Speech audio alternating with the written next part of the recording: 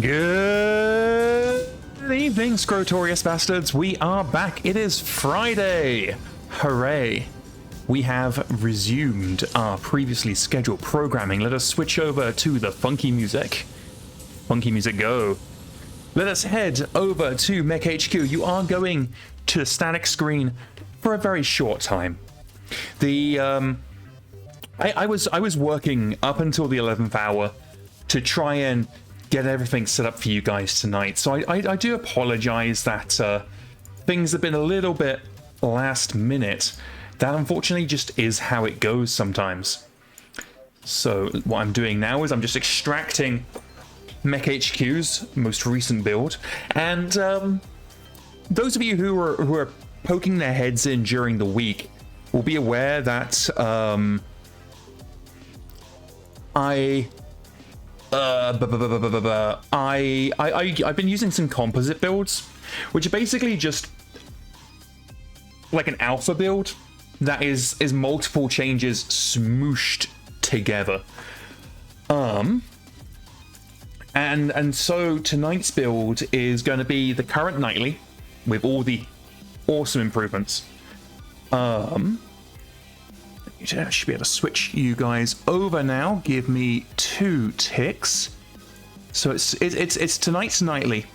It's also got the new StratCon stuff baked in, as well as the new scenario editor, scenario template editor, I should say. So anybody who's been following Hecking Doc's adventures, and if you're not, you absolutely should. And I know Hecking Doc's in chat, so Hecking Doc should post a link to their adventures. But anybody who does follow Hecking Doc will be aware that there's been a lot of problems with the latest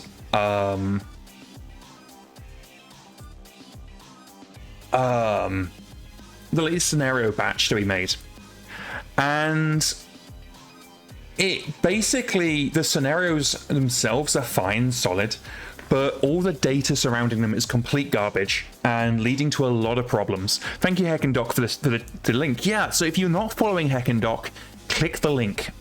They deserve your attention. Their campaign, the Billion Brigade, is incredibly entertaining. They also do some amazing MegaMek and MekHQ tutorials. So what was the problem? Basically, for the past 2 years, all of our scenarios have been edited by hand. Psychanic says there's a shout-out command in Twitch now. Good to know. Didn't know what that existed. Don't know how to do it, but I will persevere to learn. Let's see if this works. Shout out Heckin. That helps us spell Heckin, right? King Doc. Yeah, maybe that does a thing. I don't know. Either way, check out Heckin Doc's stream. It is very, very entertaining. So entertaining, in fact, it is the stream that I personally watch.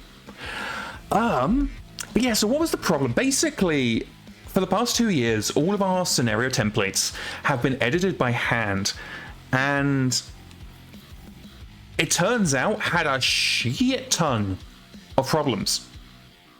What problems? As an example, anybody who's been playing MekHQ for a while will be very aware that sometimes you... Oh, I haven't set up my... Oh no! Heckin Doc is saying keep it family friendly and has banned me from cussing for 5 minutes. So what was the issue here? Give me a second. I need to use a directory. There we go.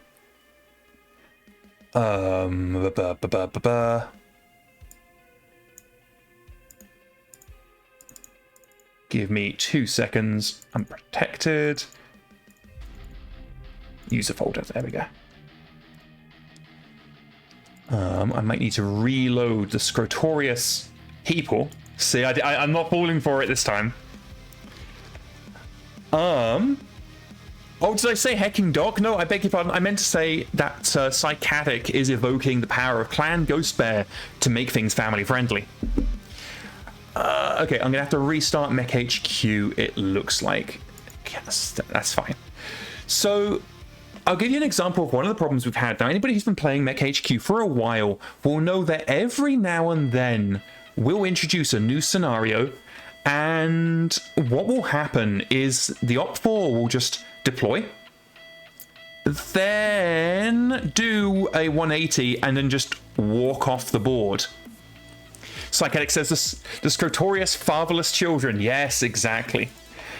And oh, there we go. We're back. And what was the actual cause of this? Well, it turns out the reason why it was doing that is the code was completely thesaurus for cuss words, completely messed up. And so what would happen is we would say, hey, I want you to leave the board from the north edge, or whatever edge it is. And MekHQ would then flip it. And so every time we said, okay, we want you to leave from this edge, it would actually tell the force to leave from the opposite edge. So if they were deploying on the west and we said, okay, we want you to leave from the east, MekHQ would instead tell them to leave from the west. And there's actually a whole bunch of other problems. So that's the one that you guys would have noticed the most. And so what I've done is I've gone in and I've completely rewritten our scenario template editor so that it now works. Previously, this just straight up didn't work, and that was why everything had to get made by hand. But I finally lost my temper enough to just go in and fix it. It's ugly because this is a developer tool, not really something we have aimed at players. So it's very, very ugly. But this is basically what we use to create our scenario templates. While I was doing that, I also went through and changed all the scenario templates to be JSON instead of XML, which is just a better format for what we're using it for. As a general rule, we're moving away from XML. In fact, we're already putting into we're already having a conversation in the development circles about whether we are going to move campaign saves from XML to JSON.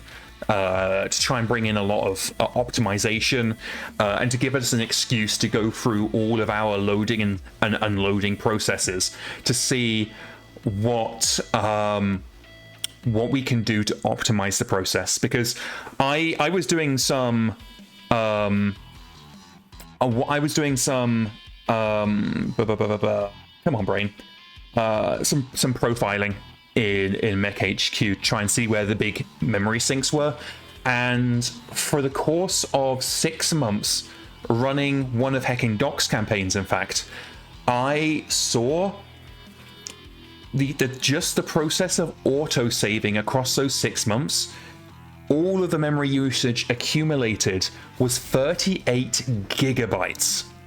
Now, that is insane.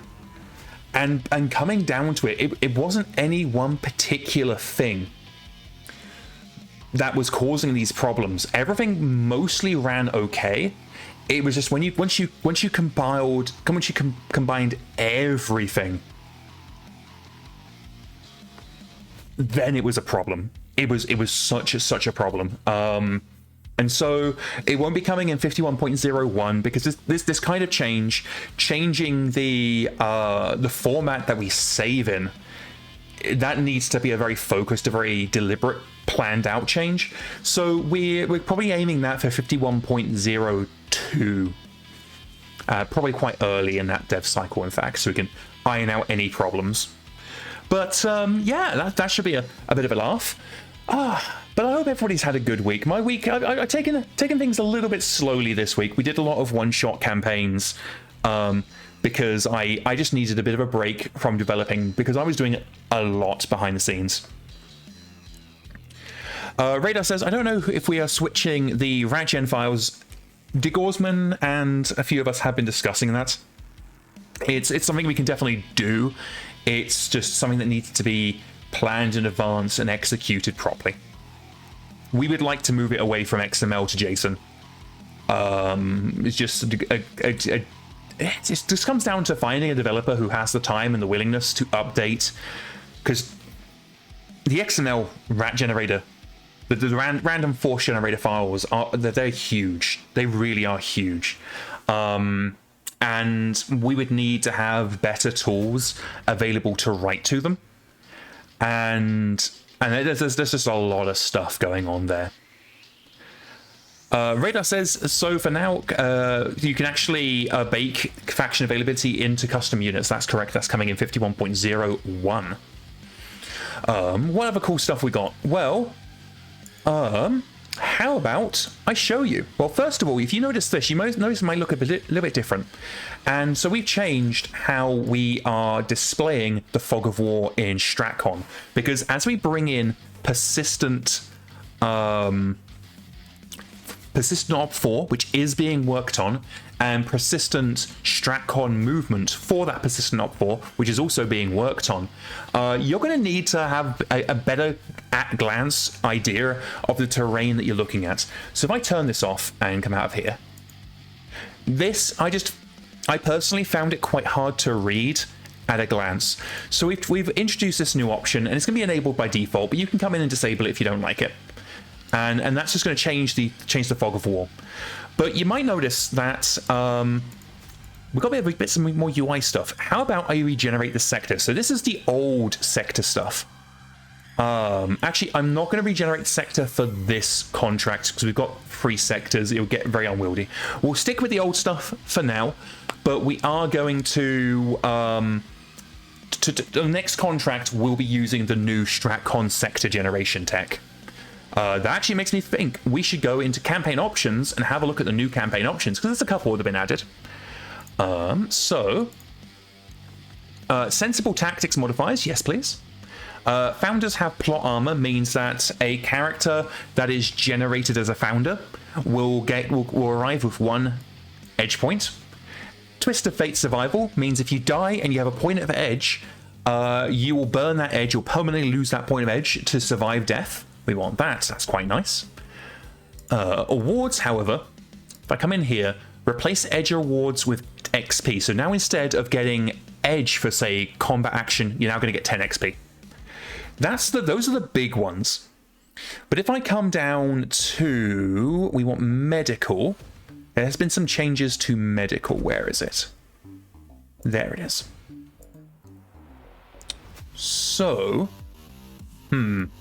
I seem to have forgotten to label some of these as new options. That's on me. So one of the big ones here is the Alter Advanced Medical Healing Time Multiplier. So we are going to change this. As you can see down in the bottom left, it says recommended 2 for realistic times, 1 for fast times, and 0.5 for heroic times. We are going to go and set that to 2. How often does Edge regenerate? I believe monthly. Here we go. Just has you have the option in campaign options, says monthly. Now the other things we need to change down here is if we come to general options and we have advanced terrain generation, we want that on. Sector count method, we're going to keep this as alternate regimental, and that means we're going to have 1 sector for every 5 battalions. And we're going to keep the sector size multiplier as 1. So this allows you to adjust what kind of sector code you want. Legacy is the old StratCon. Alternate is you have 1 sector per battalion. Alternate condensed is you get 1 sector per battalion, but as soon as you hit 10 sectors, it starts making the older sectors bigger. So you have fewer sectors. But alternate regimental is what the community voted on. So yeah, that's what we'll go with. So let's hit apply settings and let's have a look at what is happening here. So it looks like we just finished our stuff. So I guess we're just going to hit advanced and see what happens. Now the Op 4, these are Pirate Op 4, they're currently down to critical morale. So at the end of this month, we could actually win. So how about we advance to the end of the month and see if we win. We will, of course, pay off the people who want to leave. Go away. Yeah! Okay, cool. So It turns out we could have just advanced 3 days at the end of last episode and we would have won. So I guess we are advancing one last day. Oh, we don't have enough for the Lucifer. I think this is bugged, if I'm being perfectly honest. I don't think we should have had 12 support points costed, but maybe I'm wrong. Maybe I'm wrong. So let's advance, and it's going to tell us, hey, the enemies be routed. Let's give some more ammunition, please. And that allows us to go in and complete the submission. Now, we don't get a complete success because we do have one scenario that we failed, unfortunately. Some prisoners have put in a request to join the company. Timing's not great, but it's on the table. If you want to see their file before we finish things here, I can pull it up. Otherwise, they go wherever the rest of the POWs end up. Let's take a look. Who wants to join us?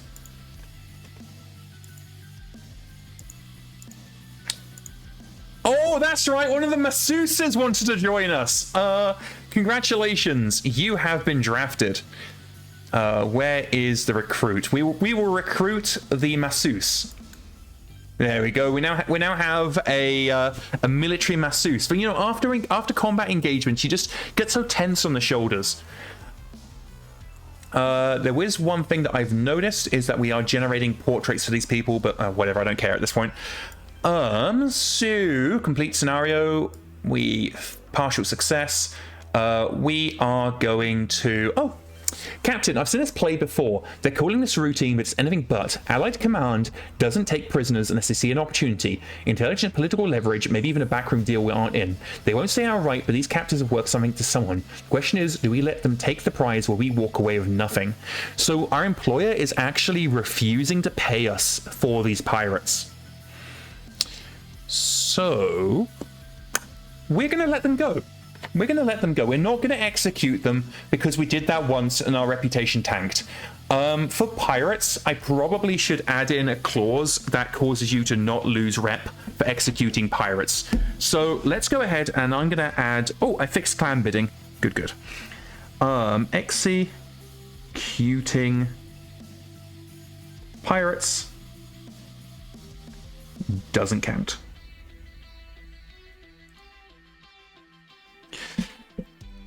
So I've made a note of that, but for this time we're going to release them. Let them be somebody else's problem.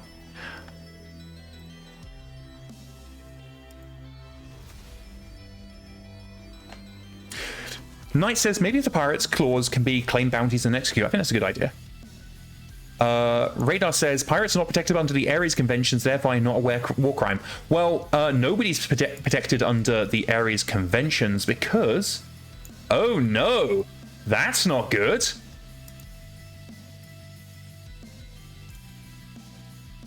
Let me have a quick nosy at what that was. So we got ourselves a error.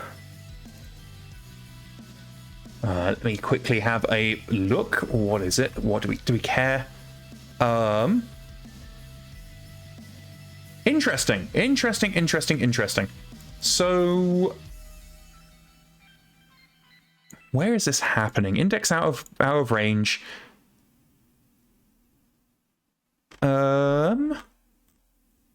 Okay. Well, we will keep that in the log, and I can deal with that later. I just wanted to make sure it wasn't going to be anything that would actually cause us problems, which it really isn't. So we can go ahead and we'll advance day, and then we'll load, and that should clear the nasty little error.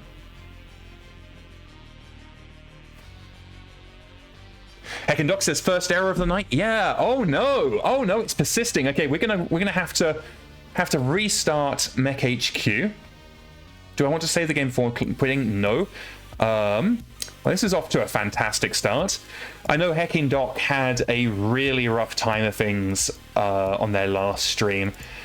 We are getting involved in a lot of very old code in MekHQ, and as a result, we are hitting a bunch of errors. That just because we're just angering the code base.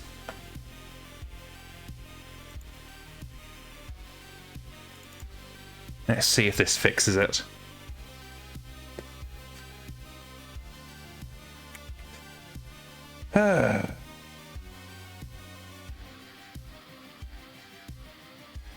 PS359 says, in one of the Twilight of the Clan scenarios, the Operation Serpent Task Force runs into this problem where they capture a bunch of pirates in the deep periphery on their way to the clan homeworlds. From what I remember, their commanders order the pirate leaders to be executed and the rest are marooned, which just feels like you're executing them via the long way. Okay, so we have we've completed another contract. So where the devil are we?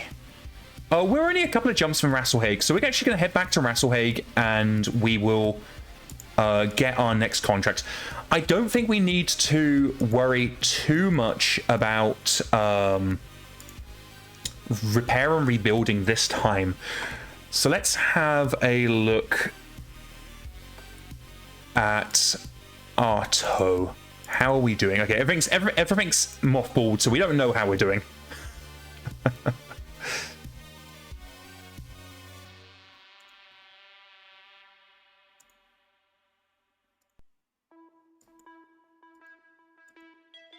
I didn't bother checking to see how many days I need to advance. We're just gonna have to do this the old-fashioned way. Oh, it looks like we only like one jump away, so that's all dandy. We'll inoculate everybody, and let's now have a look at our tow and see how things are shaping up. So Hellstorm Lance is dandy, Dreadnought Lance is dandy, Carnival Lance is dandy-doo. So Abel is good, Baker, they're fine, they're fine, they're fine, and Charlie, fine, fine. We can do it with some more ballistas. Oh, that's right. Valiant Lance got freaking slaughtered. I think honestly we are going to disband Valiant Lance. So let's go ahead and do we disband them or we just leave? Okay, we're just going to leave Valiant Lance to do Valiant Lance things. We'll keep them on the payroll, but we're not too worried about them. POW, that looks all good. Okie dokie. You never know, we might need some more infantry at some point. What is the contract market like? Empty, that's not great. What's the unit market like? Seeker 10,000 says, because you didn't read the boarding rules, which might be broken. Yeah. Radar says you can still use Valiant Lance for fleet and being stuff. Yeah, exactly. We can also use it for patrolling and just other stuff we don't really care about. Do we have anything we care about here? No. What about mechs? No. Okie dokie. What about the hiring hall? Anybody we give a damn? Oh, got a couple of veterans. Admin HR. They've all got G tolerance. But we will recruit them. Congratulations, you've been conscripted. We can always use, distrusts other factions. Decreases loyalty by 1 if the campaign faction does not match the character's origin faction. Cannot change faction. Oh, hey, well, we are the Rasselhague Republic, so they will like us, and we can get more vehicle crews out of that. Another mech tech. Congratulations, you're conscripted. A couple more mech warriors. I will happily conscript you. Congratulations, you've been conscripted. A psychologist might be helpful. But I think that's basically everybody we care about. And a veteran professional. Exactly. So let's have a look at our active peoples. Combat peoples. Holy shit! Thank you so much, Hecking Doc, for the 8 community gift subs. Everybody who just got a subscription, congratulations, you've now got a heap of new emotes, including a brand new animated emote for when you just need to stretch it out. Let me see if I can give you an example of stretching it out. There we go. Pachow. Sometimes you just gotta unborrock your spine. And thank you so much to King Mole for that amazing gif. And thank you for Knight for the 100 bits. Thank you, you guys. You guys are all sergeants or something. I don't bloody care. What I need to do is I need to implement auto ranks, and I need to implement it fast because I don't know about anybody else, but I am so over needing to manually rank my people up. I should just be able to click a button and to do it all for me. Do we have any support personnel who need ranks? Congratulations, you are corporals, which means you get to do all the work.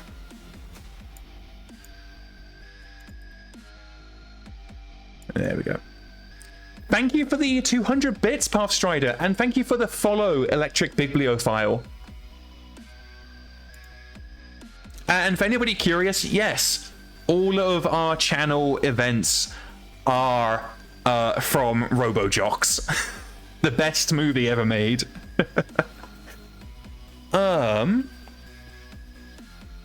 Action says rank would be hard. Like, I'd want skill and edge requirements for each rank. Yeah, there's a whole bunch of stuff. Like, I know it needs to be done. I just haven't got to a point where I'm annoyed enough to do it. You guys wouldn't believe just how much of a great motivator it is playing the game and getting annoyed by the same things that you guys get annoyed with. I'm like, oh god, this sucks, I'm gonna fix it. So that's all of our personnel up. How is our... Oh, we've got plenty of HR capacity. So yeah, I think we're just advancing month and seeing what pops up. Oh, it's nearly the end of 3049. Sorry, 3048. I'm sure nothing will ever bad will happen to our glorious Rattlehague Republic. Let's see if employee turnover breaks this time. It didn't. Okay. There's some regulars in the pile. I suppose we can have a look at that. Oh, an elite professional this time. Oh, a cultural sensitivity advisor. I'm sure that'd be very helpful. We do have a mech warrior. Congratulations, you've been conscripted. And another mech warrior. Congratulations, you've been conscripted. I'm not really bothered about anybody else. Let's go rank up our mech warriors. There we go. Seeker 10,000 says devs who don't play their own game, I would say, are bad devs. I think this depends. Bad games developers, sorry, bad games designers, I would say yes. Developers, not necessarily. But I definitely agree that as a games designer, I have become a better games designer from playing the game that I'm designing. Okay, we would like a contract, please. One of your finest contracts, please. Okay. Let's just get rid of that. There we go. So we've got garrison duty. A couple of pirate huntings. Quite a few pirate huntings, in fact. Apparently we're still getting pity contracts. I'm not too bothered about it. Garrison duty on Pinnacle. Where the hell's Pinnacle? Pinnacle's up there. How long is it? Let's see here. 17 months? Yeah, I mean, after we have done such an incredible performance on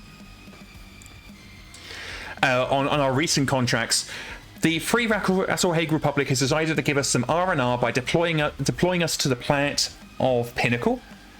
It is a high gravity planet with reptiles and 35 degrees Celsius equatorial temperature and 26% surface water. A thin atmosphere, but it is breathable.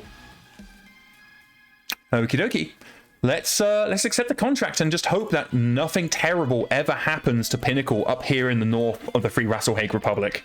And everybody gets their hype chests. I hope you will get some sexy emotes. Choo-choo, choo-choo.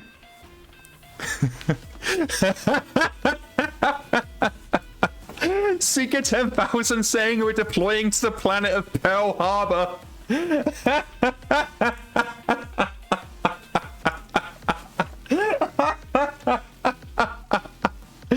Oh, okay. Before we accept, we should probably have a look and see if there's any goodies we want. So we would definitely like some more salvage, please. Oh, I don't know who we pissed off, but they're like, oh, maybe we were just like, please, sir, can I have some more salvage? And they just threw our begging bowl out of our hands, punched us in the face, and went, no salvage for you. Can we at least get some straight support? Okay, we're getting 100% battle loss compensation, which is slightly ominous. Can I have some transport terms? Yay! They're at least willing for us to drive to planet Pearl Harbor. I'll take house. I don't think we can get better on house. So let's go ahead and head over to the place that we are going to.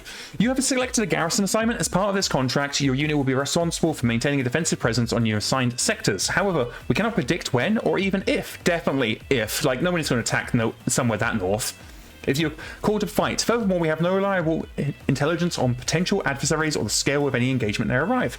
Blah, blah, blah, blah, blah. We don't know what you're dealing with. That's cool. Whatever. How long is it going to take us? 31 days. Yeah, that's probably fine. Too many.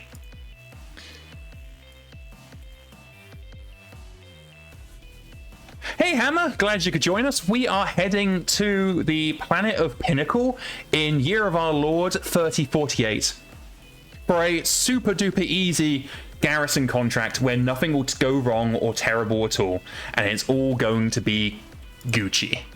Oh hey, Tatiana Pedersen's graduated. That's nice for them. Don't really care, but that's nice for them. Danger close now? Nah, it's fine. Like, this far up in the north of the Vassalhague Republic, who are our neighbors? We've got Santander 4. Like, they're independent. Nobody gives a shit about them. And we've got the Elysian Fields. Who cares? Who cares? It'll be fine. Like,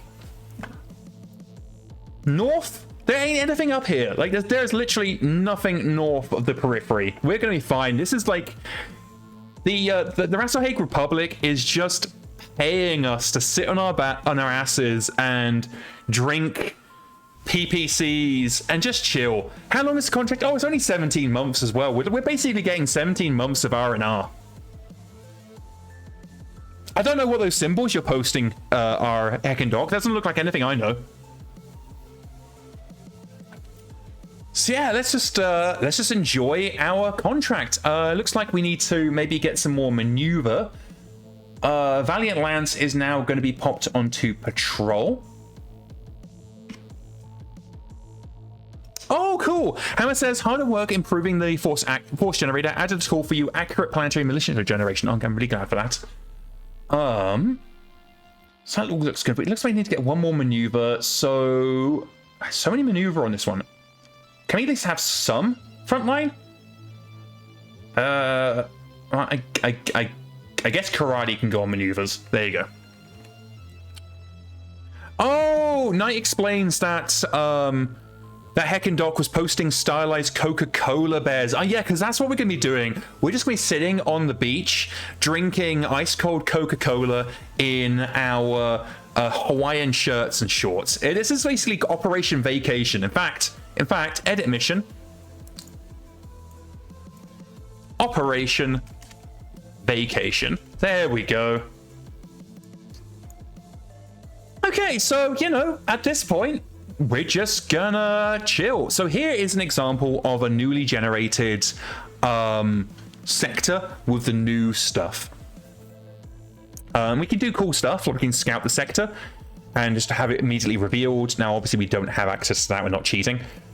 We can regenerate it as much time as we like, but we're looking at we're on the equator with an average temperature of 38 degrees Celsius. The hydrology is riverlands, which is why I got this fun little river. The terrain is massive. And there's two settlements, which we can see here and somewhere else. There. So let's just start scouting. There shouldn't be anything too bad here. So we're just going to go ahead and start setting out our patrols just so we can get a sense of the lay of the land. Oh, that went well. I suppose at this point, seeing as we don't have any enemies because we're on Operation Vacation, we will just get the map cleaned out, go on maneuvers, and just get a sense of the terrain that we're dealing with here. There we go, that's a bit better.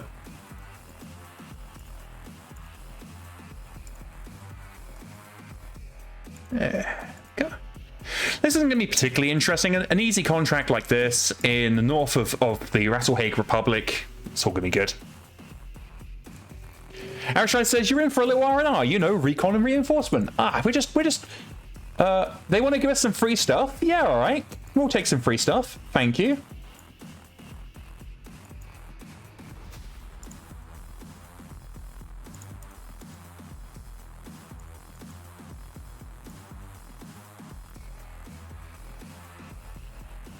Rayla says, garrison contracts are easy, but man, they can get boring sometimes. Yeah, it'd be fine. We'll get this patrolled out in a couple of weeks.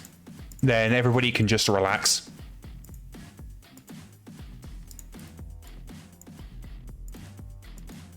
And how is everybody? Have you all been having a good week? Am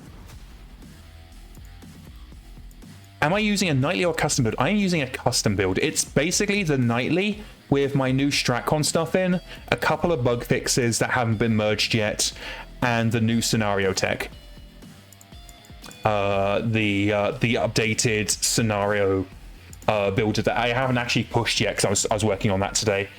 Basically, I fixed our template editor so that I don't have to keep writing scenario templates by hand. King Mao says, I returned from cookie manufacturing and I see the shenanigans have begun. Yes. So, King Mao, we are on the wonderfully beautiful planet of Pinnacle. It is November 3048 and everything is fine. All we're doing right now is just updating our nav data for the sector that we are going to be dealing with for the next couple of months. Just, you know, just so we have something to do.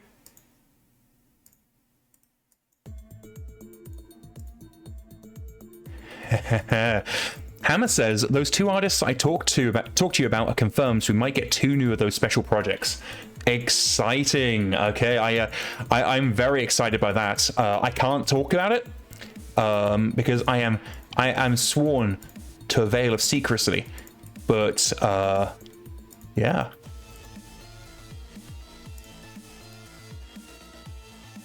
One of the things I've been thinking about is adding like a random generator so we can actually get these cities have names and stuff. But I just couldn't be asked at this point. The sector generator PR hit something like 18,000 lines of change, so I decided that enough was enough. But I might go back and add in city names. Hammer says Takaka wrote that for the planets in systems. Oh, okay, interesting. So we already have a city name generator. That could I could do something with that. And anybody who hasn't been up to date with just all the nonsense that I've been doing, what you're looking at now is a brand new, not even merged yet, not even reviewed, rewrite of how StratCon generates sectors. And one of the things that it does is it's based on community poll. It's generating much bigger sectors. So whereas before I had like 2.5 sectors, now I only have the 1 sector, and you can see the roads and everything like that. In the unlikely event that this contract turns hot, which it definitely won't, but in the unlikely event it turns hot, you'll be able to see that when the way the scenario generation works now is it is much closer aligned to the terrain on the sector's hex. So if you get a scenario on a road, a hex for a road, you will have a scenario with a road.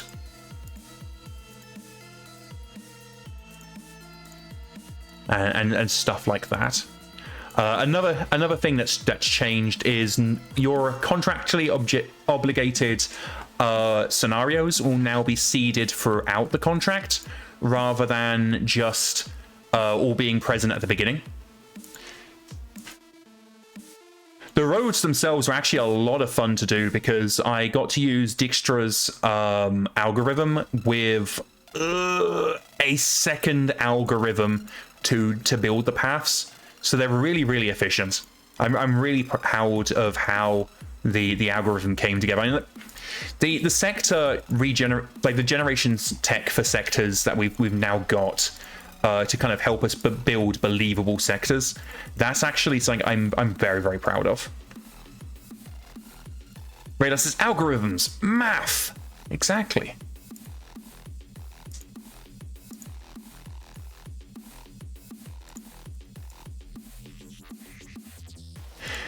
Now, one of the things I will be doing as part of the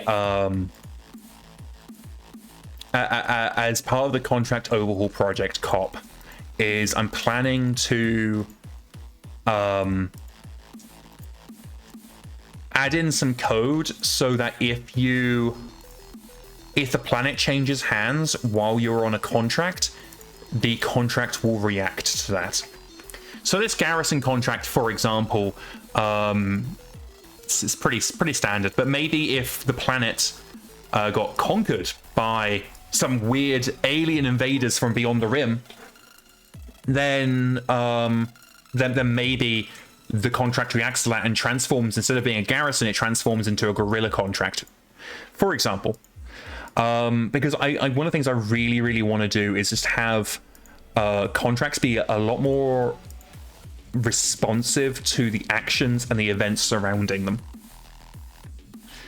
I can't really answer too many questions about it, so because I simply don't have the data to hand as to what exactly I would do. Okay, so this is the sector we're working with. We've got a river system here coming in from the mountains, and when I say coming in from the mountains, the algorithms that I've got are actually modeling that.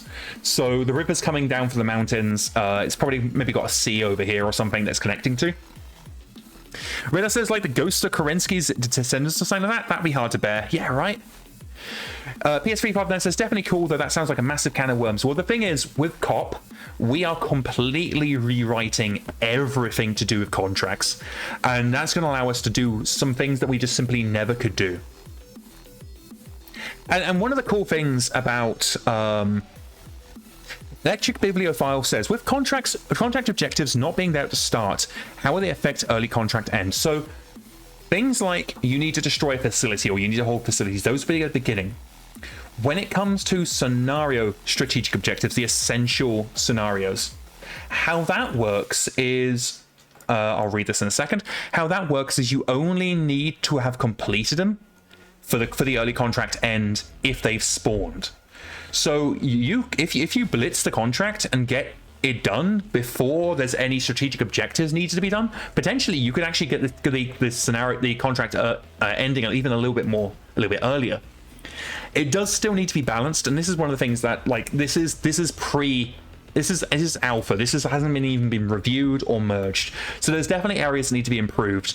But the idea is that rather than having this massive wall of objectives at the start of the contract, they're just slowly seeded throughout the contract. But again, a lot of it is just being determined. With the winter holidays approaching, the unit is really looking forward to taking a break and celebrating. We've put together a few activities that honor tradition while we're keeping morale high. We've got a bonfire with a symbolic fight between two volunteers and a bonfire and gift exchange. That sounds great.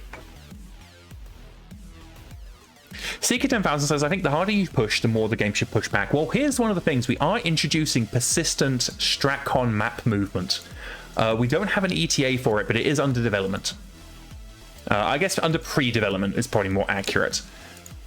We've already put in the initial works for persistent Op4.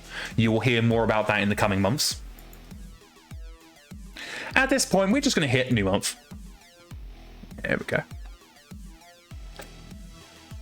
Happy winter holidays? Yeah. Happy winter holidays to you, Corporal Basira Madhana from HR. It's under design? Yeah, exactly. Like I think it's a bit beyond. Oh, look who it is! Happy New Year to you too, Flash Fried. Oh my god, that's so funny. So that the character it picks is wholly random, and so that it picked our fan favorite Flash Fried is brilliant. But yeah, here's to a great year ahead, Flash Fried. I'm sure nothing bad will happen. Oh, we received a direct transmission from someone identifying themselves as Escalation. It's an opera service. Let's see what they've got to say. They're a mech warrior. They've got connections. They're in debt. They got a college degree, 2 wealth. Gunnery 2, piloting 3, 5. Okay, the piloting's not great, but their gunnery's pretty good. They're not particularly smart. Hire that girl? Yeah, I think for the gunnery 2, we're absolutely hiring them. Congratulations, you've been conscripted.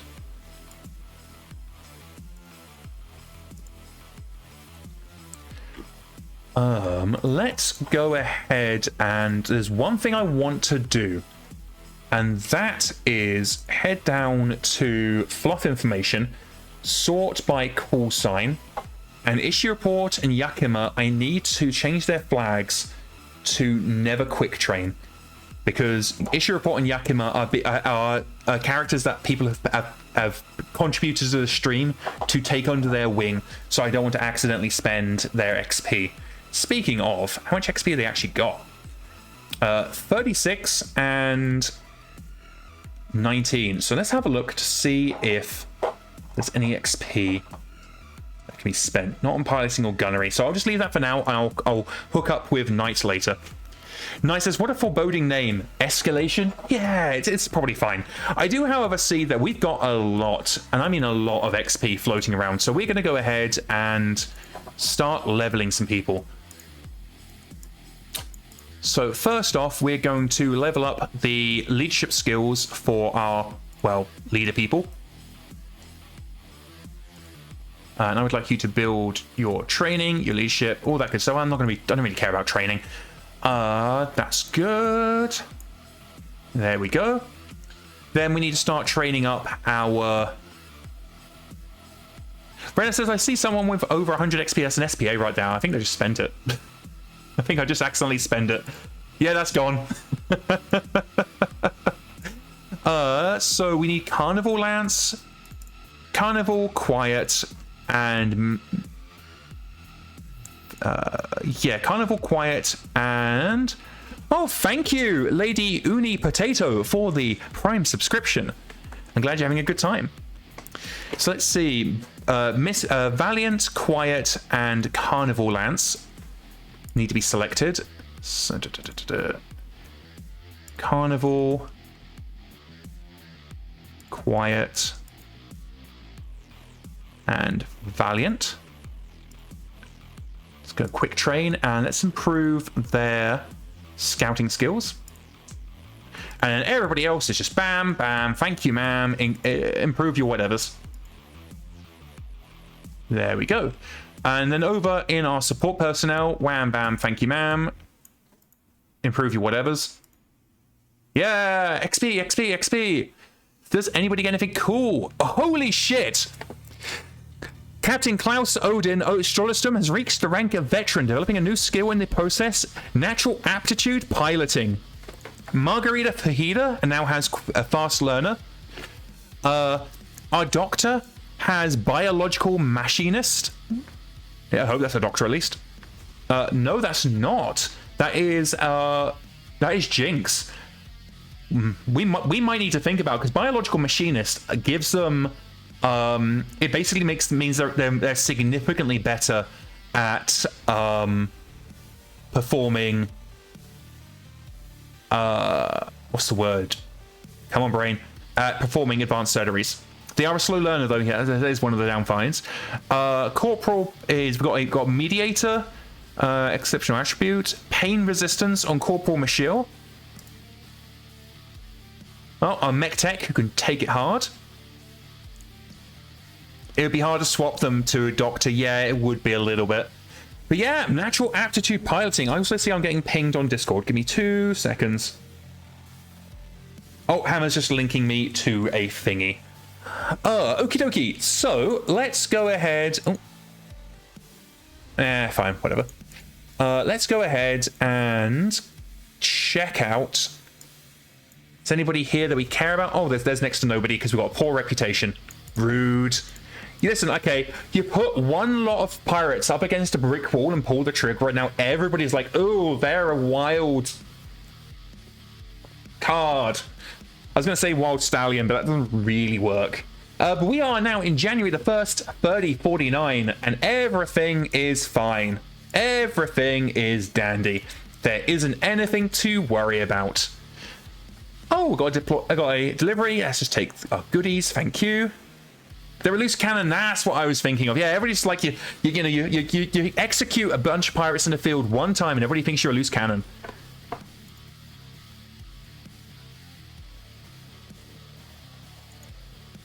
Oh, it's taking a moment. Captain, this is an emergency broadcast. We've detected multiple dropships approaching from the star. They appear to be on the Federated Commonwealth Alliance. I don't know why our long-range sensors didn't pick them up sooner, but they're on a hard burn and will make planetfall immediately. We don't know the strength of their forces, so prepare for anything. Oh, we are getting raided. We are being raided by the Federated Commonwealth Alliance. What they're doing all the way out here. So when it comes to picking a new target for a contract, right now is basically random. However, what's going to happen with COP is it will actually be based on who's nearby. So we're getting a raid from the Federated Commonwealth Alliance. So we need to prepare for action. All mech warriors report to the mech bay. It's time to kick ass and take names.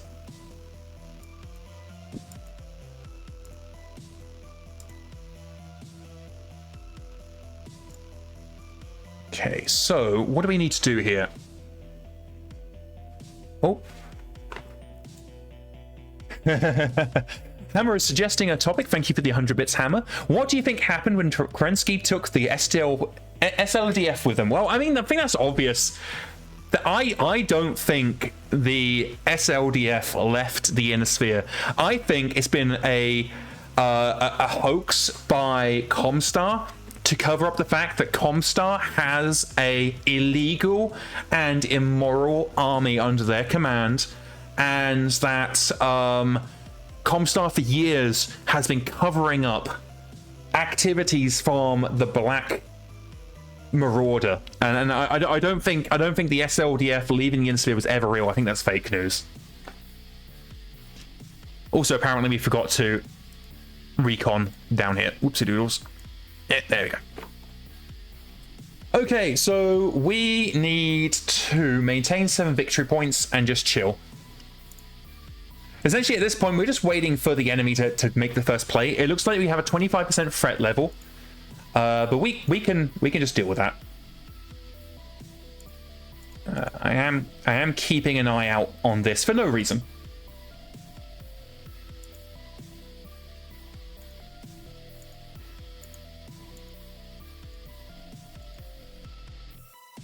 Oh, we've got they are attacking our allied comm center, so we're going to send in some friends.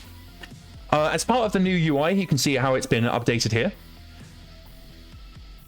We need to.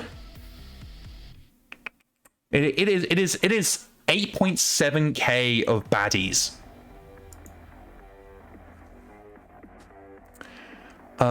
We don't have an 8k force. The closest we can do is Hailstorm Lance. So let's deploy Hailstorm. Not really interested in sending out Valiant. Oh, Sony turned 18. Congratulations, Arena. It is clear, it is daylight. It's rural homesteads, hot jungle. Okay. Okay, and here's one of the things that I've changed. Now, I want you to be very aware that this is very work in progress. Like, incredibly work in progress. But now, when you do the briefing, now this is actually inspired from Heckin' Doc's Twitch stream, which you, as I mentioned previously in the stream, you should absolutely keep it up, keep an eye out for and watch. But now, in addition to getting the briefing, you're going to get told exactly who controls the battlefield after the battle, and the actual objectives breakdown. Now, this looks like shit right now because I finished this like 5 minutes before the stream was meant to go live. So I do apologize, but this is basically the information you're going to be having. I'm probably going to make these bullet points, for example. So let's see. We're going to destroy or cripple the force to withdraw for at least 30%. Okay, so we need to take out 33% of them, keep 25% of the facilities. Yeah, it's all fine. Predators, even as a work in progress, is still much better. Yeah, it should make things a lot easier. I just need to check the client settings. We don't want to be deafened. I need to change the report font to Anta so that I can read it easily. Okay, all right, we can deal with this. No, we don't care about GIFs.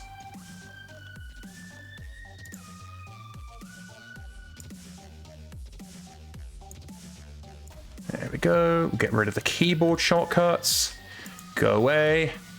Go away. I want to see... I don't care about visual and sensors. I'll know if I'm not in range. I would like possible moves. I would like field of fire. Firing solutions. That looks good. And I would like isometric. Okay, let's us ignore... Don't care about minefields. And let's go deal with these Fed rats. Oh, I definitely don't want to see that freaking player report every round. Go away.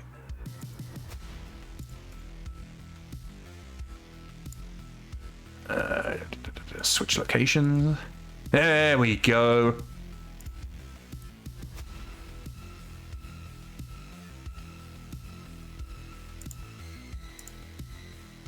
So one of the things I'm actually going to be doing is I'm going to be updating how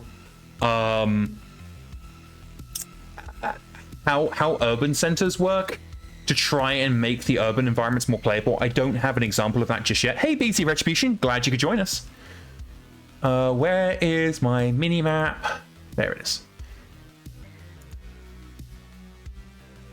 Okay, let's... we don't know where the Fed rats are coming from, so let's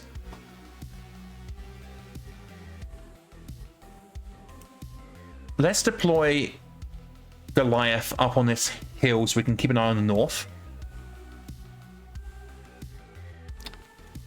Munin in their Grasshopper, we'll have them in the woodlands facing down this way. Okay, so we have a single contact to the south. Hammer says, this have the princess fixes from yesterday? It absolutely does. So we have Tomato, the MegaMek. I think that's a MegaMek at least. Yeah, that's a MegaMek. So we've got Tomato down south. I want to get some eyes on the east. So we'll have someone up here on the hill. We'll have Odin. Okay, looks like two heavy contacts. An archer and a MegaMek. An upgraded Jaeger. Yeah, so we're going to need to start reinforcing the south. Let's have... We have Trip Hazard behind this building. If I hover over the buildings, does it tell you anywhere how many crew they have? Let's find out. I don't think it tells you anything. It does not tell you anything, no. Nope, it doesn't tell you the crew that I can tell, at least.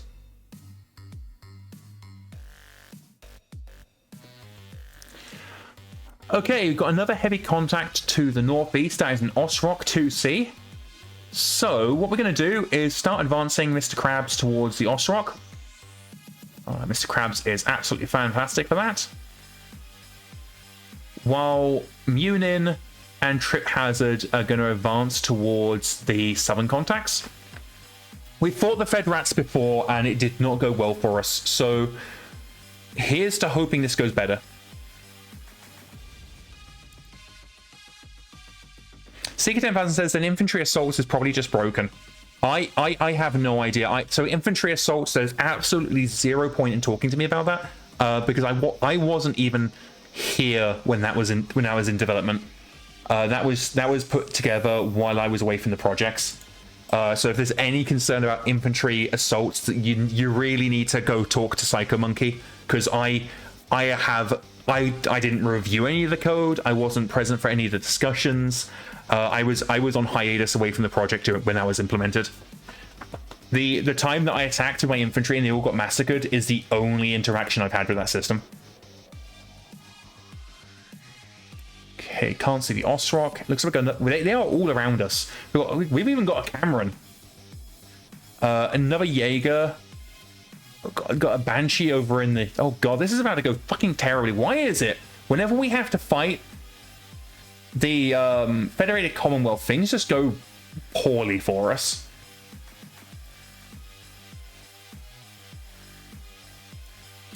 Okay, well, Mr. Krabs can't see anything.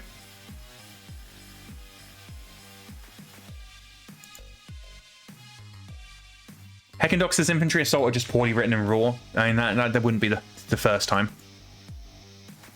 Let's go to... What am I looking for here? There we are. Get that to damage high. There we go. If you wonder why I have to set this every stream, it's because I am using a different build every stream.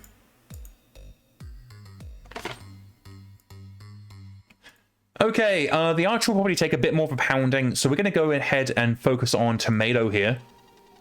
For our large lasers, LMMs. Oh, the Osrock is up there in perfect aim for 3 PPCs.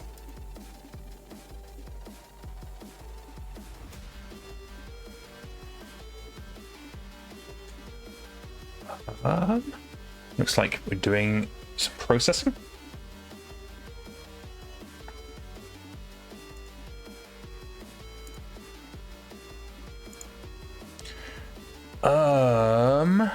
I feel like I'm gonna continue shooting at tomato just because, again, in a Jaeger, they don't have as much armor as the archer. So I'm hoping I can bring down the Jaeger quickly. Although this is the first round of combat, so we're most likely seeing a whole bunch of misses. We did manage to pin the Osrock with a PPC. That's nice. Oh, man.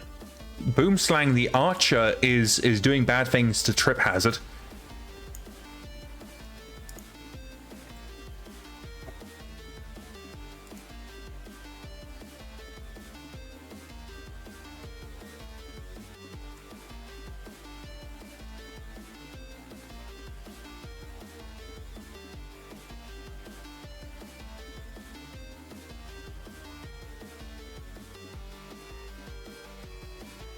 Okay, we really need to get eyes on the Osrock with our Gauss rifle.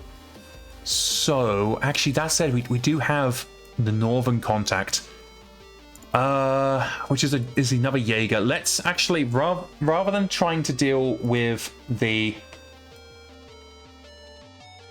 Can we get somewhere we can actually see Cameron? Not likely. Oh, yes, we can. Okay, so we're going to go ahead and move Mr. Krabs over to start dueling with the other Jaeger, with a mind towards Odin dealing with the Osrock.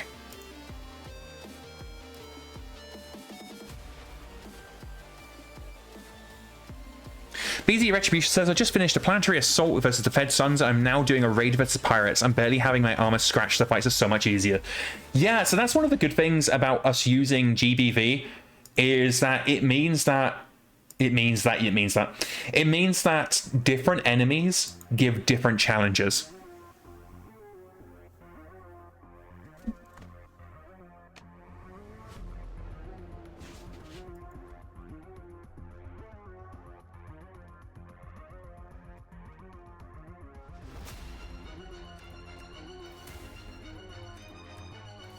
Okay.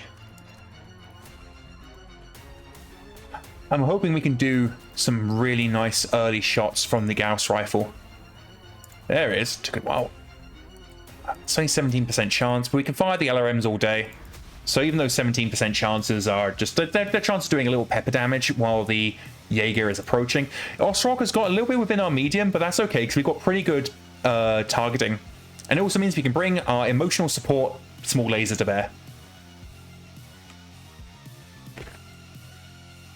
Radar says, I like to use pirate contracts as a good palette cleanser between ball-busting contracts. Yeah, I agree there. Okay, the Thunderbolt can run a little hot, but I'm okay with that.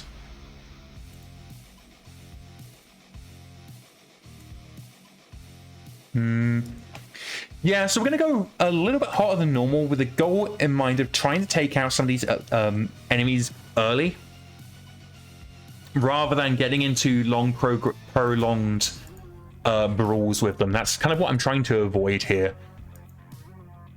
What are the weapon ranges on the turrets? I have no idea. None of that is communicated to us as the player.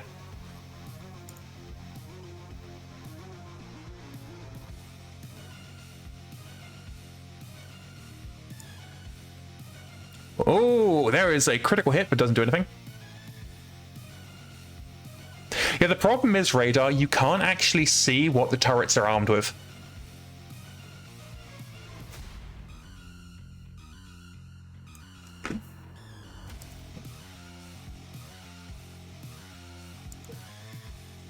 Yes, you can. Can you? When I checked the other day, I couldn't see it. I'll have to check in a second.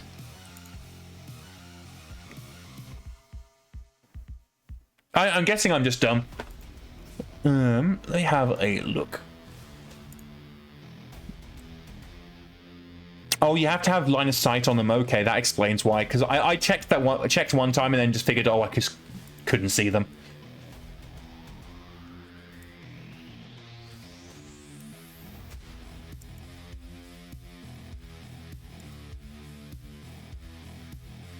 Oh, Ostrock wants to play.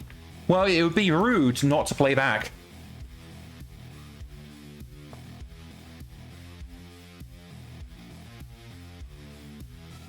Radar says, I wish they had a nameplate so that laser turrets would stop surprising me.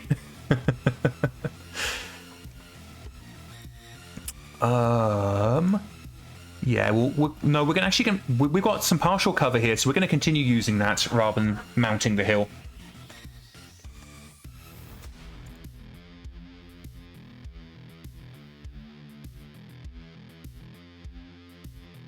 So the battlefield very much has diverged into 4 discrete engagements. We've got the southern engagement with Trip Hazard and Munin down here.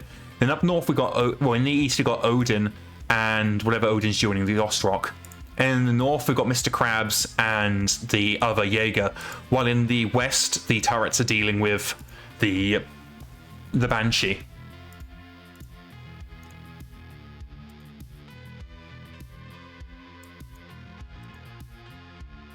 Now we do have to be careful not to run too hot, because at this point we're now in brawling range. Oh, we can actually Alpha Strike everything on the Grasshopper, that's nice.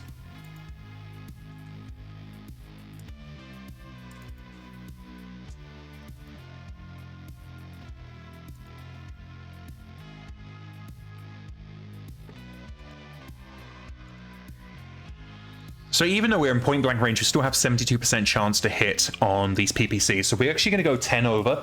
Very, very hot, but that's a potential for 30 damage, or however much PPCs do.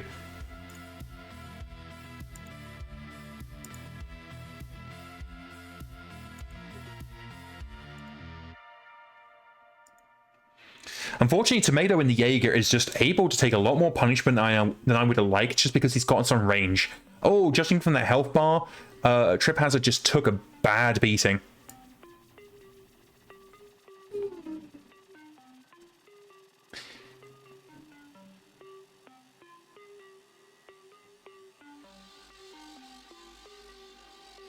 Yeah, 3 PSRs, but nobody's falling over. But yeah, it looks like Trip Hazard is just really, they're starting to eat through Trip Hazard's armor. So our next goal is going to be start bringing Trip Hazard back and have Munin take his place. But first, MekHQ. Oh, hi, Mr. Bear. Hi, buddy. Have you come to join the stream? Mr. Bear's my dog, if you didn't already know. So a lot of MekHQ, but nothing particularly exciting happens. Hi, Mr. Bear. Mr. Bear's upset because my wife has left the house for the evening to go hang out with friends. And so Mr. Bear is very forlorn that his favorite human isn't home.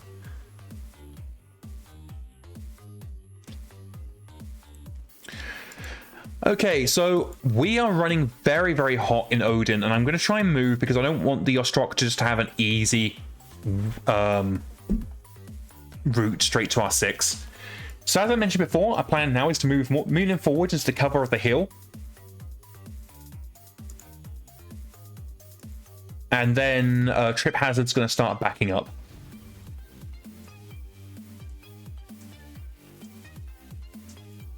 Now, they might continue shooting at Trip Hazard for another round, but we're going to start moving back towards the wood line. Get some of that cover.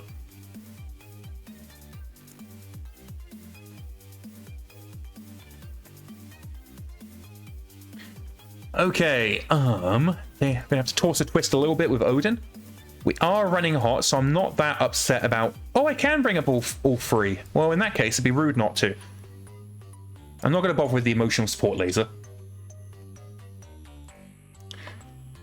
Okay, we're going to continue firing at the Jaeger, even though we have a better chance to hit Boomslang.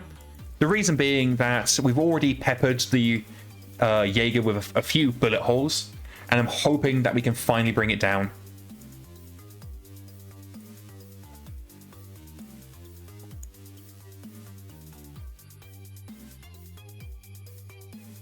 Ray says, I saw orange, that's dangerous. Yeah, we're kind of risking it for a biscuit here.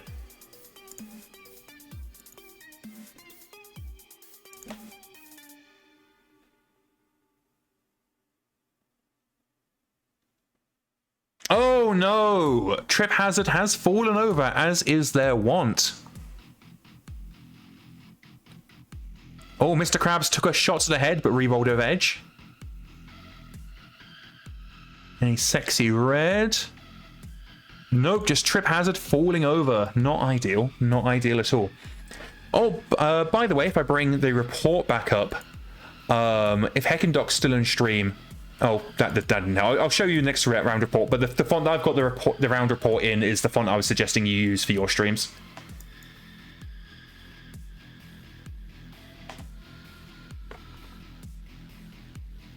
Oh, 0 armor in the head remaining for the Osrock as Odin just torso twists and clotheslines them in the mech throat with the mech arm. So this font here, if you're still here, Heckendoc, this is what I was recommending.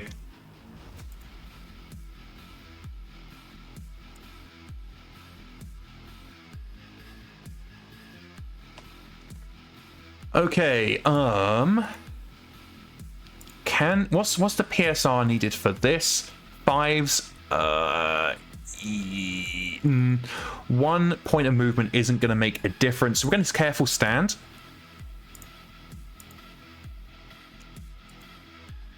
Bring it down to freeze. There we go. Okay, it is still very much anybody's game.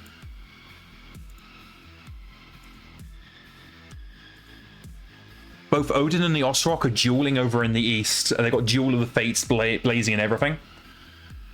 Munin is gonna just try and draw some fire from the Op 4 there. Well, Mr. Krabs doesn't feel the need to get too close. He's going to advance a little bit, take cover in the woods to try and deal with this wannabe Cameron.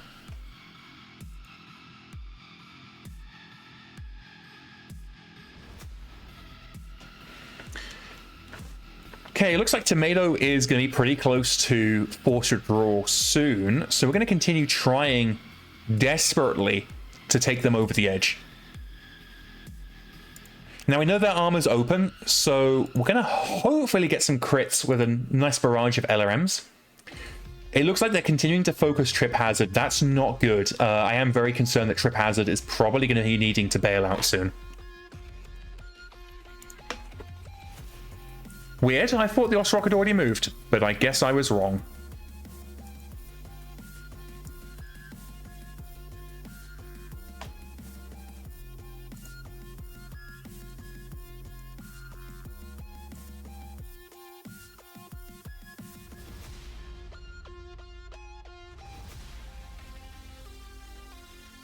We are in the lucky position that we can Alpha Strike with the Grasshopper and the Goliath.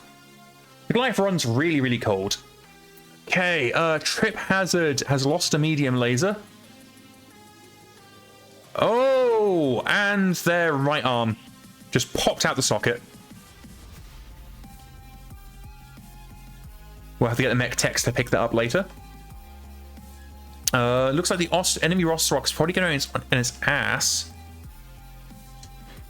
Yeah, we just popped the right arm off the enemy Jaeger Tomato, and that is with the Munin and the Grasshopper. Surprisingly, everybody succeeds the PSRs though. Now, it's worth remembering we have exactly 0% salvage on this contract because the Free Vassal Hague Republic, someone high up decided to stiff us.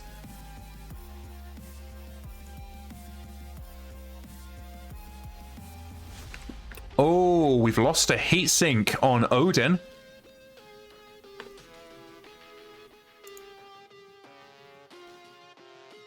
I can already tell this is going to be a tough fight, trying to get rid of the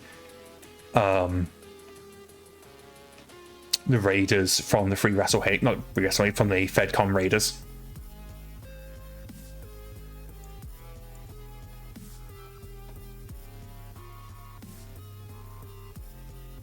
Okay, we're going to back up a little bit with Mr. Krabs. I don't know what kind of range Cameron's going to try and retain, but I don't really want to get Mr. Krabs into melee. Okay, now it's saying Osrock's moved, but I know for a fact Osrock has not moved. So I think we might have a draw display issue. Hammer says, let me know your vibe on Princess, in particular her shots. Yeah, I mean, I'm really interested to see how it feels. So Tomato is now in forced withdrawal, so we're going to get... no, we're going to continue backing up with Trip Hazard. We really want to try and get Munin taking some of the flak, because Trip Hazard is... There's literally smoke pouring out of their mech.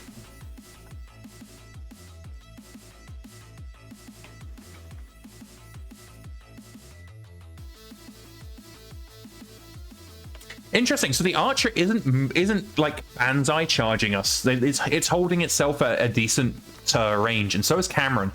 And I've not really seen that before with Princess. So there's your answer, Hammer. Princess is more willing to stay at an optimal range. Okay, Duel of the Fates over in the east. We've got some amazing shots, but we are getting so hot. And Boomslang is still focusing on Trip Hazard, and I'm getting really concerned. I think we might lose Trip Hazard soon.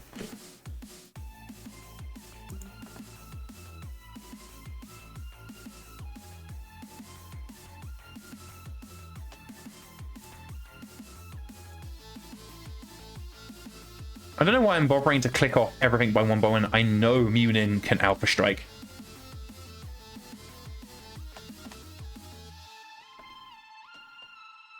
Okay, anything good? Oh, there goes the arm off the Osrock. That is the third arm blown off this scenario. That's amusing.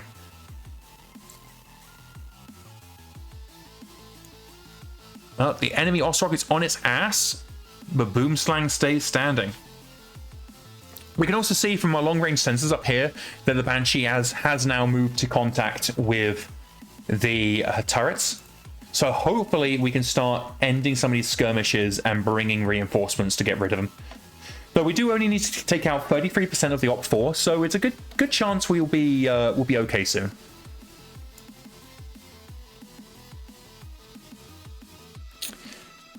Yeah, still need to push him a little harder. Oh shit, I hit skip movement on something. Oh, well, guess I'm not moving.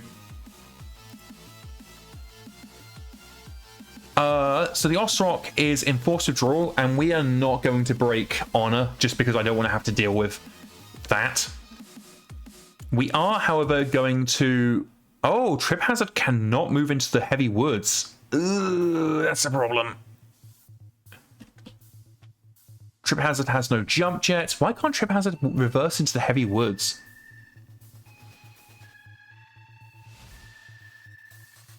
Movement 3-5. Heavy jungle. Oh, it's for elevation 2. Did I accidentally turn off? No, I'm on elevation 2. Aren't I? Whatever. We'll reverse into this instead.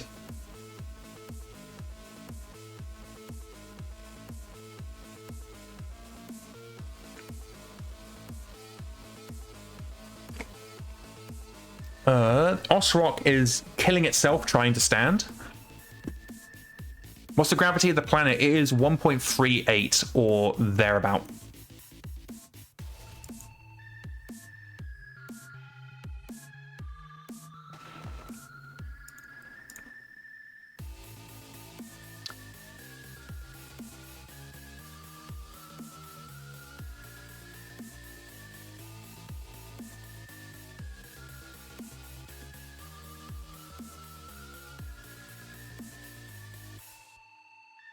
Emma says she wants to see the change with Princess and how she handles gravity.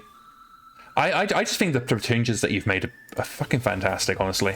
So I was telling Hammer about yesterday where we had a throwaway campaign that won't be getting a VOD just because we had to abandon it very early on before anything good happened because of just problems with the build. But one of the things I was seeing was Princess actually using the terrain to her advantage. Like, she was legitimately kiting me around a hill at one point. And then he's sexy red. Oh, Mr. Krabs is taking a pounding. Uh-oh. Mr. Krabs, no! No, Mr. Krabs fell over and landed on the boom boom.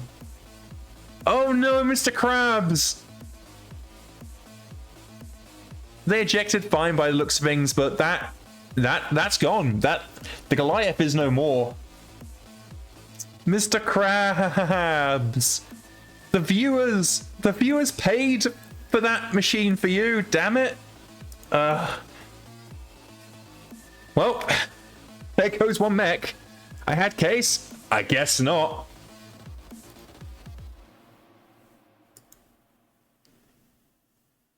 It might still be salvageable. We'll see. We'll see.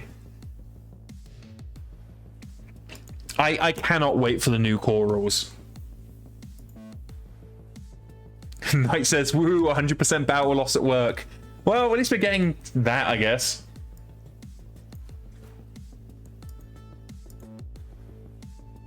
So at this point, we know Princess has absolutely no interest in coming into range of our guns. So we're going to start advancing towards Princess. Try and push her away from Trip Hazard. We give Trip Hazard some cover, get him behind a building, because we're going to lose Trip Hazard soon if we're not careful.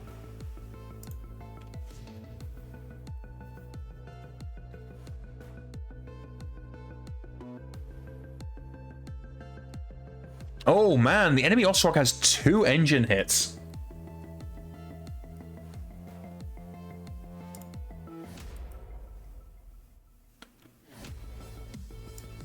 King Miles says we got XL engine destruction, so the CT should still exist. Okay, well that could be better.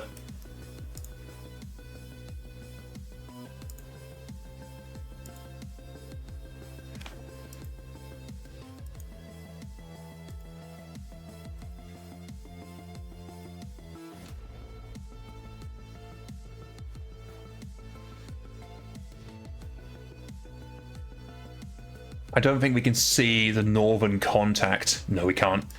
Because we're now going to need to go up north to deal with the wannabe Cameron.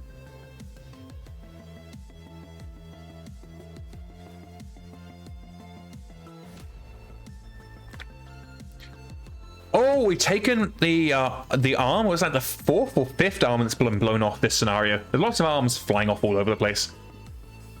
Though it's an archer, so I don't think it has a lot in the arms. Oh! The upgraded Jaeger in the north just planked awesome Odin in the left leg. Man, Odin's pretty close to losing that leg. We need to get Odin into some cover.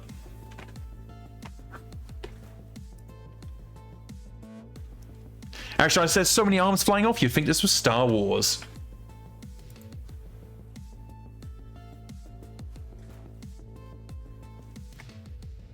Okay, how is everything doing?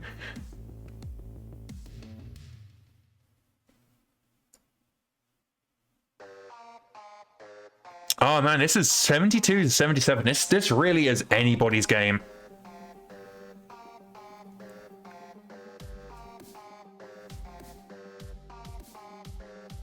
Okay, we are going to push with Munin. And the intention here is that we're going to basically threaten the hostile archer enough the archer starts backing away. And that's going to then put some distance between the archer and Trip Hazard. We're going to bring Munin into the cover specifically to protect the legs. That's really important right now. Because Odin's left leg is in a really, really bad state.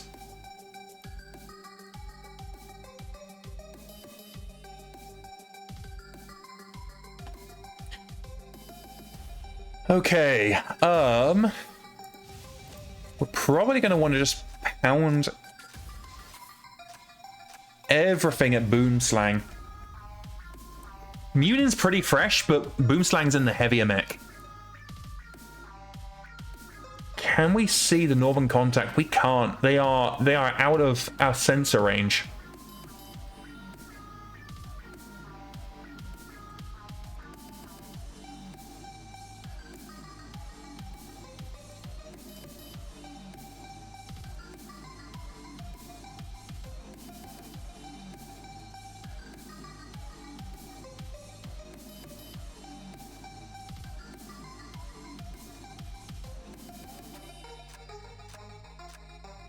Oh, the hostile Banshee is starting to hit the turrets hard.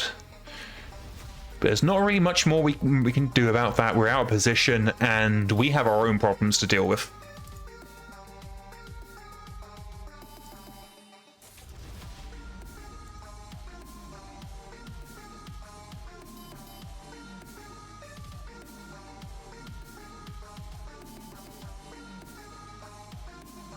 Okay, anybody falling over? Nope. I don't know what the rating of the Fedcom forces are, but I get the impression that they're pretty good fighters. Yeah, they're still slightly ahead of us. This is gonna be a fun contract. How do I want to approach this? Because that Jaeger up there has the entire fire advantage. This is basically a killing field.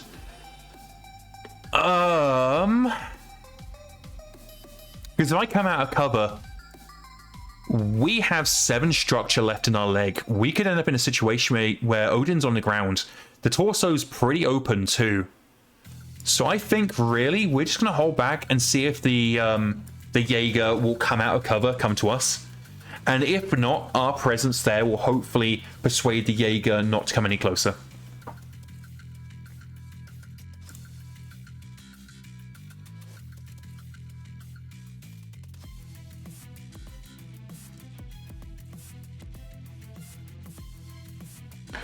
Okay, did the Jaeger break cover?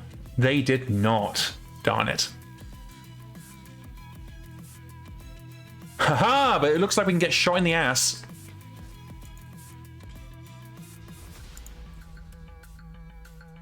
Oh, that is actually Hammer. If you're here at all, one thing I have noticed is that sometimes Princess is just a lot more willing to show her ass. Since we started playing with her yesterday, I noticed this. I don't know the exact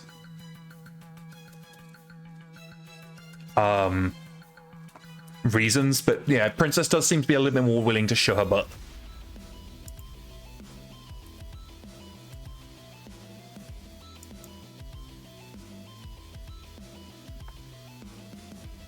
I'm hoping Boomslang is going to go boom this round.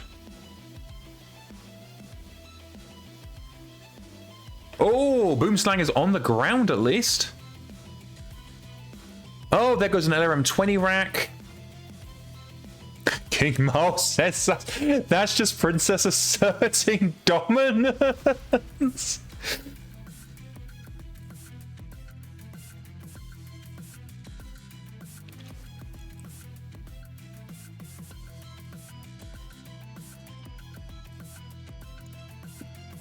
Okay, the Jaeger is on the ground, Hammer says there is the facing setting in the lobby and it's got some weird math based on the direction of the units around her. Fair enough.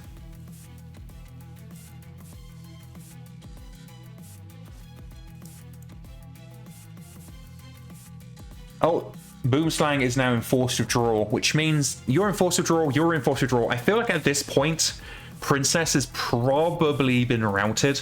50% of her force is in... Well, no. 3 of her 5 mechs are enforced withdrawal, as far as I can tell. Yeah, there's a single percentage in it, but we're not going to... We're not going to faff over a single percentage. We'll let our Federat enemies withdraw from the field, and we'll send in a Medivac to pick up Mr. Krabs and what remains of the Goliath and see what happens. Now, keeping in mind, we do now have the new advanced medical rules, which means we now have realistic healing times enabled. We control the field, not that that matters. Seeker 10,000 says there should probably be a force withdrawal victory condition. There is. There is. It's just...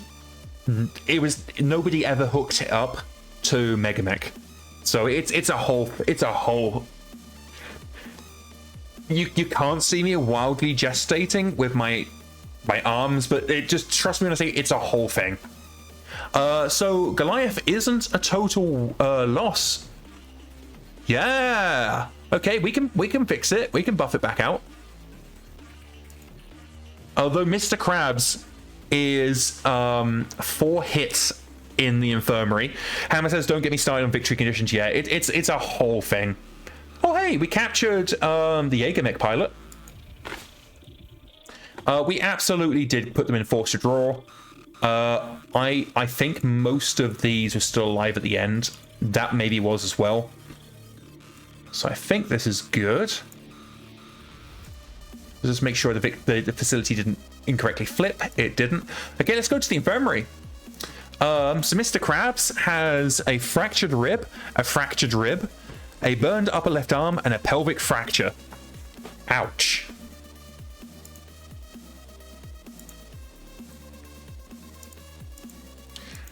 Oh, apparently we got a bunch of money from that. That doesn't seem like anywhere nearly enough to cover our expenses. Also, I'm noticing that we're not getting battle loss compensation for our...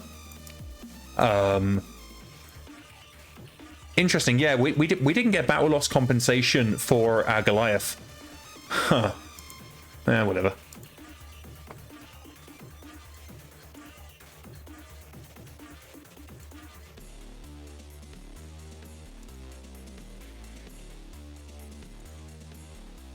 Oh, we should have a look at... Okay, so they are veterans, is what we're fighting here.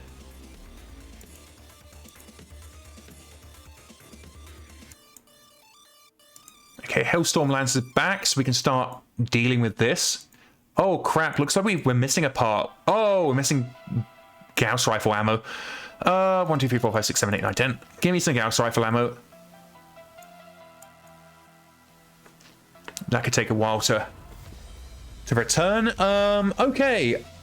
So, I guess we're waiting to see what happens next.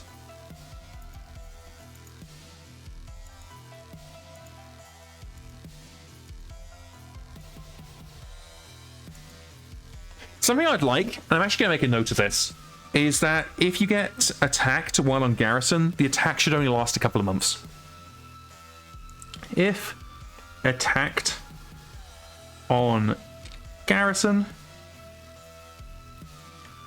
attack only lasts couple months.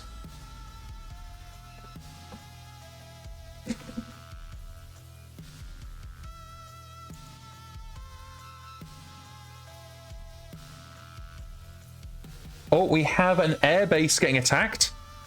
All the way down here, our allied airbase. Oh, great. Holy shit. Hostile battle value, 21,000. Allied is 10,000. What the hell is happening down there?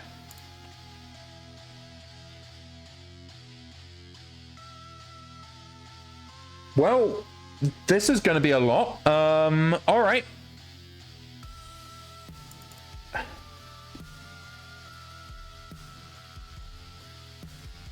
No, this is just straight up. They decided to rock out. Okay, let us start thinking who the hell we're going to deploy to this.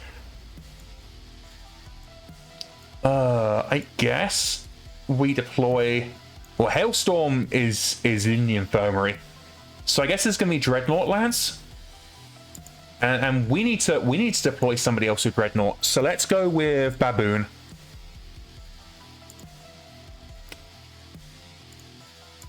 Oh. How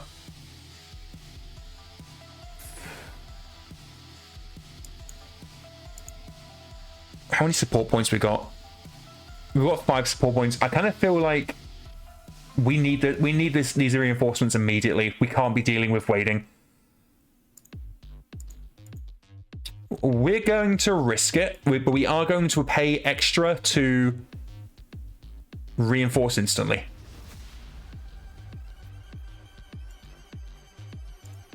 Reinforcement successful. Okay.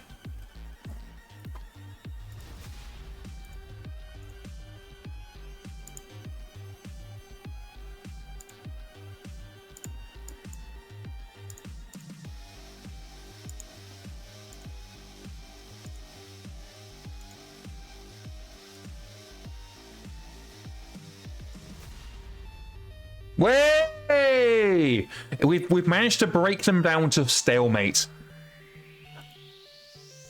And we've got a direct transmission where someone identifying themselves as Catacomb. Let's see.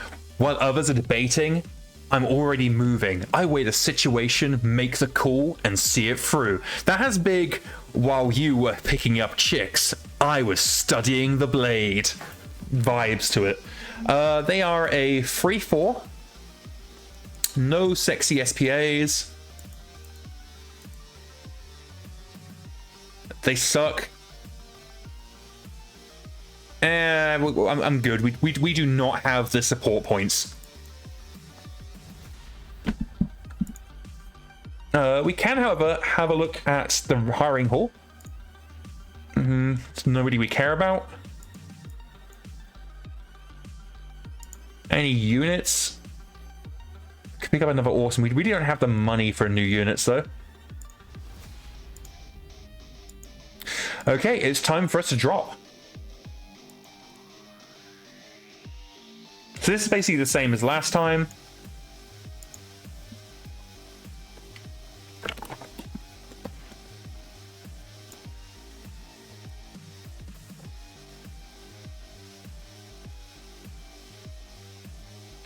So, let me see if I go to client settings.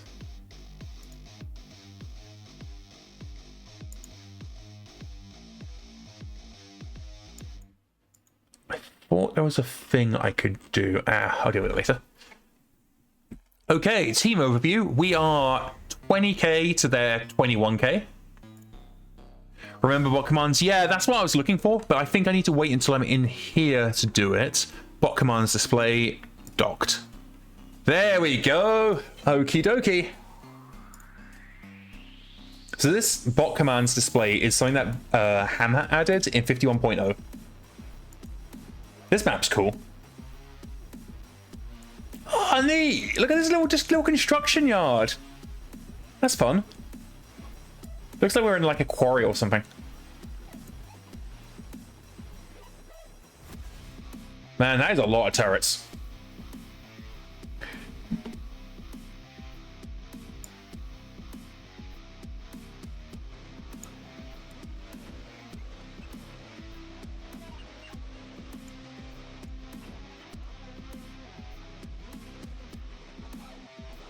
Okay,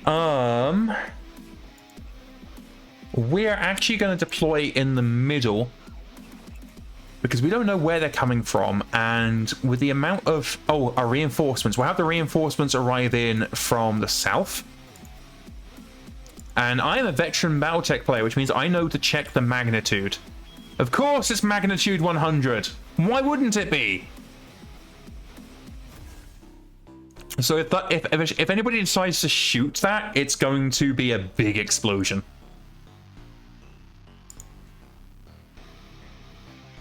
Damage CF? We'll deal with that later. Okay, looks like we're starting to see Op 4 approaching from the north. Hammer says he needs to head out. Take care, Hammer.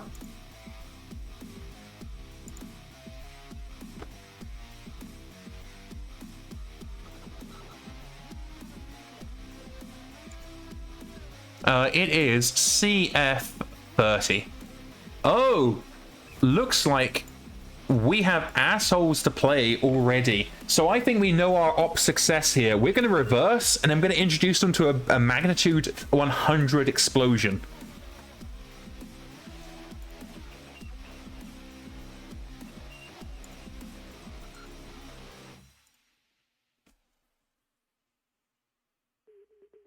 I wonder how much this lance that decides to ambush our tanks we can take out with a single boom. Oh god, we got an entire fucking company down here. Ah, why? Why does MekHQ hate my tanks? Okay, let's have a sense of what contacts we're looking at. So in the northeast, we've got a charger and a... Is that grasshopper? Yes, grasshopper. We've got a Grasshopper, Osrock, Archer, Wolverine, Grasshopper, Awesome, Banshee, Longbow. Yeah, we're reversing the heck out of here, and then we're going to go ahead and blow them up with the fuel tank.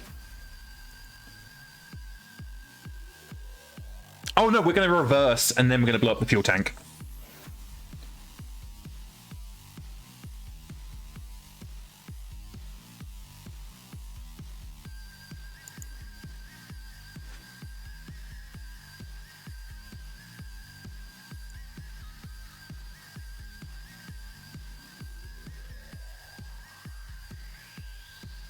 Nice, as they're off to play some D&D. Enjoy.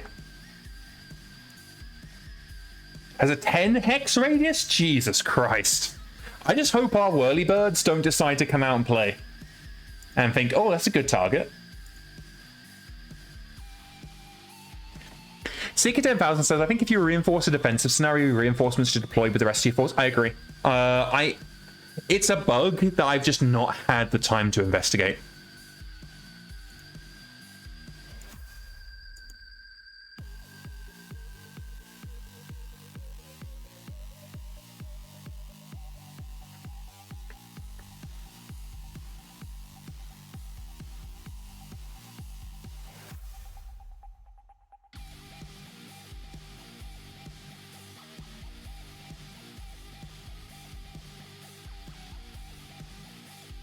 Oh god, if this aircraft drops a bomb, I am going to be so upset.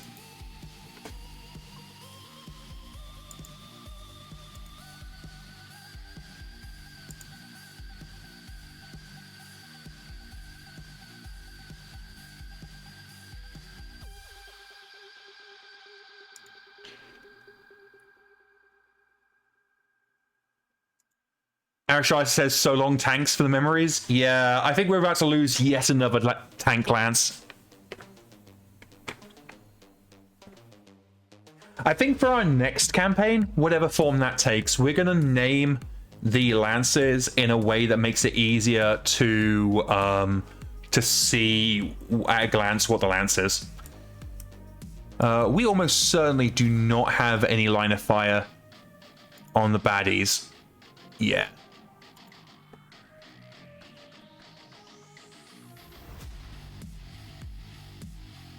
Hey, Commissar Planet, glad you could join us. Okay. Well, we've got a turret, might as well use it. A pair of AC-20s flying down at this Osrock, as well as some emotional support small lasers, and a flamer, which is pointing in the wrong direction, so we won't be using that.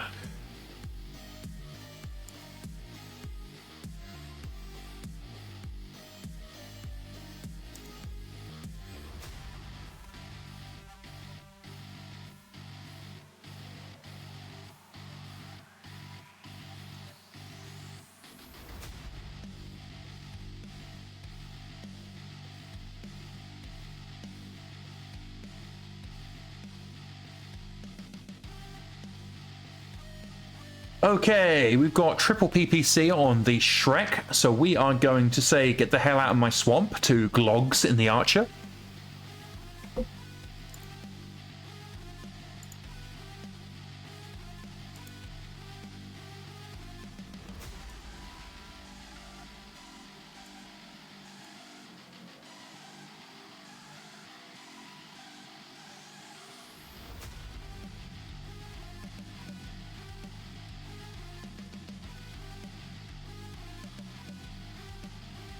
Oh, turret-mounted AC-20s? Yes, please. Eat that PSR, you motherfucker. Commissar Planet says, I wonder if they regret deploying on top of the Demolisher and the Axle. We'll see. Oh! Shrek's immobilized. So's the Devastator. Never mind, the Devastator exploded.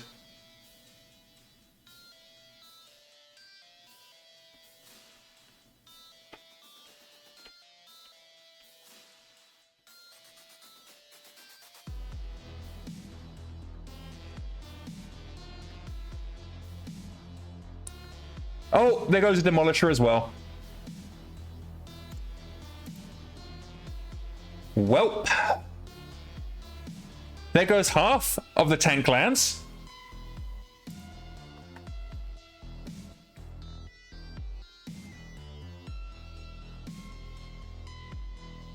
Oh, there goes more of the tank lands. Seeker 10,000 says shoot the fuel tank. That is exactly what I am doing. The Shrek is still alive, and the Shrek is most assuredly about to shoot a fuel tank.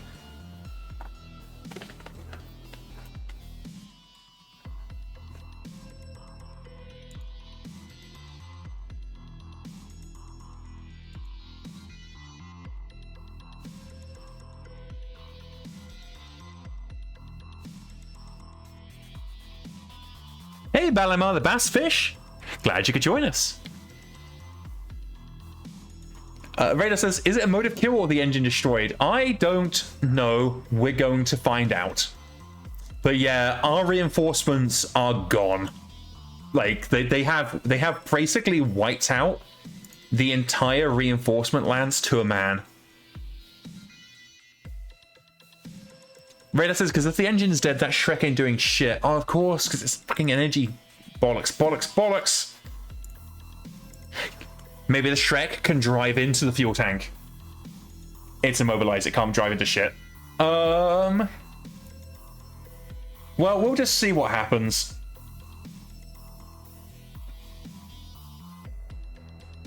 We've got Shallones flying overhead. Maybe they can do something good.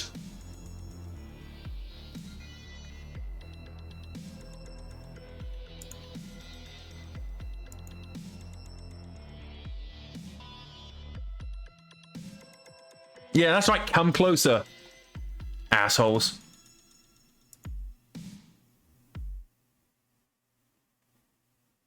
King Mal says turret is still functional, so I think it's just motive killed.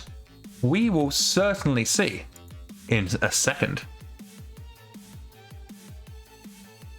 Oh, Princess has entered water. Hammer will be so happy.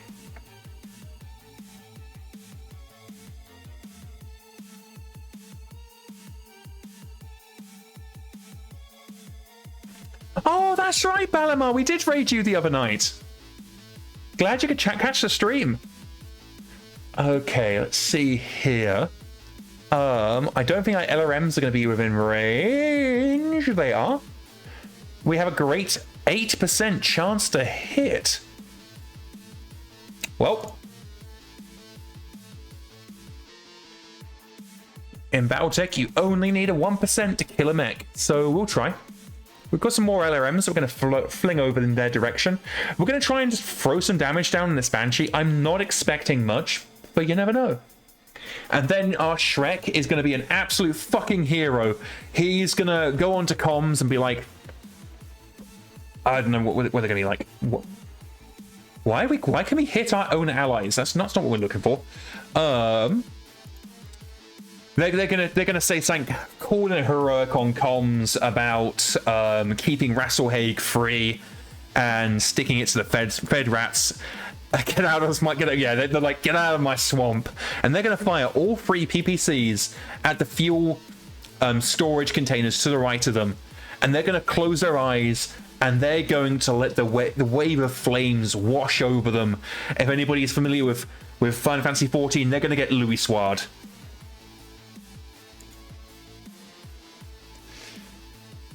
Large lasers are out of range, and because it is a magnitude 100 fuel tank, it is going to basically immolate this entire Fed rat. It looks like 2 lances, maybe a reinforced 2 lances of Fed rat assholes who dared to attack our planet. Oh, there we go. Radar's got it. When you get to hell, tell them Rasselhaig sent you, and then apologize on my behalf.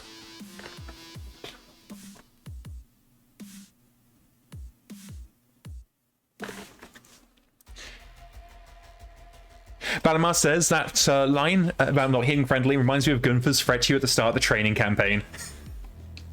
I have not played the training campaign in a very, very long time. Yeah! E-explosion, assholes! Oh my god! The Shrek survived! Oh, if this Shrek crew survives, we need to give them a call sign. Because, yeah, I don't know how, but they survived. Okay, let's see. Critical hit with small laser, that's all good. And here is the fuel tank exploding. Call sign boom, yeah. Look at it go. They might be melted to their seats. Here we go. This is the damage report is still coming in. Oh, this is fantastic.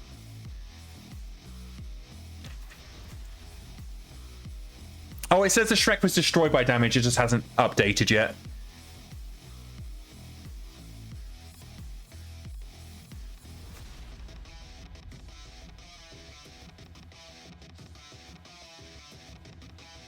Oh, yeah, no, we basically just tore them apart. And everybody's falling over. Oh, and there goes an arm popping off. King Miles says the tank is dead, but the crew might survive. That's what I'm hoping, and if they do survive, we're sticking a medal on them. I don't know if they have, though.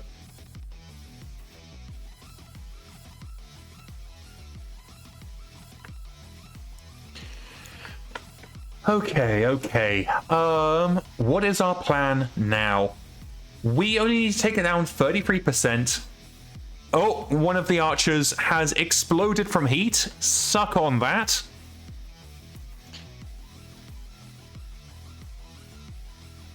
Oh, it had tandem charges. That's nasty. Knight celebrating the wanton destruction. Yeah, this is fantastic. Oh god, one of our allied aircraft have crashed. This is just chaos. This is absolute, unadulterated chaos. And I love it. Okay, let's see if we manage to rout them with that single blast.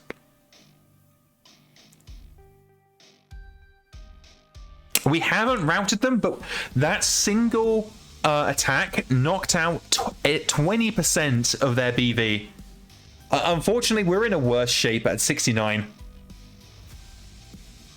BZ Retribution says, I'm so lost, I walk away for 5 minutes. So you walked away for 5 minutes. The Fed Rats wiped out our entire tank lance. And then the Shrek, in a moment of heroic vigor, shot the fuel tanks that were beside the tank lance and ignited, shredding the Fedrat company that's attacking our facility.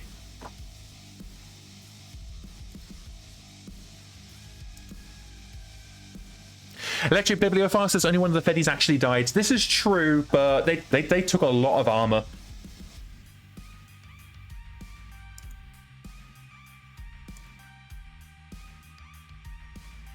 Now, this does mean we're basically fighting this without any reinforcements now. Heckin' Doc says, I'm even worse. I had to make food for the humans in the house, so I missed the last 35 minutes. Oh, no. Well, don't worry, because the VOD will be available tomorrow evening. Oh, their Wolverine's taking upper leg crit as it attempts to stand and then ejects because they're like, nah, I'm good. So actually, that's 2 of the enemy mechs been taken out.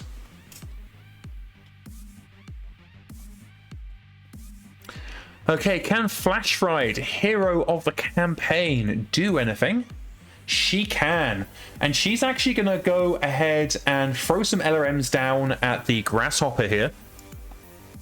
I don't think she's in range for her AC-20. She is not. Oh, she is in range for their Ultra AC-20, so she might as well.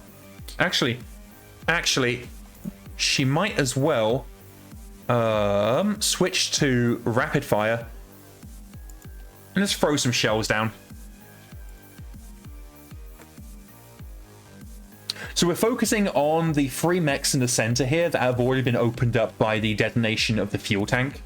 There's a lot to be said about taking out the others, but if we can sever their center line, we are probably going to be able to push them off the field.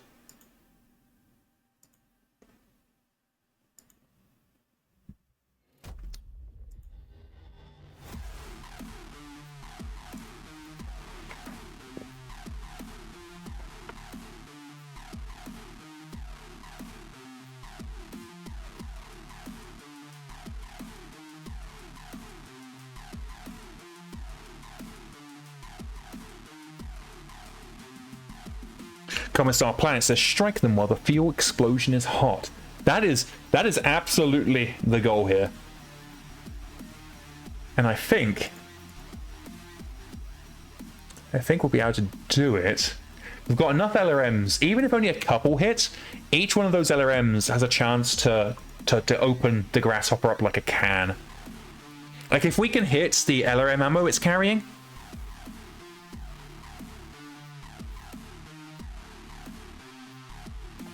okay, looking for sexy red.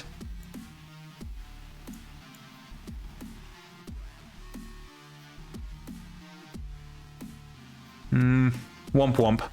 Just a lot of misses, though 4 apparently took a pounding and nearly fell over. Just grab some of my water. The problem we're going to have... Oh, the PSV Finance says the Grasshopper's pretty crit packed. Ammo won't be easy to hit. That sucks. The problem we're going to have is they still have a lot of firepower for us to walk through to reach their lines.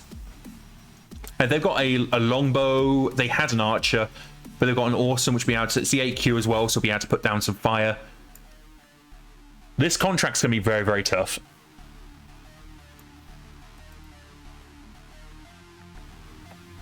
Should stay by the turrets. That's exactly what I was thinking.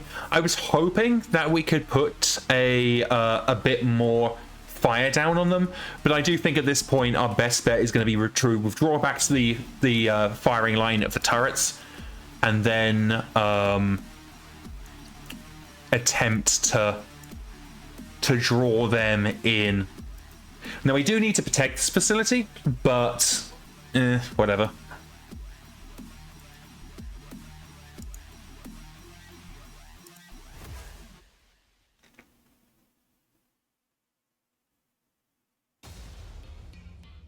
Okay, our allied aircraft are making another flyover. They probably dropped all their bombs at this point, so I don't think we're going to see much more from them, but they can at least strafe. Seeker 10 Fan says there are a lot of turrets. Yeah, there are a lot of turrets in this scenario.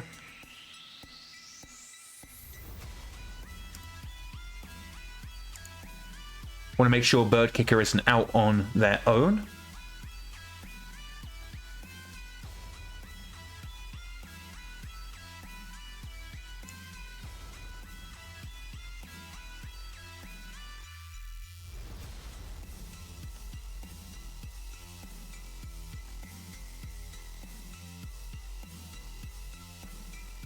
Okay, let the duel commence.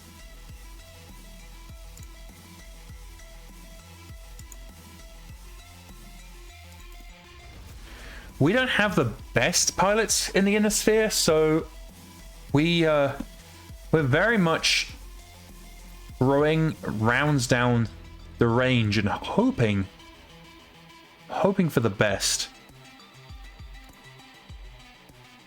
I'm not focusing too much on Flora there in the center just because they haven't taken any damage. BZ Retribution says to remember to load ammo before deploying to the scenario. That is generally considered one of the requirements for the successful execution of an operation, is being able to throw something at the enemy other than foul language.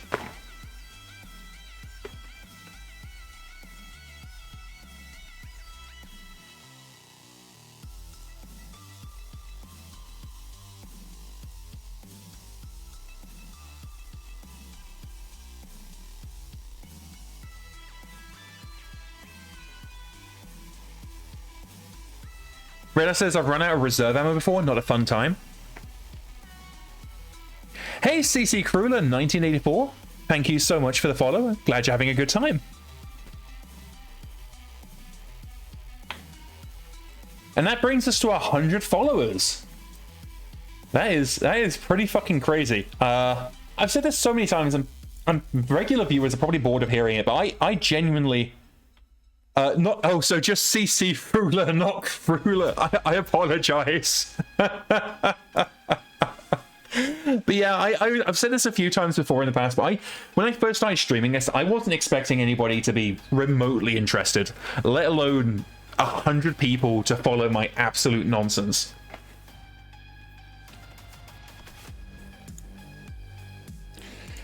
Let's see.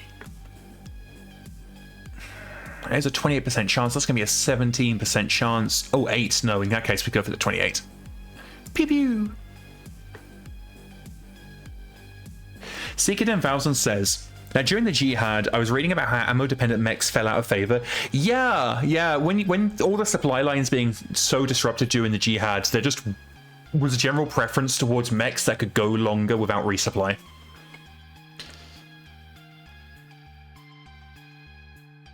Oh no! Flash Ride's autocannon has jammed. That sucks. Hecadox is running out of armor is always tough. Yeah, that used to be a lot more common before we introduced the auto resupply stuff.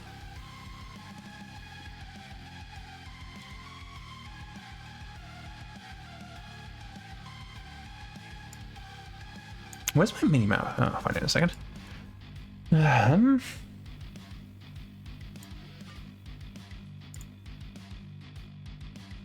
Radar says they ran out of armor once, never again. Yeah, running out of armor is one of those things that you kind of do as a mistake fairly frequently when you first started playing, but as soon as it really bites, you will never do it again. What is happening up here? Apparently got a bit of a duel in the water.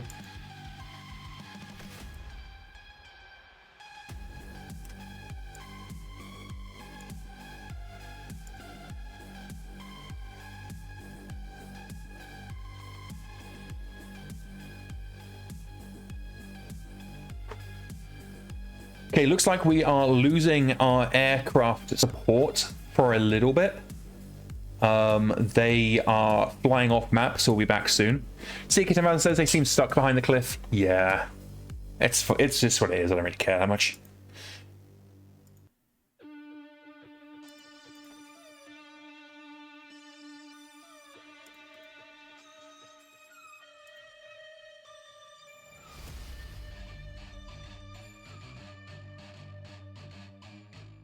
One of the things I'm thinking of doing is right now, alternate advanced medical is very, very close to how I imagined it when I first started working on it. What's happening is they're trying to destroy this BattleTech recovery vehicle.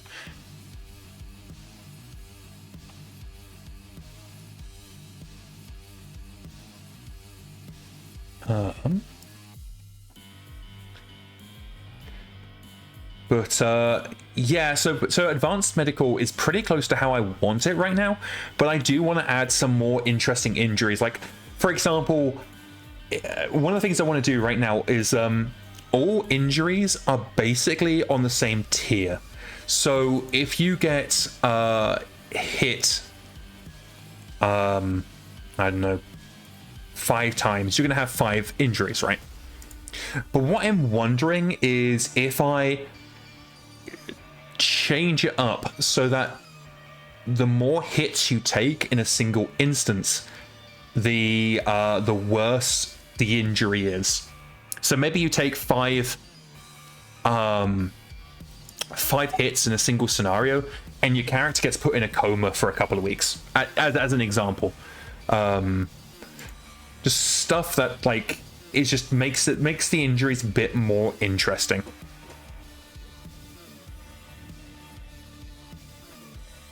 Oh, Mr. Bear is running in his sleep on the bed.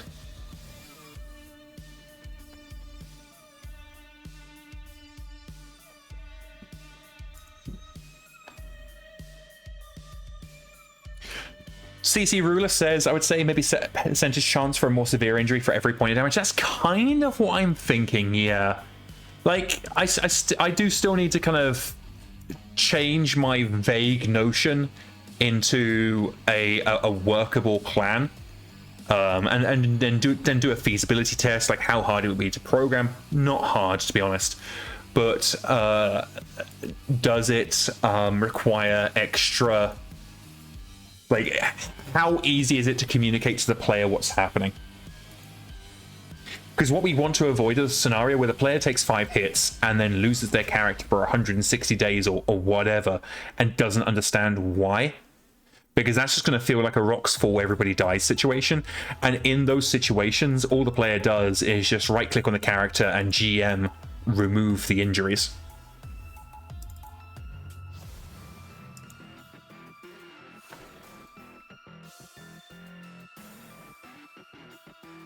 Man, there are so many lasers and everything flying back and forth. This is like a Star Wars scene.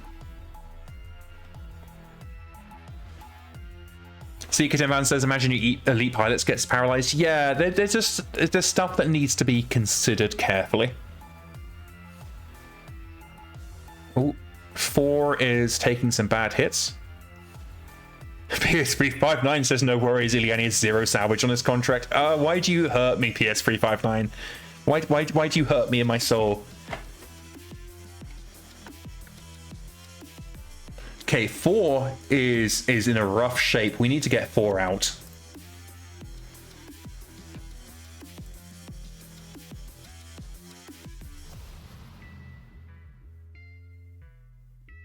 CC Ruler says they've had a pilot essentially become a vegetable.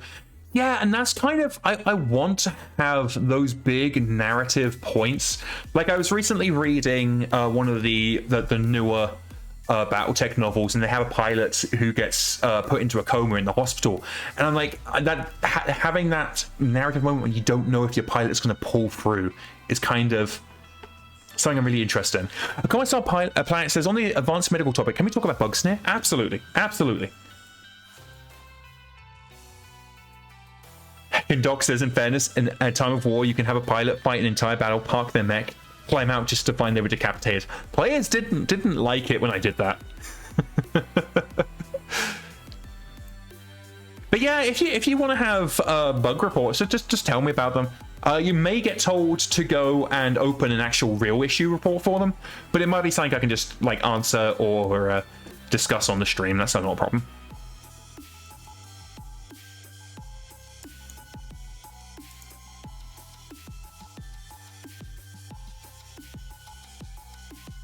Radar says, one of my mechanics lost her leg out on the field.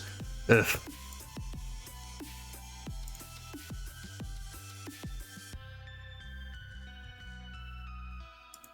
Comments Up Planet says, I was looking into a bug about pilots going over 6 hits due to starting a mission injured in MekHQ but not having them loaded in.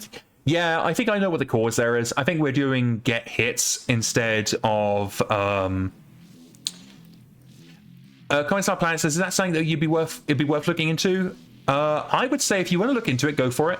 I think the most likely cause is that we are using the method get hits instead of get total injury severity, which includes get hits but includes injuries as well. And that what that would cause is only quote unquote hits to get transferred through, but not any hits from injuries. That's my theory, but I haven't looked into it at all.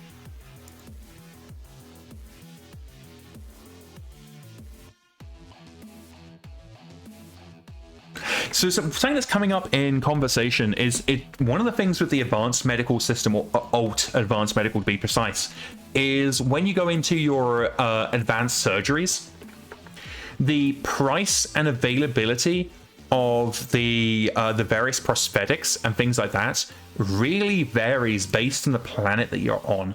So if you want the really, really sexy stuff, go to a high technologically advanced planet, and then you're gonna be able to get the nice stuff. If you're in bumfuck nowhere land, you're not going to be able to get the kinds of surgeries that you want for your mech warriors. Common Star Planet says hits are getting set to 0 when you get turned into injuries. Yeah, that is working as intended. The injury system wholly replaces hits, so if you just use get hits, you're going to have return 0 anytime you have advanced medical or alt advanced medical enabled. And that's why you need to use get total injury severity, because that includes any hits as well as any hits from injuries. Because injuries don't have hits, they have severity. With one severity being equivalent to one hit. CC Ruler says peg leg it is. So here's the thing. You can absolutely use a peg leg, and nothing stops you from giving a character a peg leg while on deployment, and then after deployment, when you're somewhere safer, going back in and giving them something better.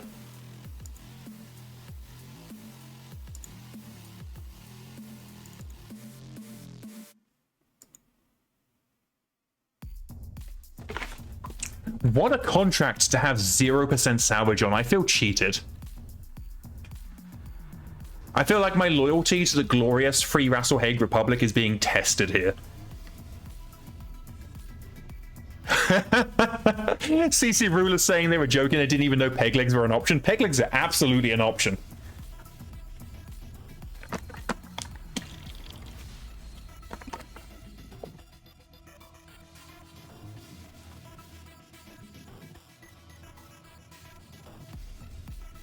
So if you see me quickly checking down here, I'm looking for 66% here, and that's the break point.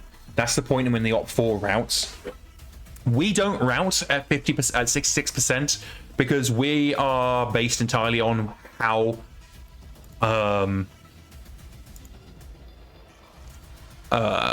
many turrets survive.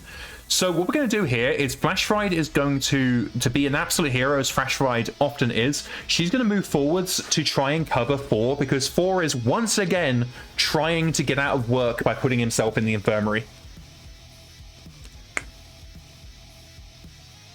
CC Ruler says, so what you're saying is I can make a character into a stereotypical pirate? Absolutely.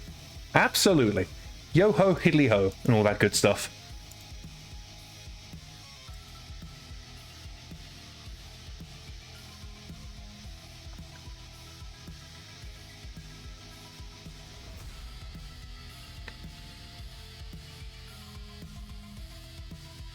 So you might wonder, why are we moving forwards when we're trying to move back? Now what we're doing now is we're creating a screen, we're creating a screen in front of 4 to try and get the Op4 to target other members of our Lance, because 4 is in a really bad spot right now. If they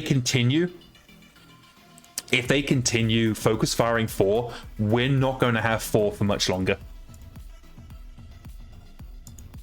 And it really doesn't help that we just simply don't have much in the way of long-range firepower on this formation. And they definitely do. Bibliofire says no eye patch, unfortunately. Eye patches are kind of abstracted. You're assumed to give them an eye patch if they miss an eye. But you can get them cool robot eyes.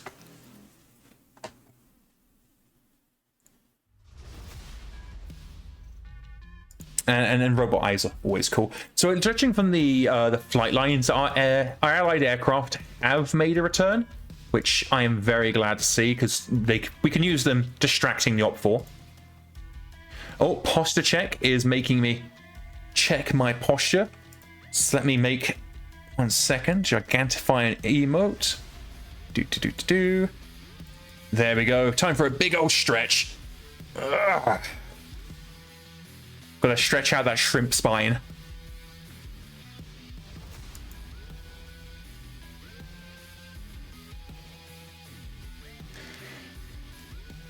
Oh, have we got allies coming in? Oh, we do. We finally have some allied support coming in from around the hill. That's nice.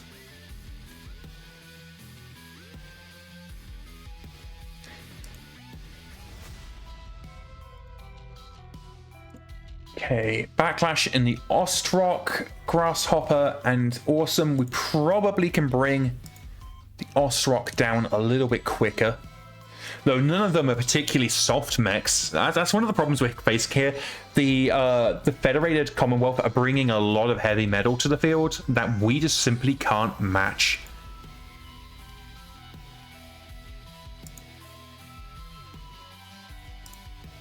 And especially with our targeting computers, we're getting like 3% chances to hit. But it does look like finally they're moving within the firing line of the turrets. So we're at least no longer on our own.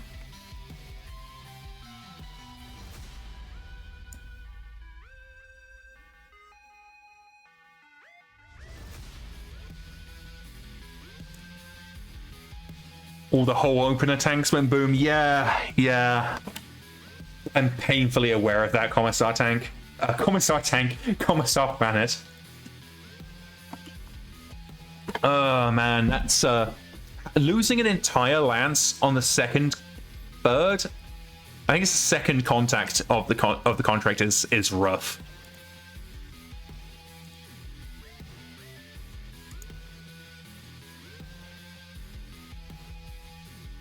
Second battle, yeah. Yeah, second battle, we're already down an entire lance. Yeah, CC Ruler, we had the Op4 land right on top of our reinforcement lance, which is a lance of tanks, and we no longer have a lance of tanks.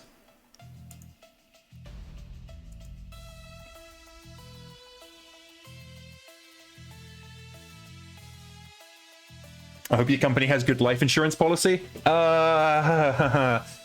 We're gonna find out how good.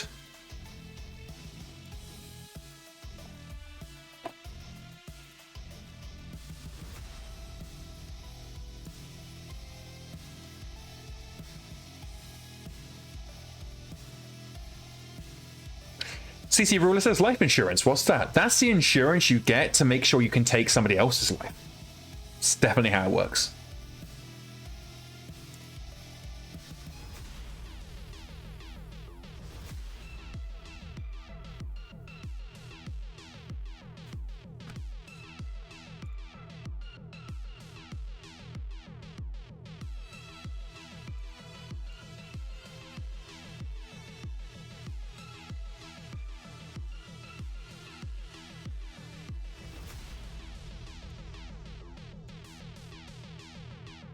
Oh, CC Ruler was joking that I don't have it for my people.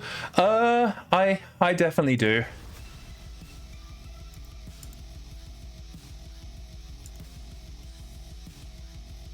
I'm just very, very concerned because what I want is to try and break the enemy without taking any more casualties. Because with this being so early on into the contract, we really don't have a lot of wiggle room for covering losses.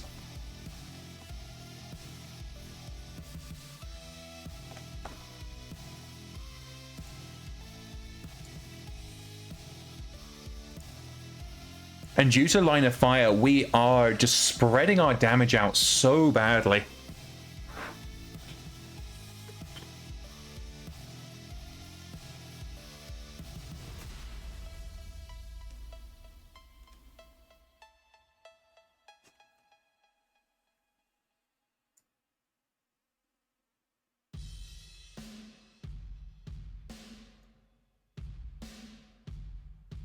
Probably going to need to move Bambi off of her hill.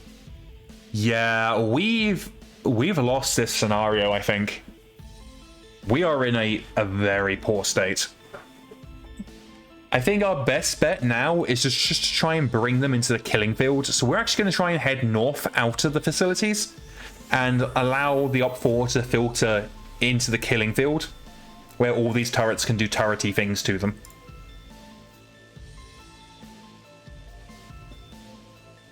Secret Advance says you need to get deeper into the turrets. Yeah. Yeah, I completely misjudged our positioning on this battle, unfortunately.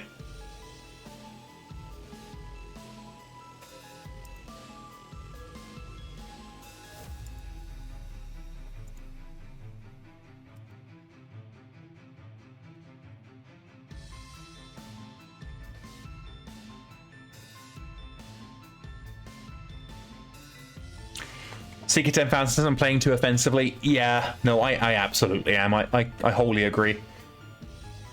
I do need to go in and edit one of the bots, though, because the evacuating units are not evacuating. Where is the option to make them a convoy? Ignore damage output. There we go.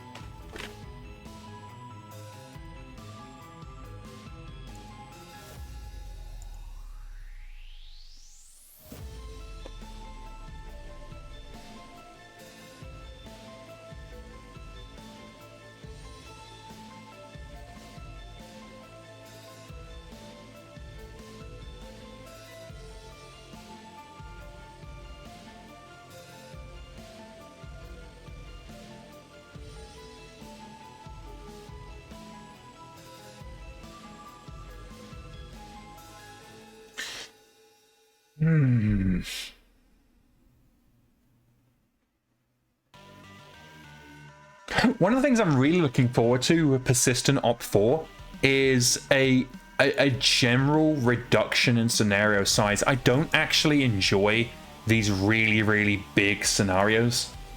They kind of just go on a little bit too long to be narratively interesting to me.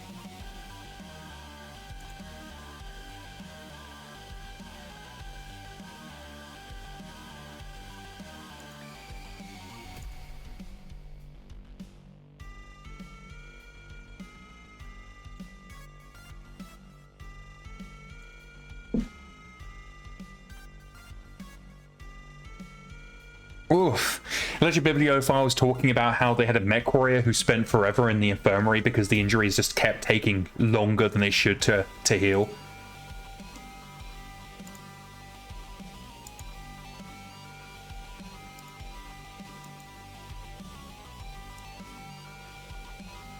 I think our LRM racks are about to run dry. On our Crusader, at least.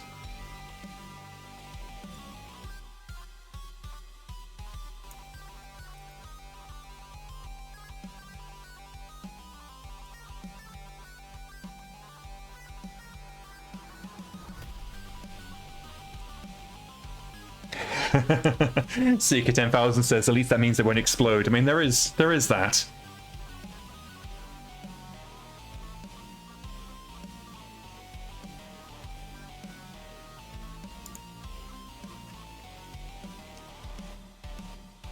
Let's change out of isometric. There we go.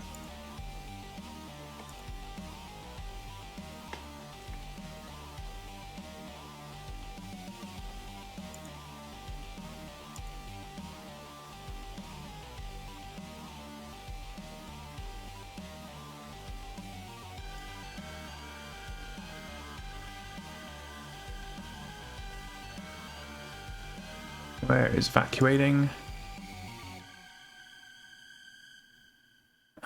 Force withdrawal to nearest.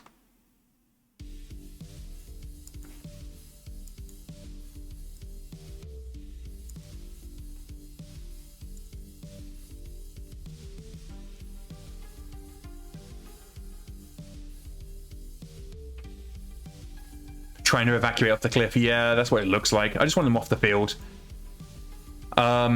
So basically, because these evacuating units don't have convoy in the name, they're not being automatically filtered through the convoy rule system, which means they still think that they have guns to shoot.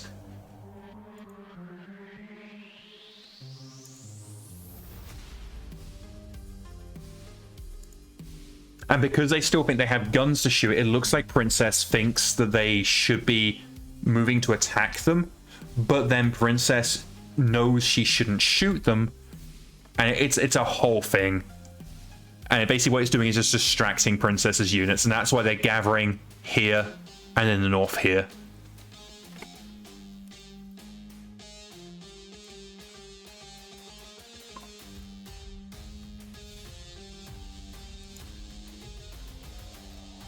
Is there a way to quickly make a force ignore all enemy units? No, but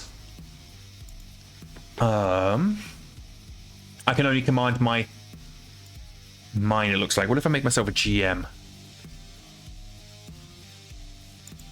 Aha!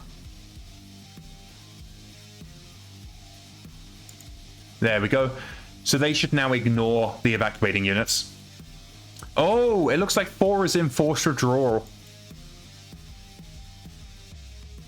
Oh no, 4's ammo exploded.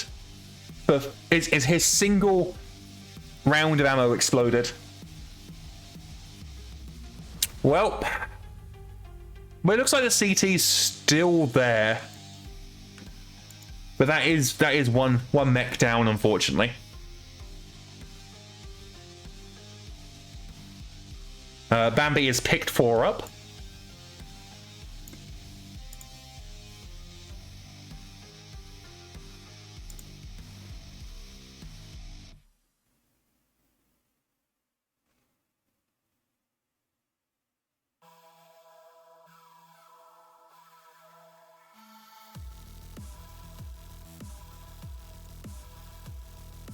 Yeah, I played far too aggressively on this particular scenario, and paying the consequences.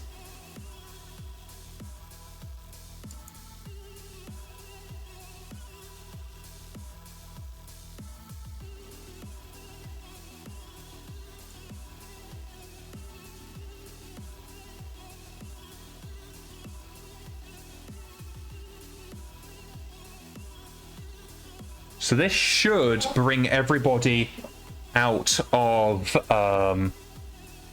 cover, line of fire.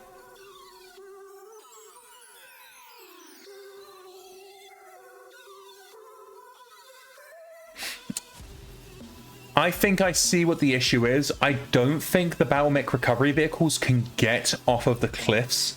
I think the cliffs are too high, and they deployed on the cliffs and they can't get down. I think that's the issue here.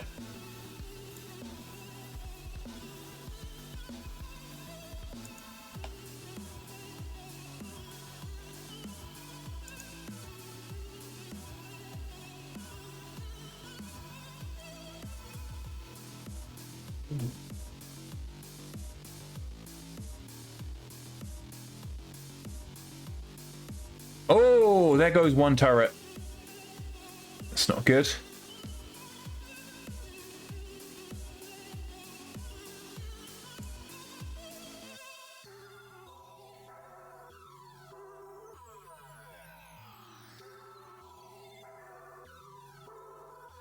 Oh, that's what you were saying about the cliffs. Gotcha. Seeker 10,000 said it's only 25% needs to survive. This is true.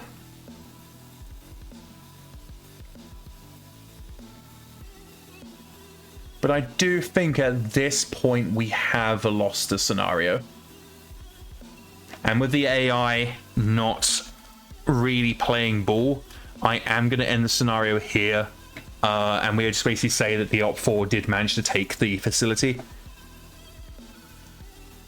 So we've grabbed 4 and we're going to evacuate out.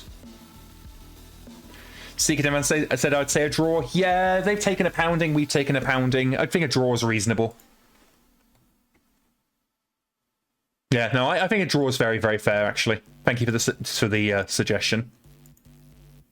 Electric Bibliophile says all those turrets, yeah, but how how much fun are we gonna have watching me sit here and press skip turn for the next 20 turns?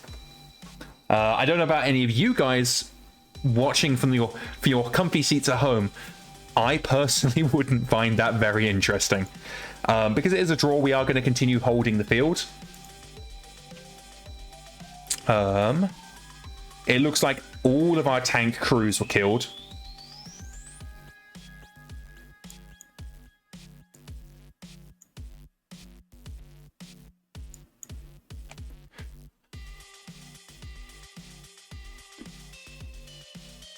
This would have been correct and good, but they got stuck.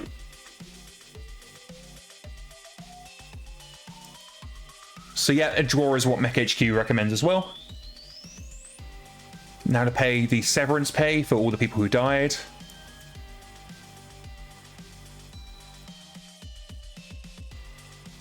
Oh, Electrophile said they weren't recommending play it out, it's just that the Federats wouldn't have won. What about the edge survival? They didn't have any edge, I'm guessing. Oh, actually, maybe they did.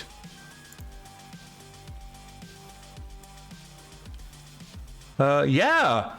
So Shellshock Bolden cheated death, and apparently that's just broken. Whoops. And so did Sergeant Kaverina Moskovic. So they actually both managed to cheat death.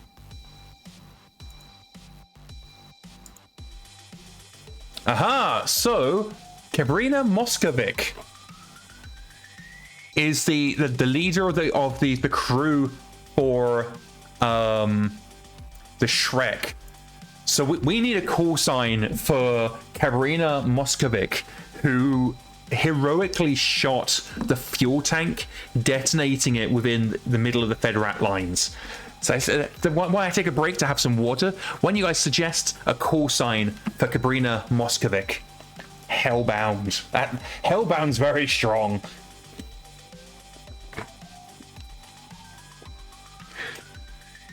I'm not seeing any other recommendations, so I am absolutely going for Hellbound.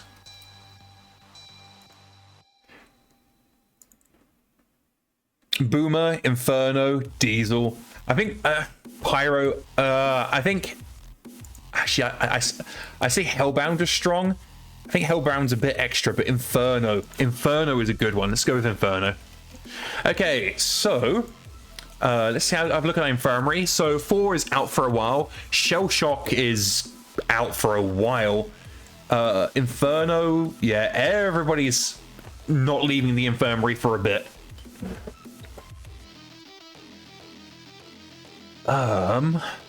Okay, well there goes a Tank Lance.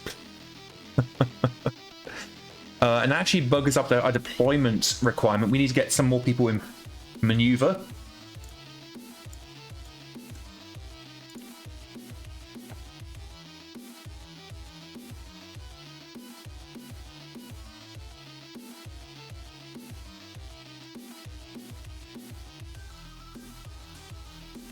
So we're advancing day now to see what happens. Oh, Captain. I've received word from Allied Commander the Op4 has issued an official combat challenge. So here's a fun thing with the combat challenges. You notice these rules here, like you're limited to a force of 4 combat elements, you can't use reinforcements, no dropships. Every single one of these is based on an issue report from someone trying to be clever. The way the combat challenges used to work was when you deployed a unit to it, this is under old Against the Bot ATB. When you deployed a unit to it, it would then create an enemy force of those unit types. And then someone got upset because they tried deploying a dropship so that they could go ahead and get a dropship duel and farm dropships, and it didn't work and they were very upset. So that's where the dropship reference is. Okay, so we have an official challenge in the mountains. So we are actually going to go ahead and give ourselves an official challenge force.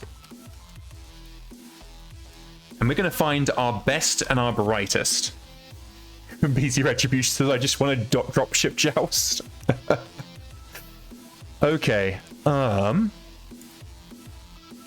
So I think Odin is absolutely going into it. Challenger Lance, there we go.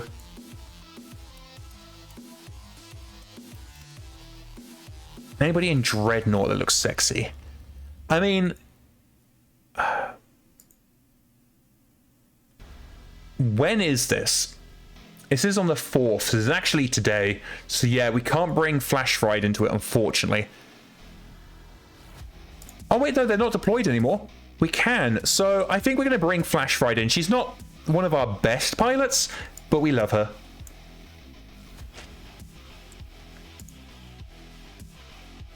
And then here we go. We'll put in Isha Report and we'll put in Yakima. And that gives us our Challenge Lance. So let's go ahead and deploy Challenge Lance.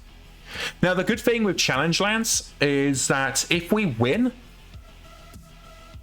make sure that we have good mechs as well. They do. If we win, we actually adjust the morale to whatever morale this is.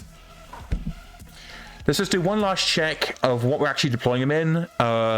Awesome, dragon, Flash Ride's personal dragon, Malice Intent, and a Warhammer. So yeah, I'd say that's a good arrangement. Let's go ahead and start.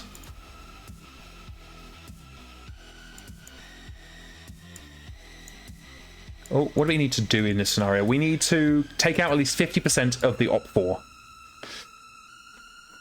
Oof, okay.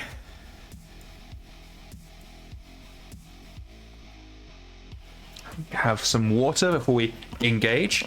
We are fielding 7.4k against their 12.5.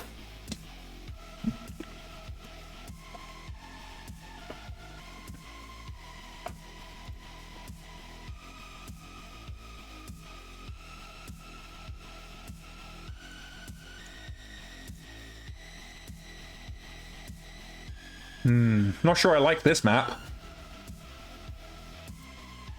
Commissar Plan says they have a 12.5 BV Lance in the Suck Wars. Yeah. This is going to hurt.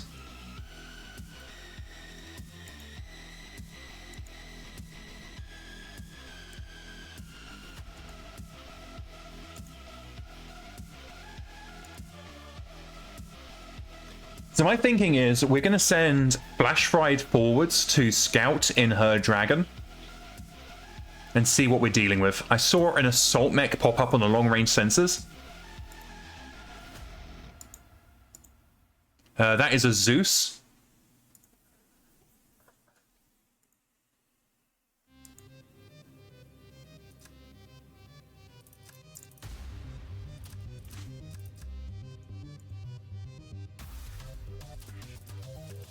Secret Demand clarifies that this is post-Helm Core. That is true.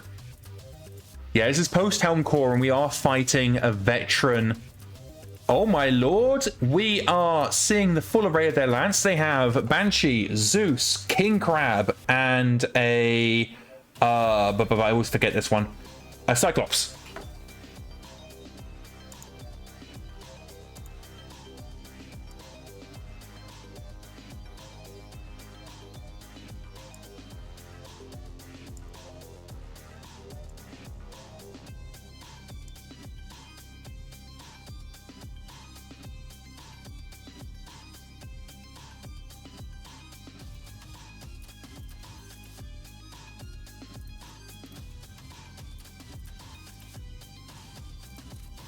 I think our play here is... What do we want to do here? King Mal says, with almost twice your BV, I think you might be slightly outmatched. Yeah, I agree. I'm trying to think what the play is. They are fielding an entire assault lance, and we've got heavies.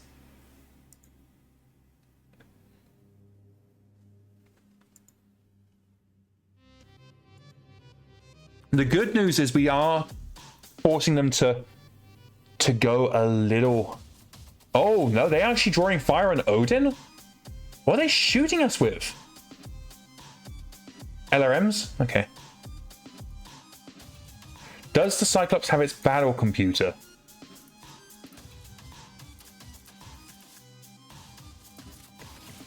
It says it has 2 positive quirks, so I'm going to go ahead and say probably.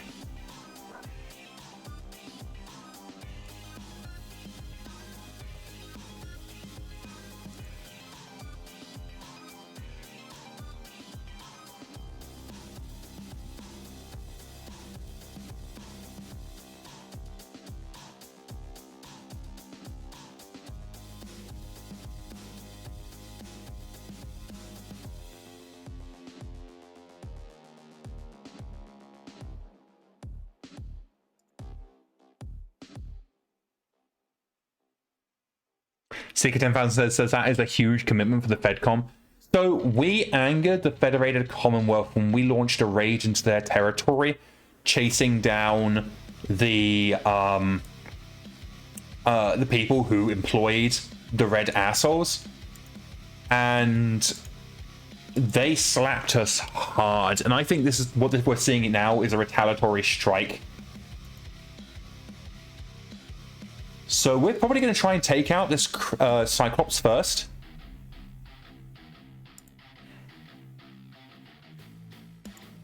So our goal here really is going to be to try and focus fire. CC Ruler says, in other words, you fucked up. Yeah, no, we really fucked up. But we've also got like 8 PPCs on the field, so we can at least punch hard. Oh, that the battle computer gets +2 to all initiative rolls? I did not know that. I would have died happily not knowing that. That's rough.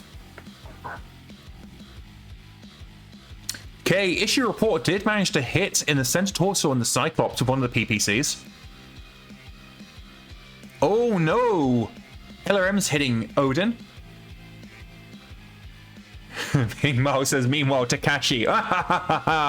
All according to Keikaku. Keikaku means plan. Seeker 10,000 says, if you kill the Cyclops, this is a win, as it's a lost tech mech. Is it still lost tech after the recovery of the Helm core, though? Is what I would be wondering.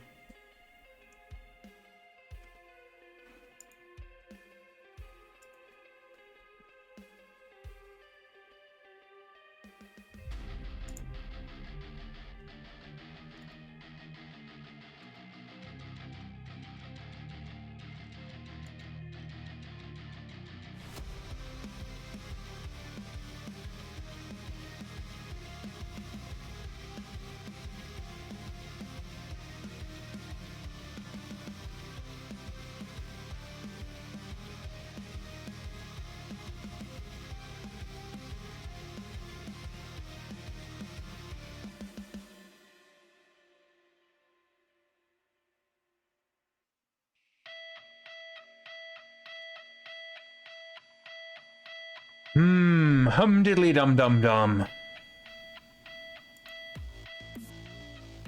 This is a long range match and we are outgunned. We really need to reposition ourselves so that we can actually get the bulk of our firing down, because right now we have 6 PPCs that can't see shit.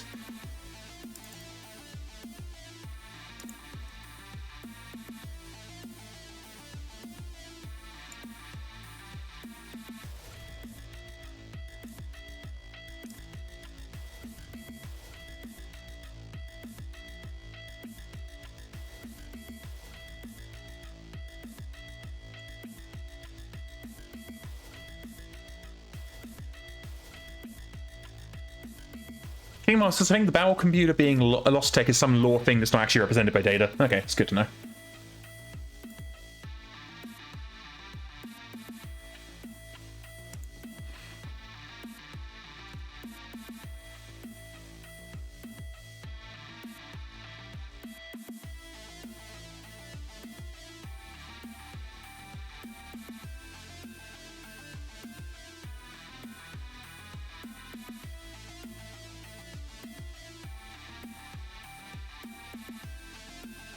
At least we can finally bring some PPCs to bear, though we are having to spread our fire out, which is not what I want to be doing right now.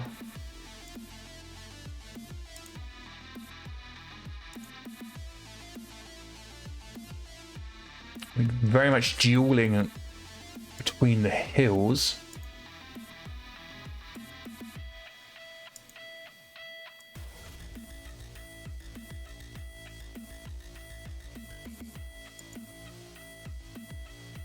Damn it, out of line of fire for our second awesome.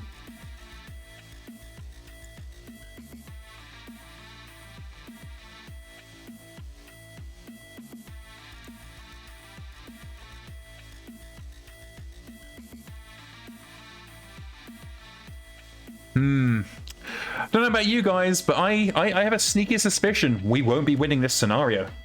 And while I continue my march towards doom, if you are having a good time and you haven't already, please consider hitting the follow button so you can be notified of when we go live. When do we go live? We go live Monday, Tuesday, and Thursday. Those are our live dev sessions where you can see me developing this wonderful game. And of course, every Friday we have the Scrotorius Basterds, as you see here, doing Scrotorius Bastardly things. If you are particularly enjoying yourself and wish to support the channel in a more direct way, there's also the subscribe button, or you can tip directly should you prefer to go through PayPal instead of Twitch. All proceeds are going directly towards getting me a new computer so that I have an easier time of developing, but also so I can, you know, do bigger and better things for you all.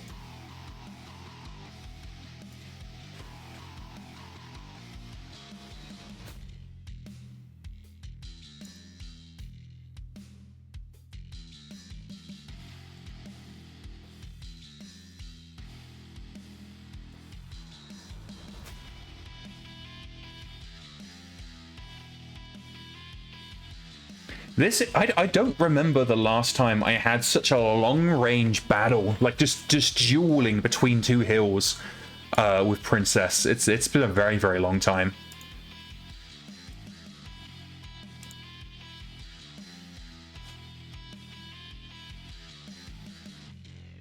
Hmm, 58% chance to start switching to rapid fire. Oh no, that should have been rapid fire. Come on, give me mode. Thank you. I guess I must have been firing rapid fire the entire time without realizing. Oh!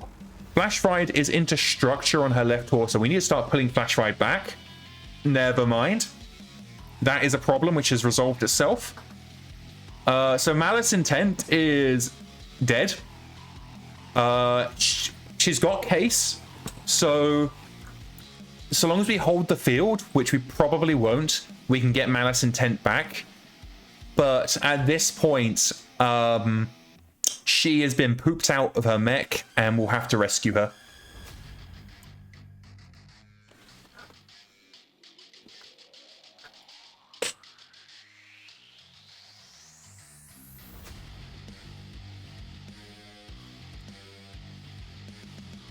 This is turning from bad to very bad in a matter of seconds. Radar says these official challenges are no joke. Yeah, so... Oh! Never mind. She had auto-eject disabled. So she is not dead. She is crippled. So she is going to just wander away.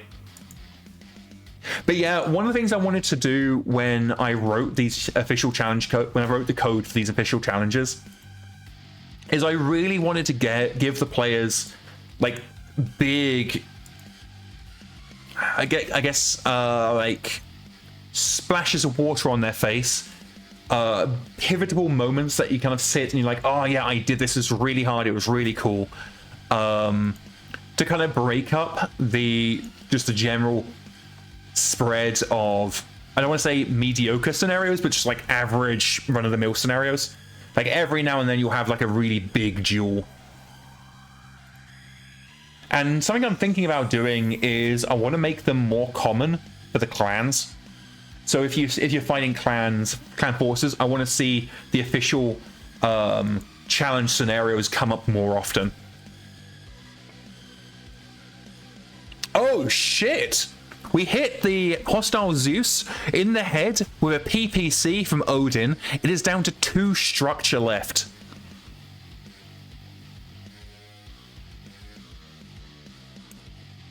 So if we can just shave off 2 structure from the enemy Zeus's head, we are actually in a very strong position to be able to win this.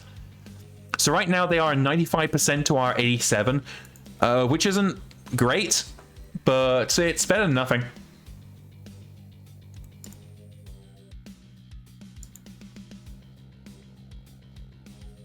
Now we do have 1 unit in force withdrawal, so really, if we have another unit killed or put into force withdrawal, we have lost the scenario.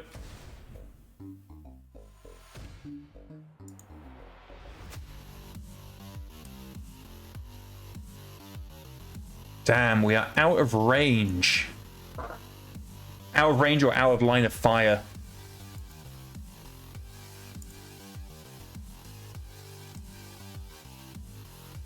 I would have really liked to have put some more fire down on the hostile Zeus in the hope of taking its head out, but that doesn't look like it's going to happen. Yeah, they backed up away from the line of fire, so we'll just have to take out our revenge on this. Why do I keep forgetting that the Cyclops is called a Cyclops? It's Cyclops. Ooh, crit to the CT, but unfortunately nothing on the Cyclops. Rayla says, I used to do my official challenges with 1 of assault, 2 heavies, and a medium, and they were rough. Yeah, that sounds like a bad time. I'm actually planning, like I say planning, I would like to, but haven't worked out the logistics in my mind yet. I would like to use the official challenges as a framework for Solaris-style dueling contracts. But I need to kind of figure out the logistics of that and how exactly that would work. Rayla says, now I have 3 assaults and a heavy and they're still tough. Yeah, no, so the official challenges always have very heavy mechs, and they also always have very good pilots.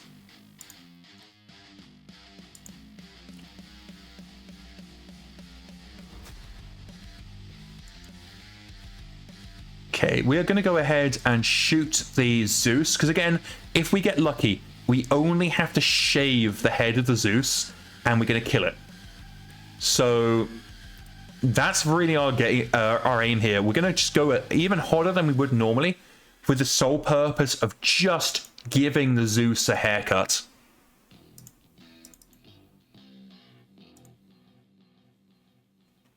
I should try and take the I think Seeker 10 pounds is saying that I should take out the targeting computer, the battle computer. I would like to. I don't have much of an option because we just simply don't have the a line of fire on the Cyclops right now, and I'm kind of holding my position here because I don't have the pilot skill or speed to be able to easily reposition. Okay, we are into internals on the left torso of the Zeus. We have crit out the Zeus's foot. Oh, there goes the Zeus's left arm. Unfortunately, we didn't take out its head, and it has passed its piloting skill checks, which is a shame. But this is looking a bit more achievable. We are 85.9, so 86 to their 83. So we are technically winning at this point.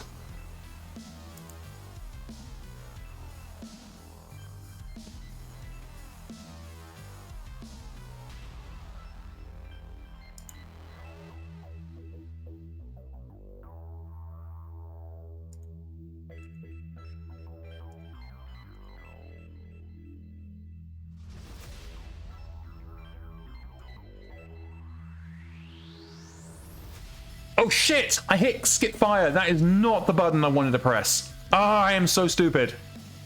Okay, Road Rash is advancing, but okay, the Zeus is in forced withdrawal, so we just need to force withdrawal 1 more unit before they force withdrawal 1 of ours, and we will actually win the scenario.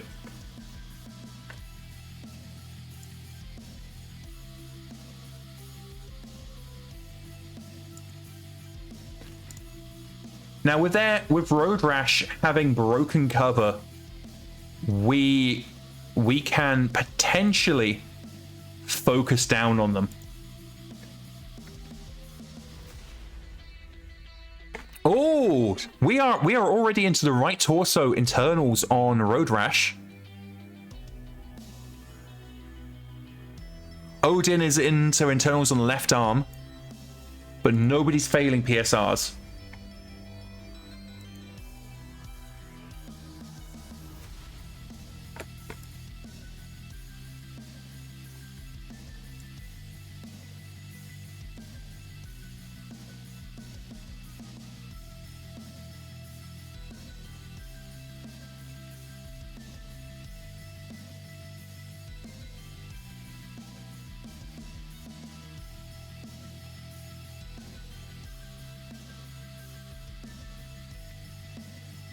Okay, we are having to move our fire off of Road Rash. Is that King Crab the one with the Gauss rifles? No, it's the AC-20s. Okay, so we don't need to worry too much about the King Crab. I would really like to have had another round of fire on Road Rash, but we don't have that opportunity right now. So we will go ahead and... I mean, we've got a much better chance of hitting with the King Crab. So we're going to throw some fire at the King Crab. We might get lucky, might get some cockpit crits.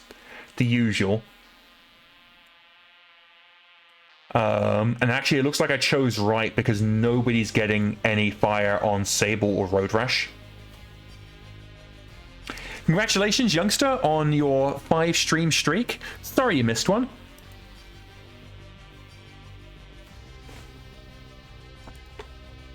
You are joining us in the middle of an official duel against the Federated Commonwealth Assault Lance.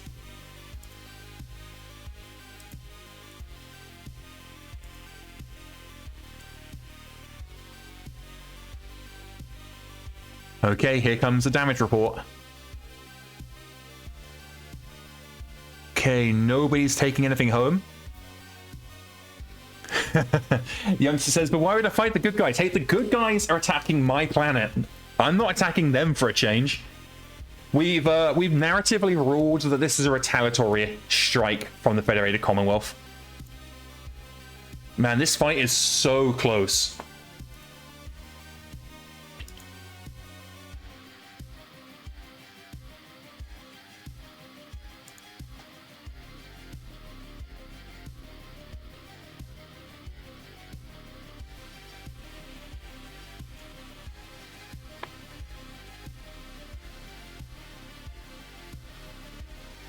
Okay, this time we're not going to accidentally skip shooting. We've actually lost a sensor return on the Banshee, but Road Rash is looking like they're in a really bad spot. So how much... Okay, this is going to take us 12 over, but I think it's worth the risk. I think if we can kill Road Rash this turn, even if... Oh, Road Rash is actually a medium laser range now. Interesting. I don't think I'm going to fire the mediums, though.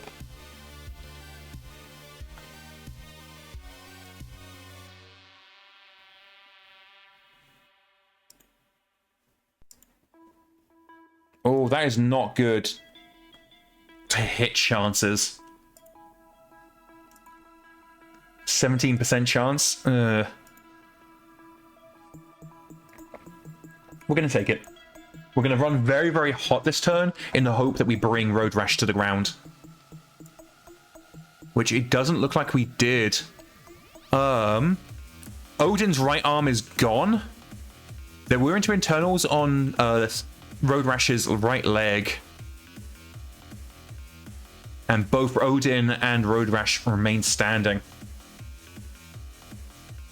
It is, as it has been this entire game, anybody's match.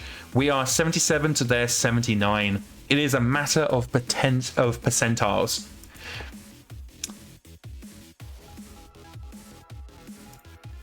Okay, and Flash Ride has safely withdrawn from the field.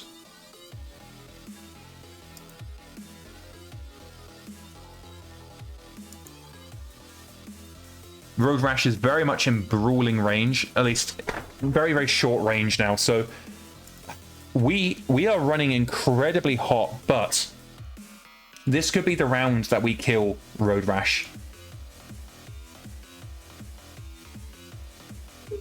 10 over. Oh. Yakima can feel the sweat sliding through their butt cheeks. What's wrong, Mr. Bear? Do you feel the sweat sliding through your butt cheeks? Do you want to be on stream, little buddy? Mr. Bear has something to say, he says. I think that's something to say is that he wants to go outside. Yeah. Oh, is that what you want, little man? Okay, after this match, I'll take you outside.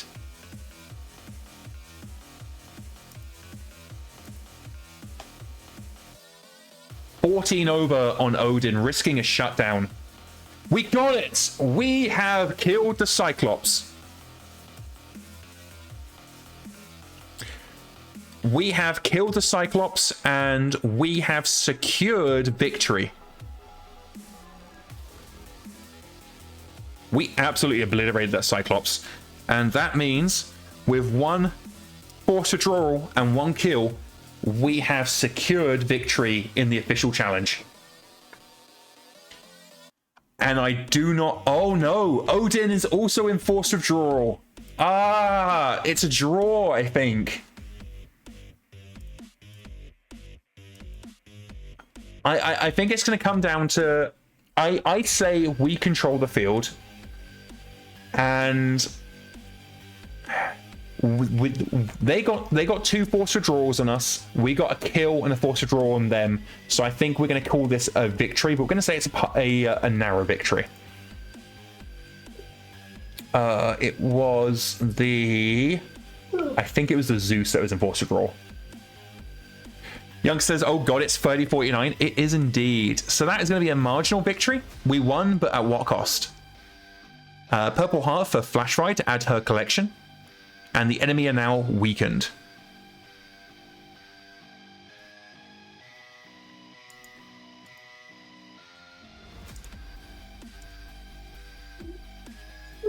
Okay, everything's fine up in the north.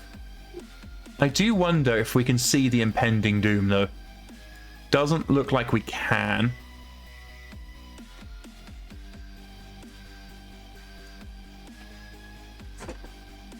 Okay. However, I am going to take a short break to take Mr. Bear out for potty, because he says he needs to go potty. So I will be back in about 5 to 10 minutes, so don't go anywhere. And I am back. Mr. Bear didn't even go potty.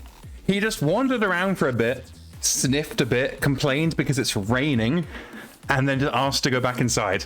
So I apologize for wasting everybody's last 15 minutes. My 15 minutes were absolutely wasted. So, grumbly grumbles. Okay. Well, we won our official challenge just. So, yeah. Oh. Okay, we're just going to override that loss of CVP. So give me a second, because that absolutely should have had a little warning. So let me make sure my little warnings aren't accidentally... Yeah, I seem to have accidentally undone a whole bunch of my little warnings that I actually, in fact, do want to have on. But that's okay. That's why we have GM modes. We're just going to go in and we're going to edit CVP.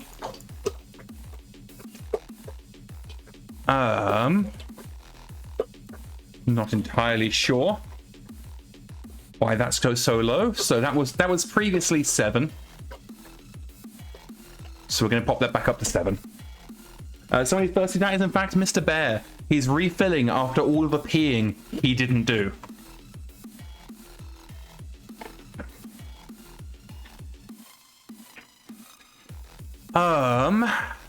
Okay, so we actually need to go back into assignments. We need to take some more people off of frontline and put them into maneuver.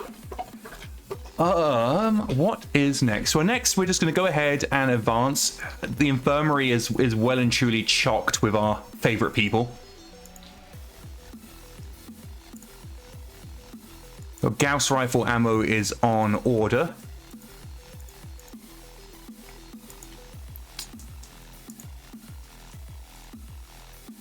Okay, that should be our lads returning. Well, I suppose we should put them back into their toes. So you go back to Hailstorm Lance. You head back to Dreadnought Lance, and I believe we took these guys out of... Did we really... Oh, that's the wrong formation. Karate Lance. There we go. And Challenger Lance can sit idle. And we can take a moment to appreciate just how smashed up we are. We're definitely going to have to start moving into Baker Company. Baker Company is the only force that's really got anybody left.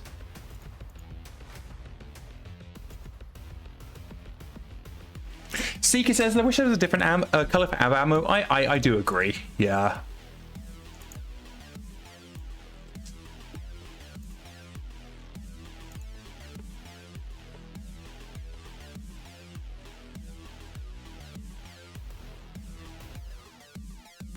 Oh god, we've got 2 more contacts. We have a covert strike and an engagement. Okay. Covert strike. Eliminate a high value target deep behind enemy lines. Okay, that's not too bad. We're looking at like 4K. And our engagement is... Seeker 10,000 says we won. Oh, what happened in Visual Channel? We won just. We won just. Oh god, 15k on the turning point. Okie dokie. So we need to rustle together like 5k for the covert strike.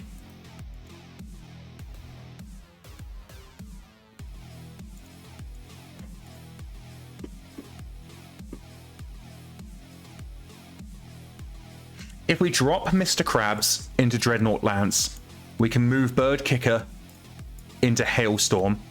Hailstorm can take out the covert strike.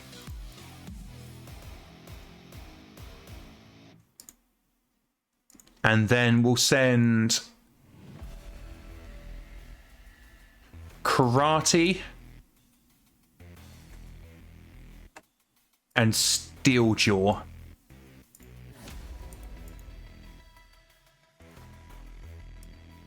Where's Baker Company? Baker Company.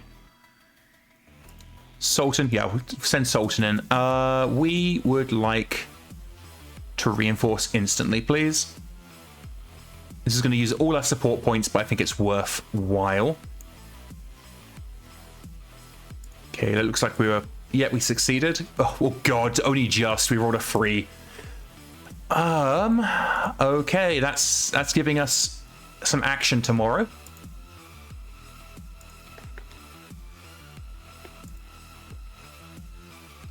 Oh, looks like all of our mechs are back in action as well. So that's good.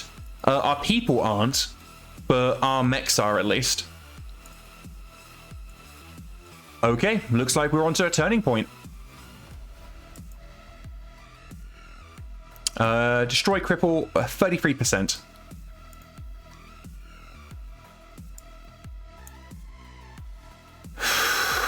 Okay, we have 14.5 against their 15. That's not too bad, at least. And we do outton them.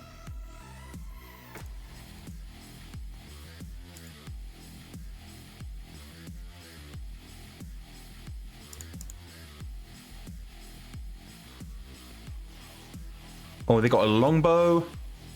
Nigel, the archer. So we've got Osrock, archer, longbow. And what else? And another archer. Okay, so 2 archers, an Osrock, and a longbow. That's a lot of long range nastiness that we're gonna have to fight our way through. Is that looks like the Liao Osrock, so that must be salvage. Yeah, okay. This is gonna be a fucking killing field. I think our play here is to let our allies take the brunt, and then we'll become the second wave. Because I don't think I want to be dealing with 2 archers and a longbow's worth of LRMs while I'm trying to cross the line. Time to read the terrain? Yeah. Yeah, so we're going to need to basically keep cover as much as possible. And we're going to try and let our support lance here they take the advance, and then we will and then we will come up on the second wave. So we're going to have our reinforcements come in here. Oh, they've got more toys. It looks like they have 2 heavy lancers. A warhammer. Oh, I didn't realize the longbow was an assault mech. Huh, learn something new every day.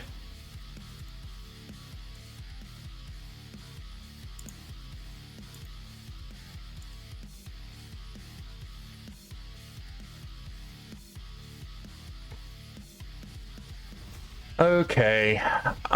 So yeah, again, we are going to... Oh, it's an inner sphere general? Okay. We are going to advance at a leisurely pace. At a leisurely pace. We'll let our allies be the vanguard.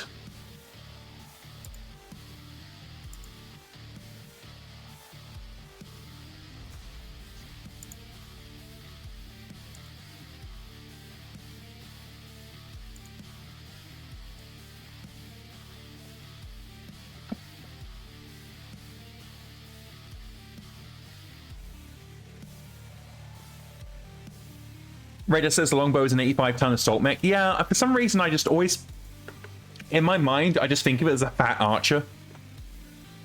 The L might be for LRM rather than Lao. Yeah.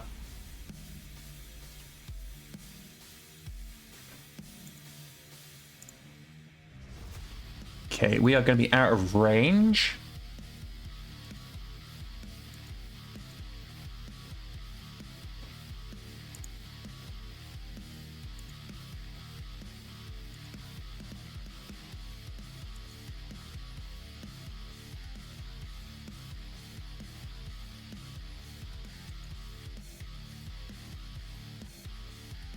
It looks like they've got a command mech on the field. No, we have a command mech. Not entirely sure which one, but I guess we've got a command mech somewhere. Mm-hmm.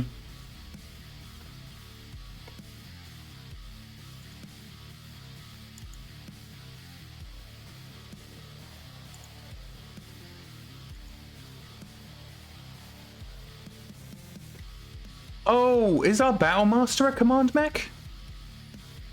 That could be it.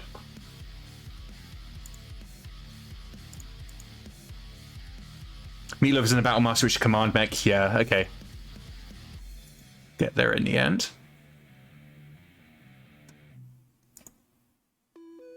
The Battlemaster is indeed a command mech.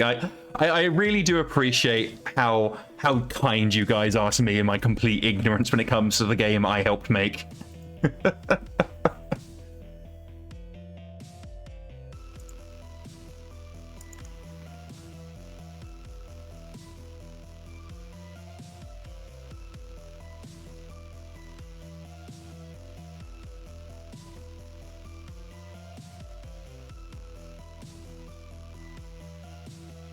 Can we hit Psycho? We cannot hit Psycho.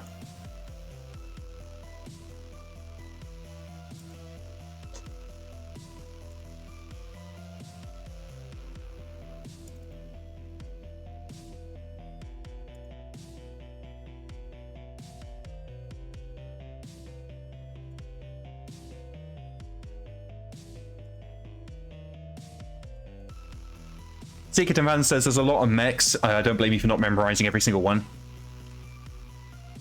Reda says, you know what's scary? A Battlemaster or a TSM and a hatchet. That sounds really, really gross.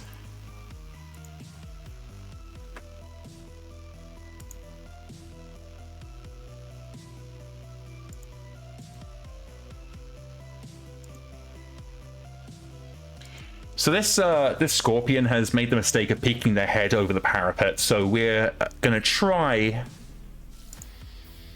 and get an early kill. If we don't get a kill, that's okay. We'll be okay with just like an early bit of armor shaved off.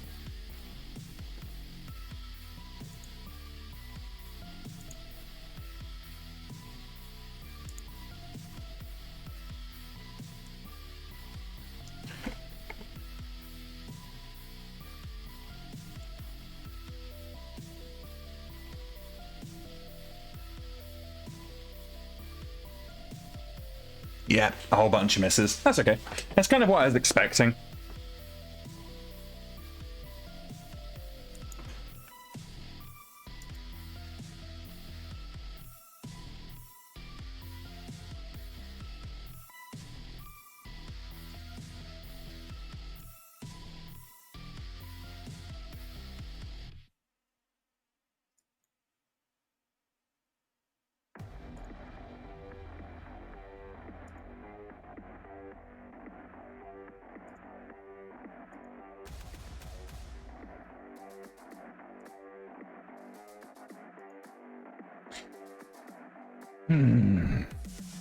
One of the things that's kind of going through my mind right now is how do I reduce the size of scenarios further?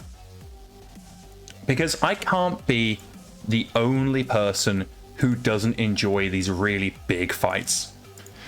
I know that it can be fun from time to time, but company on company just doesn't really do it for me. I like much more contained, much more personal engagements.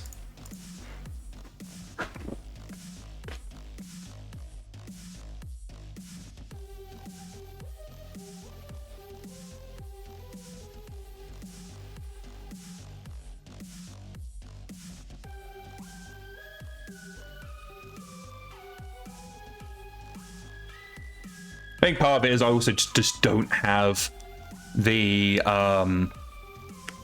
attention span for company on company.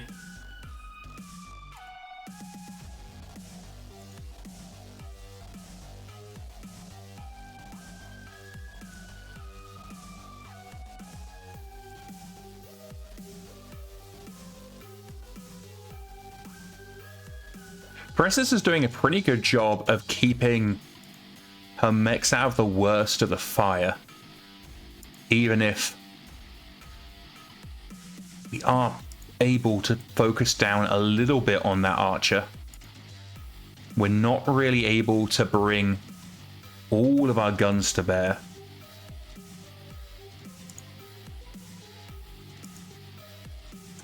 And one of the things that we discovered recently while working on Princess is that there were just so many to hit modifiers she didn't know about.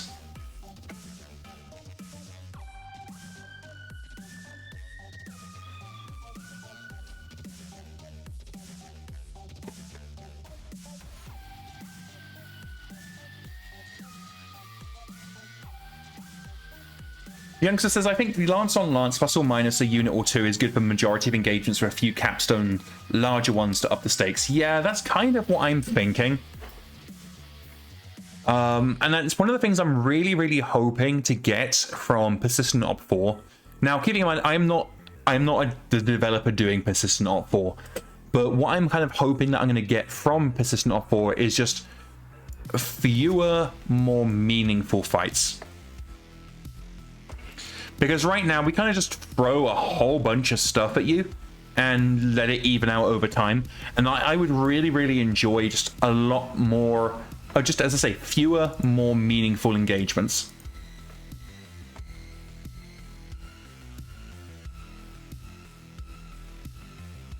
And that also has the added benefit of reducing the amount of salvage a player gets. Secret Amount says, give some examples. I mean, like, I would just prefer... It's hard to give examples because I can't really talk about our plans for Persistent Op 4 because they're not really public right now. Seeker 10,000 says, I think Pop 4 might have bigger but less engagements. I don't know. I think that's gonna depend on how much the player chooses to deathball. and Doom stack, and then also how much Princess is inclined to Doom stack. I keep wanting to jump, but I can't because we're on high grav. Because how I imagine it working is, if you imagine like the old chit board games where you'd have your little, each chit would represent a formation. I kind of imagining that, but where each chit is a lance, and then you're kind of moving your lances around the playing field. That's kind of how I'm imagining it. But I know for certain some players are thinking, okay, I'll just have my entire regiment drop on the enemy and get the entire contract done in one engagement. And that's the kind of thing that I don't think players are going to enjoy. I think that's going to be fun the first couple of times, and then it's going to very quickly get boring. Because if you're winning every contract in a matter of like 1 or 2 engagements, that's just maybe I'm talking about my ass.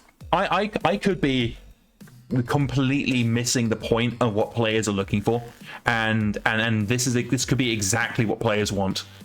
But to me personally, as a player and how I prefer to play, that just doesn't sound very interesting to me.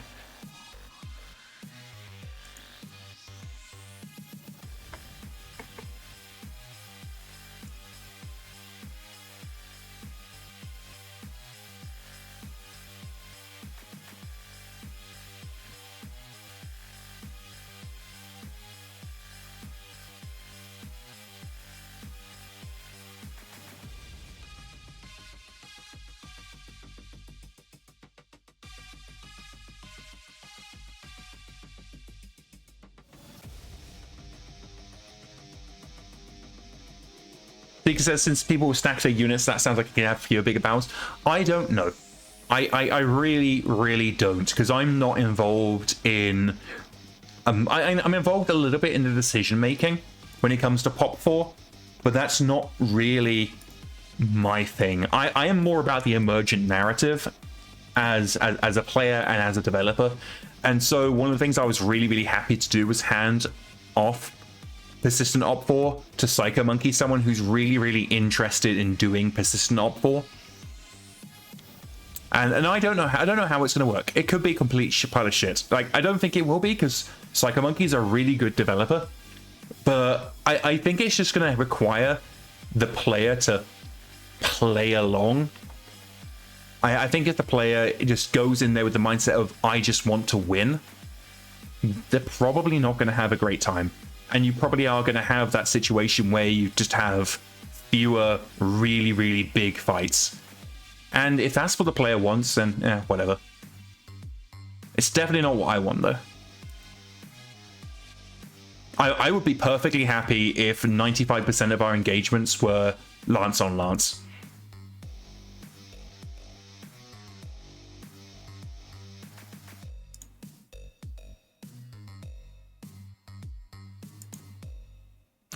Because, yeah, I was the original developer who was going to do Persistent Op 4. Persistent Op 4 has been in the works, well, been in the planning stages since middle of 2025.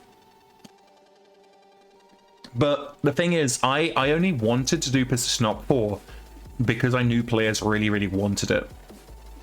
I like the idea of Persistent Op 4. I don't know how it's going to be in execution.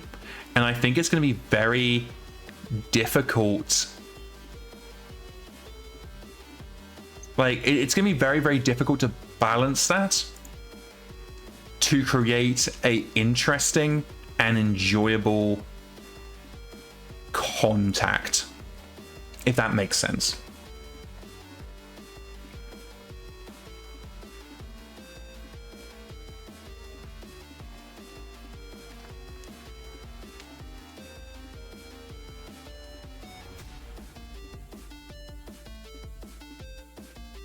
People are suggesting that maybe there needs to be like I'm actually just going to drop this topic as a whole, because what I'm trying to get across is that I'm not really the person to be.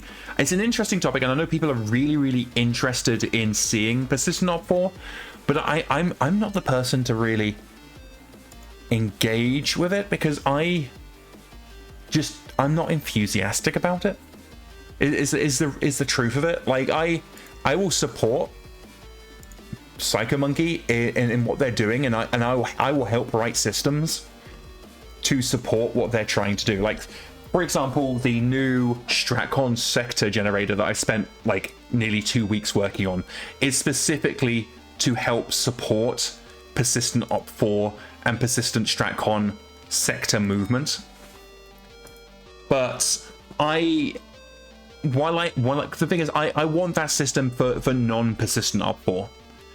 And so I'm happy to support PsychoMonkey, like 100% happy to support PsychoMonkey, but I just don't have the enthusiasm for persistent op 4 to really get into the nitty-gritty of like, what do we need to make it happen, how do we get around certain shortcomings, and like, does the op 4 need reinforcements, how do we write the new AI? These are just things that I, from an academic standpoint, I guess I can find interesting, but they're not really for me as a player.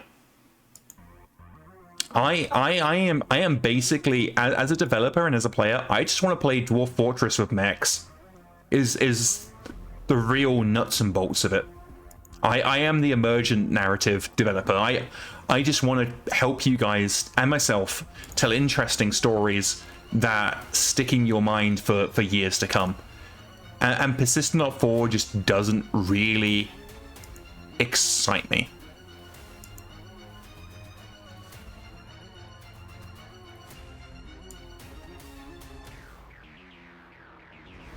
Secretive Answer says, well, Dwarf Fortress has pop 4, and yeah, sure. And maybe it can work, but just because Dwarf Fortress has pop 4 doesn't mean I need to, like, it's like asking the baker about the price of fish. Yeah, both are in the food production market, but the baker's going to be more interested in bread.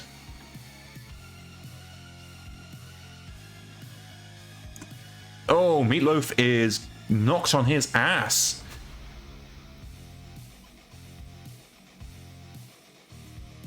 My concern with persistent op 4 is that people have been asking for it since 2011. Nearly 2 decades at this point. And everybody has in their mind an idea of what persistent op 4 is and what they personally want from persistent op 4. My great concern is that we're not going to be able to deliver a good persistent op 4 experience. Good's probably not the right word. What do I mean by that? I'm just concerned that the experience we are going to give players isn't going to match the experience that people have had in their head for nearly 2 decades.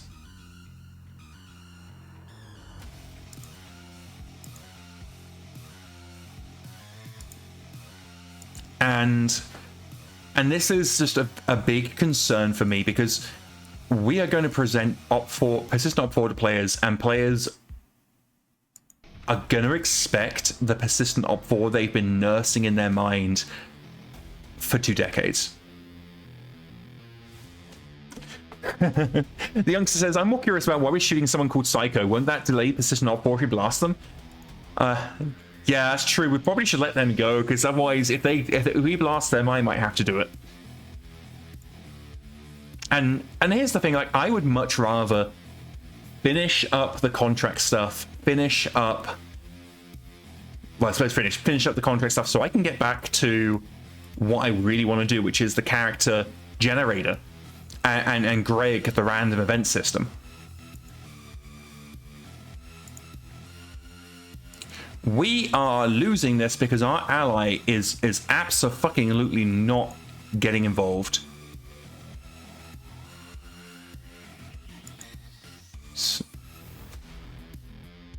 Okay, we're gonna get them to advance to the north because this is fanning him out. And the enemy absolutely out-ton... Well, don't think they out-ton us, but if our ally, which is an assault mech and 3 heavies, aren't doing anything, and we're taking the brunt. Should up their aggressiveness? Yeah, maybe.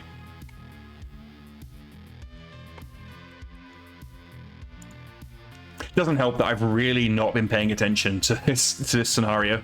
I've been very distracted by chat. And don't get me wrong here, like I would like nothing more than for persistent op 4 to be everything people want and more. I would like for it to nothing more than it to be all singing, all dancing, giving people the experiences they want. I'm just worried about what happens if it doesn't.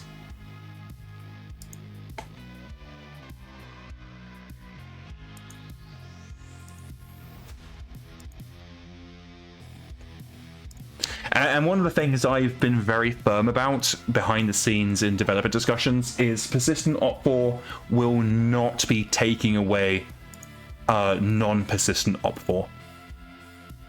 So a non-persistent op 4 is going to be continued to be developed. That's not going anywhere. I definitely want to try and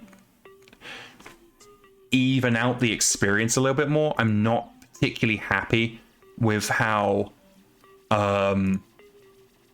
certain systems work, like the modifier system. I'm not too happy about. I'm really not happy with how big scenarios get when you have lots of facilities. I was going to do a area of control system where facilities could only affect scenarios within a certain area of control, but I've been asked to put that on hold for now.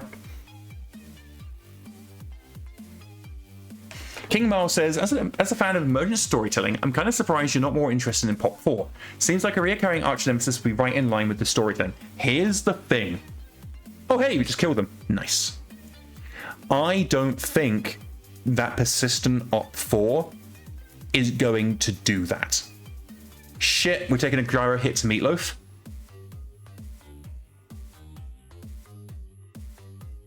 And there's the enemy archer going up in flames, as archers are wont to do.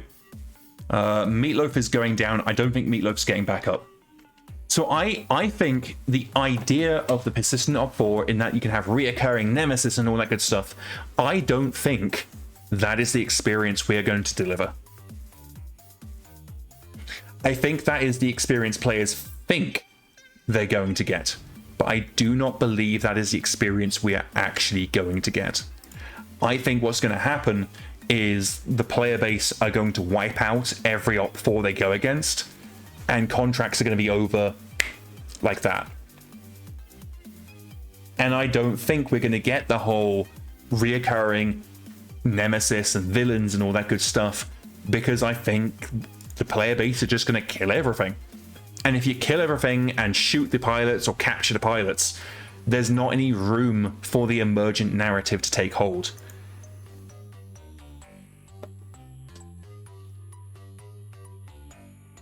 And that is very much what I was kind of getting towards when I was saying that I think that persistent op 4 is going to require the player to play along.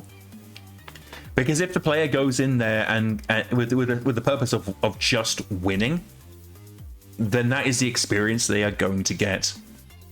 Whereas I think that it requires a mental adjustment on the part of the player to not just kill them all and let God sort it out as radar puts. We're just going to leave Meatloaf there. They're in force withdrawal, and I don't want to risk their mech trying to stand them up.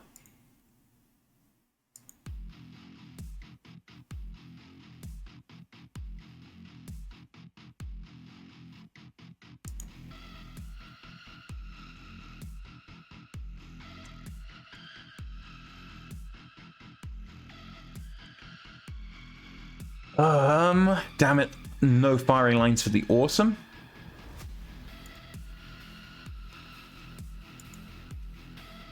What do I want to kill next? Warhammers have a tendency to explode. Let's kill the Warhammer.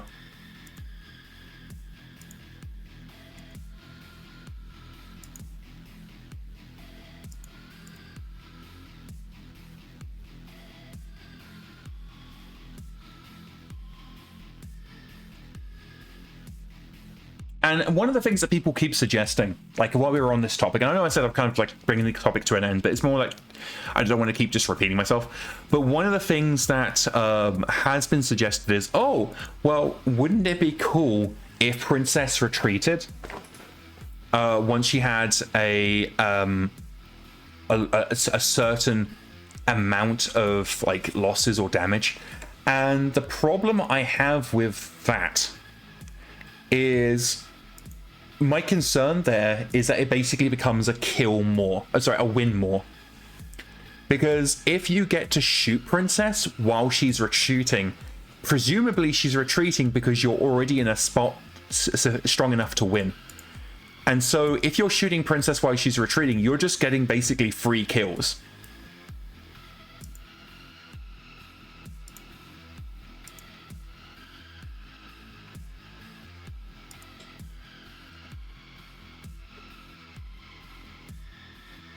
King Mouse says, but also, how big is the overlap between those who compulsively kill everything and those interested in emergent storytelling? Right? Here's the thing, though. We would have to create a system that serves both. And I just... I do not think that we are going to be able to pull off Persistent Op 4 in a way that is going to aid the emergent storytelling. That is the roots of my concern. I don't think we're going to be able to do that.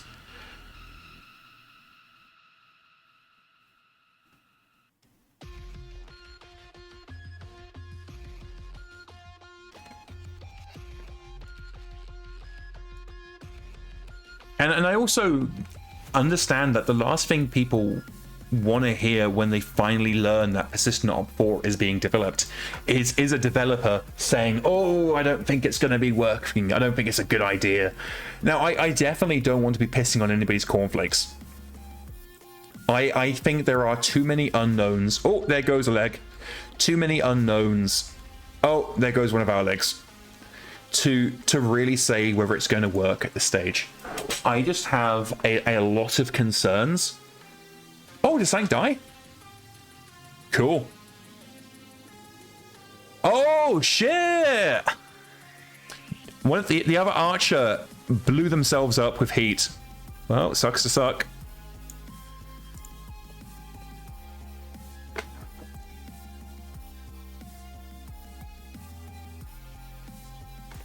The young says maybe just harsher cutoff points for scenarios. So actually, you'll notice in, I don't know if it's in 51.0, but it's definitely in 51.01.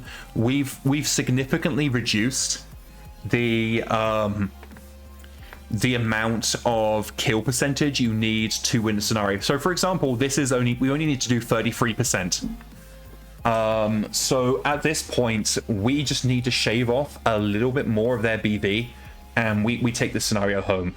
And the reason why I've done that is the intention is that this reduces the amount of kills, the amount of salvage, and also gets players used to the idea that they do not need to kill every single unit on the field. One of the things that Hammer is working on, how bad is it to get up here? One of the things that Hammer is working on is... Get up, please. Oh, we don't have any movement left on the Warhammer. Oh, dear. One of the things Hammer is working on is better integration of objectives between MegaMek and MekHQ. Because right now, MegaMek... You guys know. You guys have seen the objectives we have in MegaMek. They're very, very simple. They're very, very basic. And we really want to improve that situation so that we can give you more interesting tools, because that's been really, really important. And I just think there's a lot of room for improvement to make Persistent Op 4 work in a way that will create interesting stories.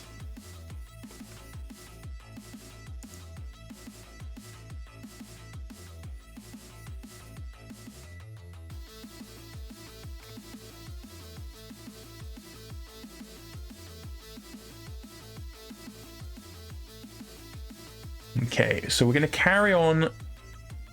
I'm trying to get an idea. Okay, so the Scorpion's in the worst position here, so we're going to try and kill the Scorpion. Because what we want to try and do is get one more kill.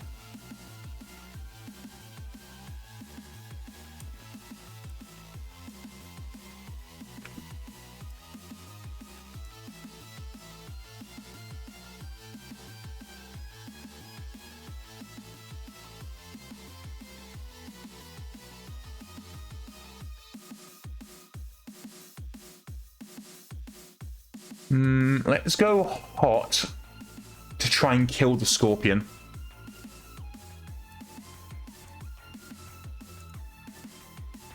Well, I guess we need to use PPCs on this guy.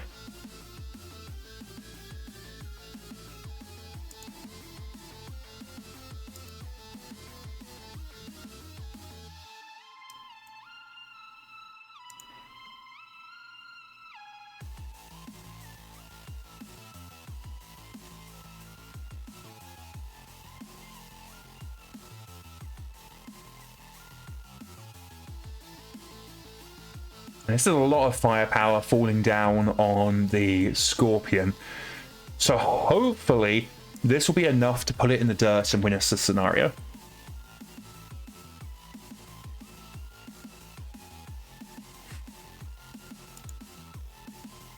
We'll try and take out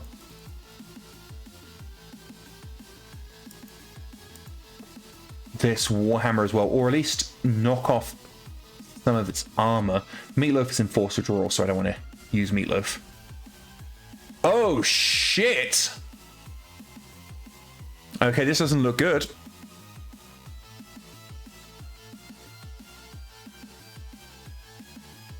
Issue reports SRM ammo has gone up, taking the mech with it.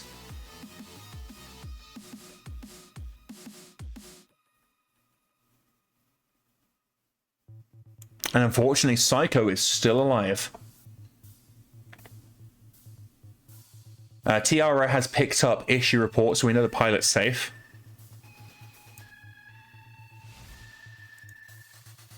Issue report ejected but blacked out. Yeah, but fortunately, Tiara was there to catch them on the way through. I'm going to call it here, though. That 66.6% is good enough for me.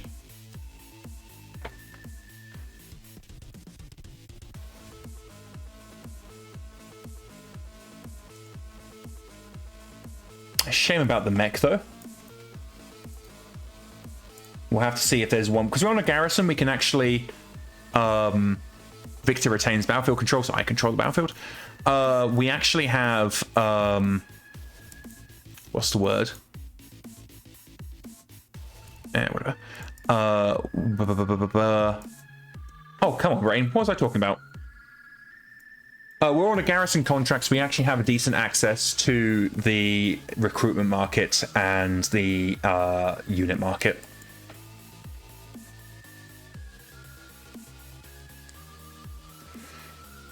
Okay, so we've got 2 days until... Oh, no! I don't know if Knight is still in chat, but issue reports right leg is not. King Miles says just open the sunroof for a quick couple of seconds while issue reports limp body sails it into the rumble seat. So issue report has lost their right leg. King Miles says he closed the sunroof too quick. Well, fuck. So issue report has lost their right leg. They've got a left shoulder fracture. They got an abdominal burn, organ trauma, and obviously recovering from an amputation. Oh well, that is rough. We are definitely going to need to figure that one out. Let's head to the personnel and see what we can do about that. Can I easily jump to... I can. I thought I had that. So let's go to advanced surgery and see if we can do something about this. Well, look at that little stump. Okay, crack my leg. So we are looking at the right leg. And we do not have many options.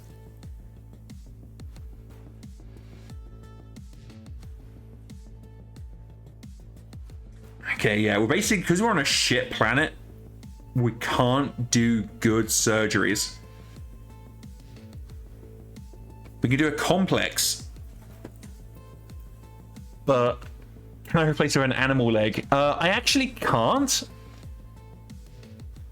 We are not available due to planetary tech level. We're going to need to retreat back to Rasselhaig before issue report can, well, really return to. Oh man, return to active duty.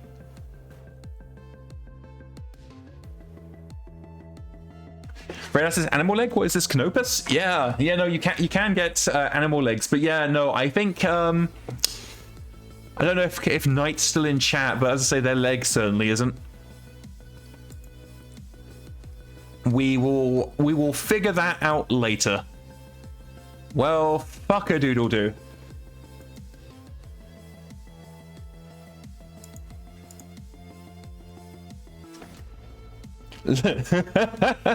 CC Ruler says leg has left the chat.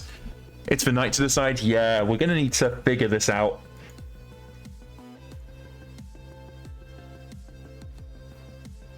Actually, I wonder. Hi, Mr. Bandit.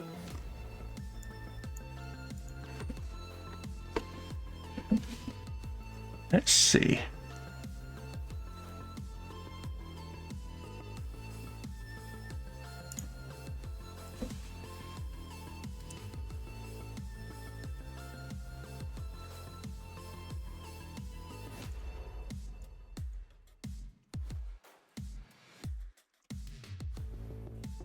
We're going to send them back to Rasselhaig.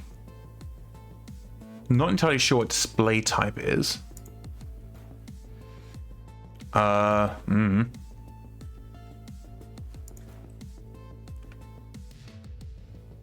So issue report, in theory, is now traveling back to Rasselhaig.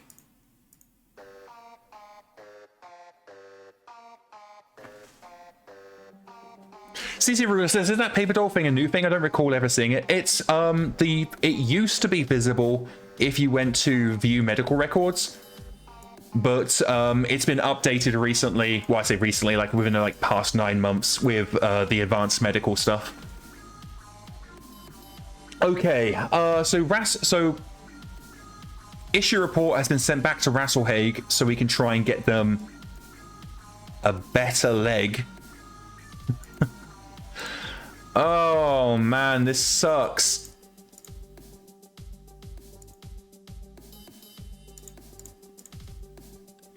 And we have a covert strike. We're going to attempt to execute one of their...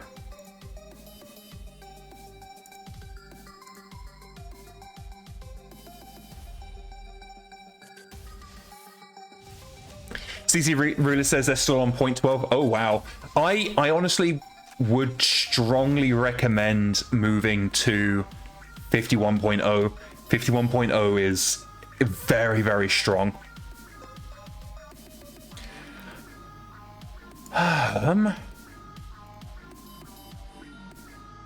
Let's see. It should be a location.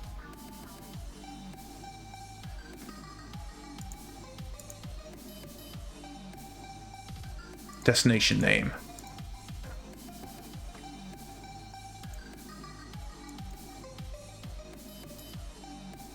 Pinnacle, my home planet. Okay, so they are traveling to Rasselhaig. They're going to be basically out of action for the rest of forever. So, with that in mind, let's get this covert strike over and done with.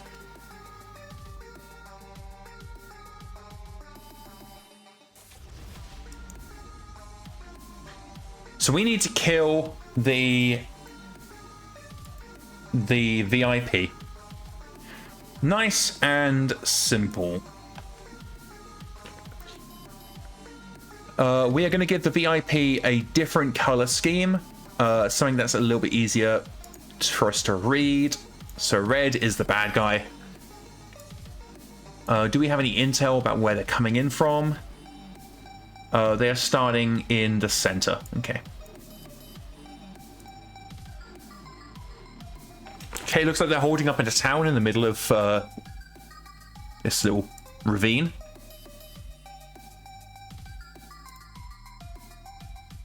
So, how are we going at this? I guess we go across this open ground, through the fields, and then into town, and then duel in the town. That's probably going to be the most direct route. We're probably going to have Bird Kicker take the point, because they are significantly tougher than the rest. Not tougher, but faster in their crab. I guess Munin and the Grasshopper could also recon ahead. My concern is I don't want to leave Odin behind, because Odin's very fat. Seeker 10 says it should be the Cyclops from the challenge. Yeah, that'd be cool. Okay, so we have eyes on Owlman, the archer.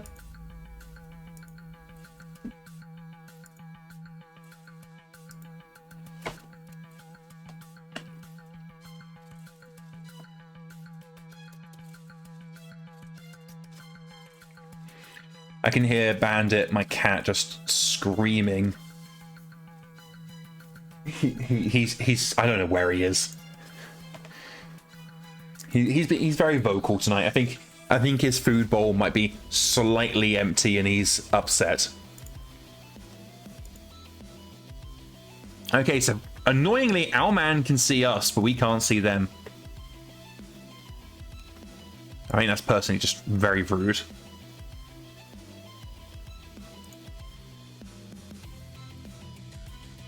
Radar says, Mama hasn't fed me for 3 days. Yeah, no. Bandit very much has that cat attitude of if his food bowl is ever so slightly empty, he hasn't been fed for the entirety of his life, and he has in fact died, and the screaming is his ghost.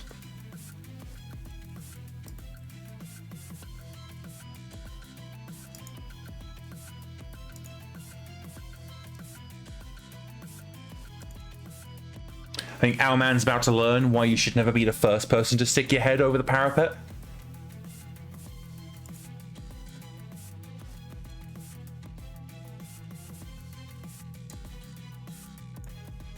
Oh, there's a nice bit of damage. And my pocket is going off. Let me just make sure it's not anything important.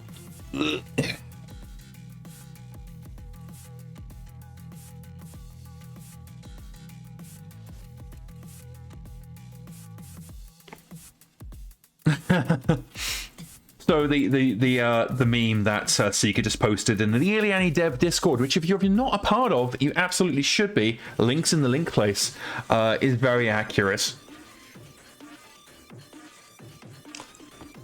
Yeah, no, Bandit is very much that has that attitude. Radar says, never stick your head over the parapet, throw your helmet up and watch the machine guns ventilate it.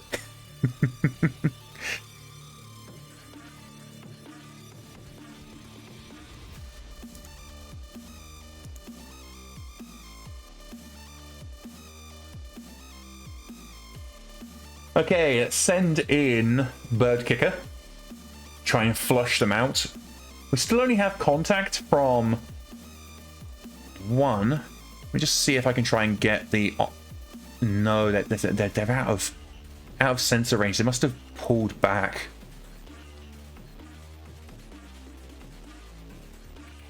In fact, Odin is going to take a flanking maneuver around the right of the town. We're going to send in Trip Hazard with him. And we'll send Munin up with Bird Kicker.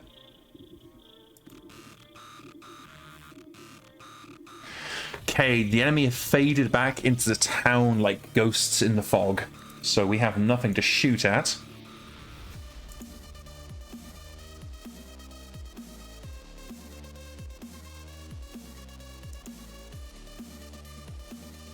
Seeker 10,000 says, I'm surprised BattleTech doesn't have rules as far as I know for hex size water features. I don't know about water features depending on what you mean, but it does have rules for liquid flow.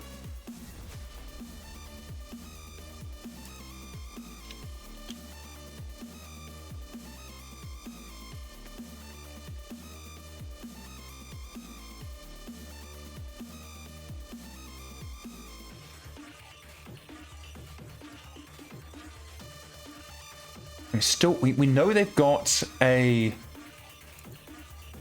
Oh god, I've already forgotten what that contact was.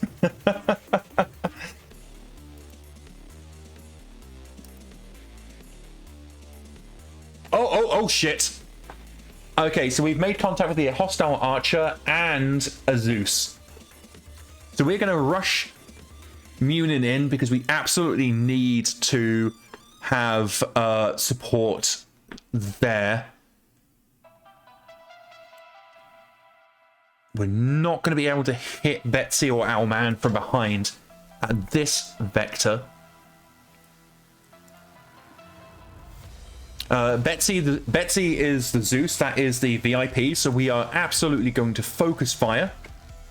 We don't get salvaged because the Rasselhague Republic said fuck us, so we are not going to worry about securing Owlman so much as we just want to kill Betsy.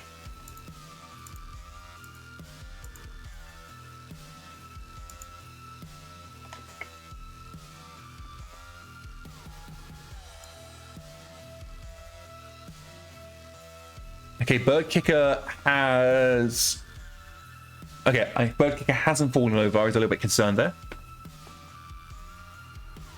Are the liquid flow rules factored into the new StratCon sector generator? No, but liquid flow in general is.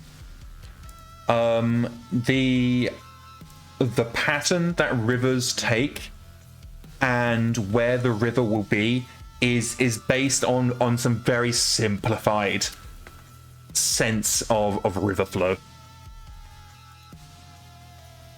Very, very simplified, because obviously we want the sector to be able to generate very quickly.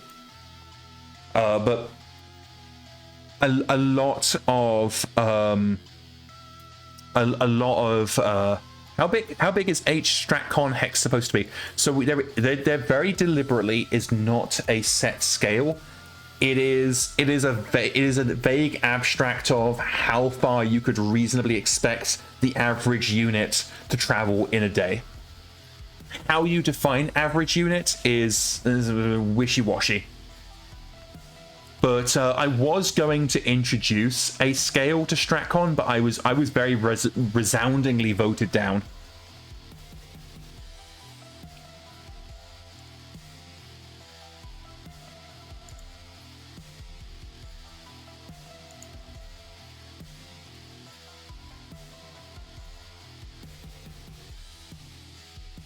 Okay, let's take to the air with Munin.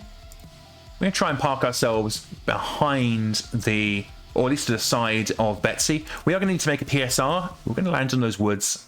And that's going to try and flush Owlman towards Trip Hazard and Odin. Okay, I've already succeeded.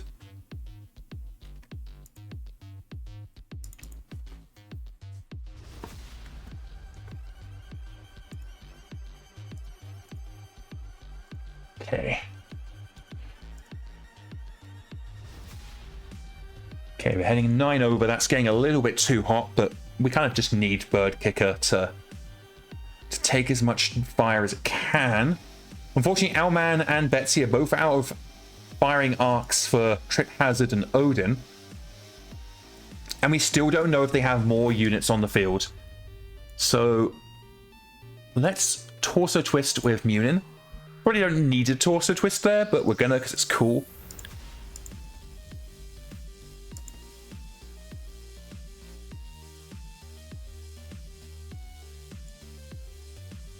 Oh, Bird Kicker's already into internals on the left torso, that very large crab side torso. Oh man, Munin just fluffed everything. That is not ideal. And Bird Kicker took a PSR but remained standing. No melee attacks for Bird Kicker, but Munin will definitely be doing the old MekHQ. And next round we should have the second half of our lance in position.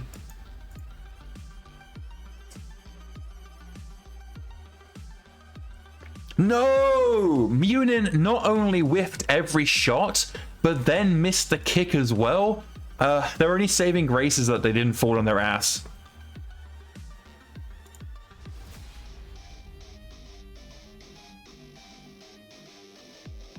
Okay, our reinforcement tanks have arrived.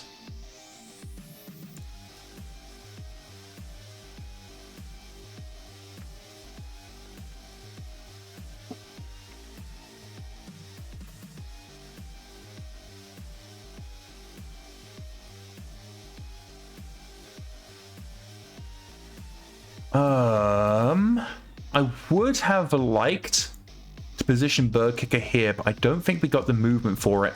These are height 1s. We're just going to try and get Bird Kicker some TMM. Got vedettes coming in. Now, the question is, can we get Owlman in our line of fire? We absolutely can.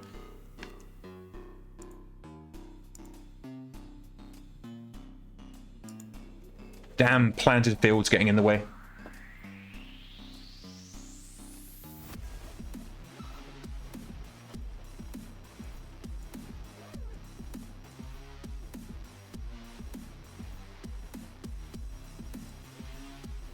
We're going to really open up the archer, hopefully find some of the gooey ammunition. And if not, certainly scare the pilot. That is as good as we need. Betsy and Zeus can take a really hard pounding, so the fact that she's essentially dealing with both Munin and Bird Kicker and has already ripped open Bird Kicker's side torso is very concerning. We do have the woods behind Bird Kicker. That's what we're probably going to withdraw back to. At least Odin can now open fire with 3 PPCs and potentially bring the archer to the ground. Damn! The archer is immobilized and it looks like it's on fire as well. What happened there? Oh. So, Owlman. No, beg your pardon. Who is this? Trip Hazard smashed Owlman in the face so hard, Owlman blacked out and took it down to 2 internal structure on the head as well. And the PPCs from Odin ignited the hex that Owlman is now unconscious in. The blow just felling Owlman to the ground. And it'd be rude not to stick the boot in.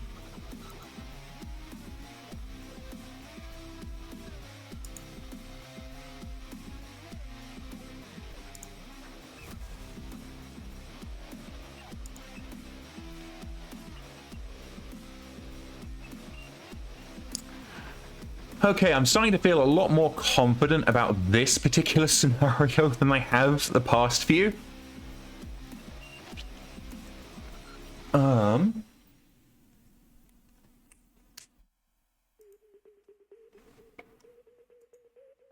we're going to move up behind Betsy just to try and flush her out of the tree line. And into the arms of the awaiting vedettes. Now, Trip Hazard's going to leave Owlman to his devices.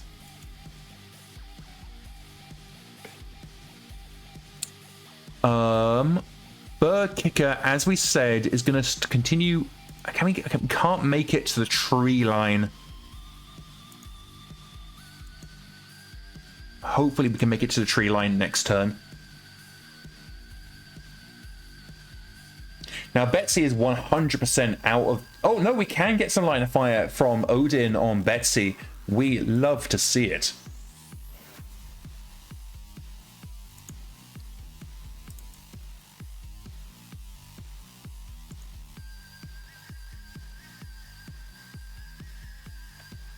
We're not too worried about executing them. We are here for the target.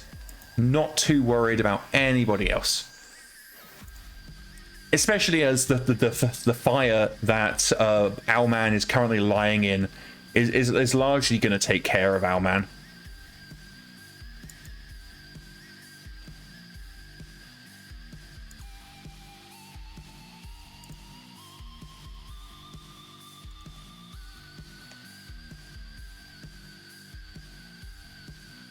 Now, the good news is we positioned ourselves perfectly so we can fire all 3 PPCs at Betsy. And now Betsy's having to deal with the entire lance as well as a lance of vedettes. So I don't think Betsy is long for this world. The question becomes, will Betsy take any of us down with her?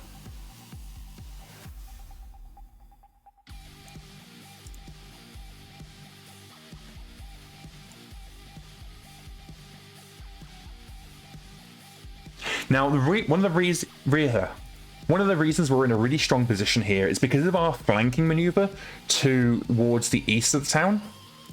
We now have Betsy in a position where no matter where she goes, she can be shot at by basically the entire lance.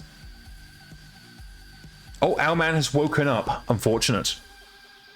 They do still need to get up, but they are still very much a threat.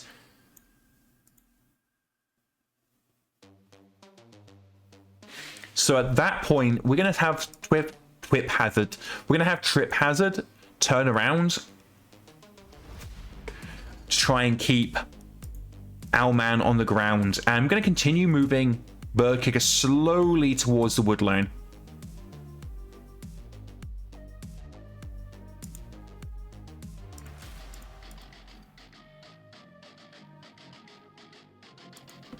Okay, let's see if we can try and flush Betsy out. I could have moved into the wood line, but that means I would have had to run, and I didn't really want to.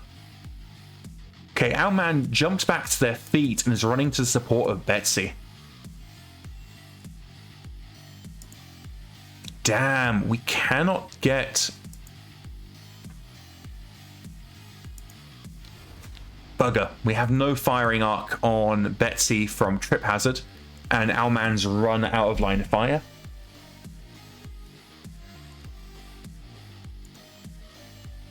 Bird Kicker pushing the red line.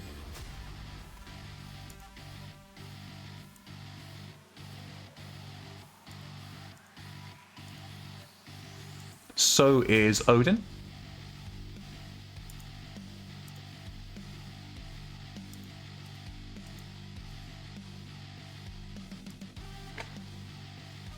Is this going to be the end of Betsy, or are they going to endure another round?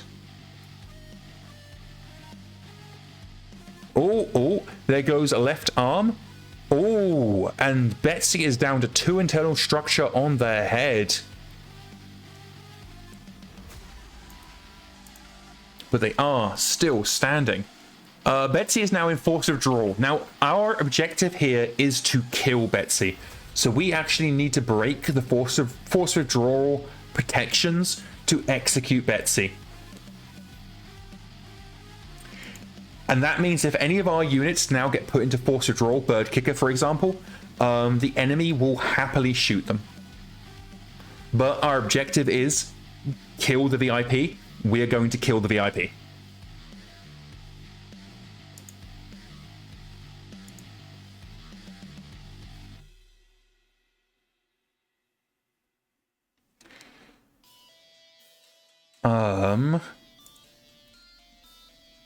Let's head north and then torso.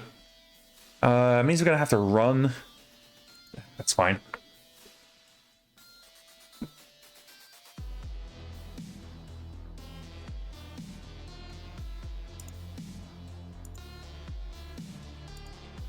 So you might be wondering, why are we pulling Bird Kicker so far out? And it purely comes down to just wanting to make sure that we keep Bird Kicker safe. We've already lost an entire lance of tanks and a Warhammer. I really don't want to lose any more units if I can.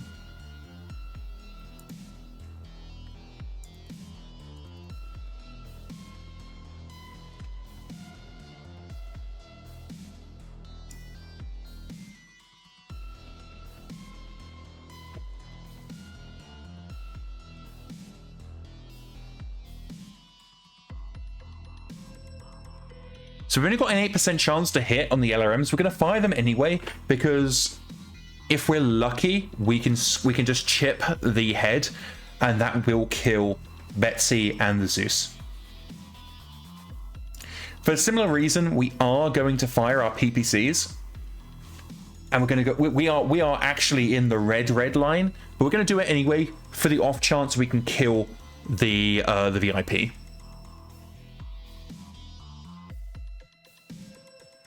Okay, the VIP is remaining standing, but we have now broken the rules of engagement. So at this point, anything goes.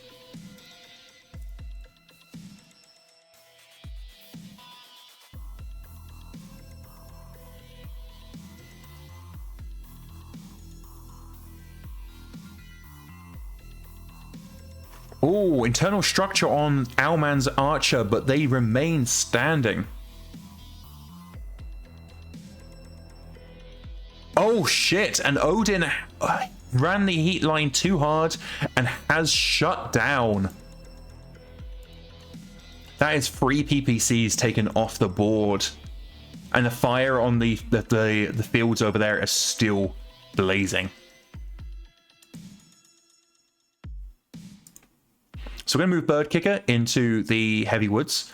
Unfortunately, Odin has shut down. They risked it to try and take out the VIP and protect Bird Kicker, but they just simply couldn't. Their mech just could not handle the heat.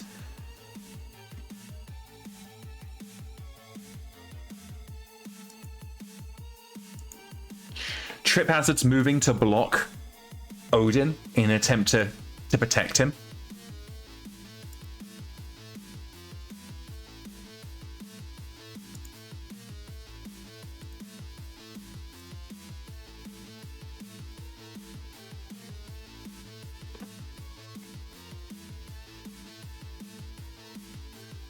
Okay, Betsy is right there, so we're going to attempt to throw some flames. We're even going to throw in the small laser, because again, if we can just clip the head, we are perfect. Unfortunately, Odin is still shut down and is now being focused by Betsy, which puts us in a very, very difficult position. Trip Hazard continuing to body block. But their Thunderbolt's more of a brawler. It does have a long-range package, but it's not a great one. Should set VIP as primary target for allies? Yeah, you're actually not wrong.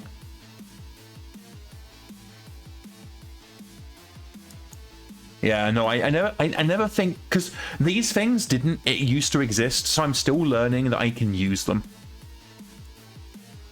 I'm very much used to the AI just kind of doing its own thing. Okay, looks like Betsy is remaining standing still. Oh, no, Betsy is dead. Critical hit to the head. VIP has been killed.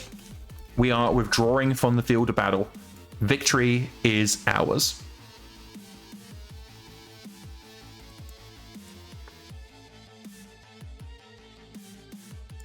Good game, everybody. And let's return back to the mech bay.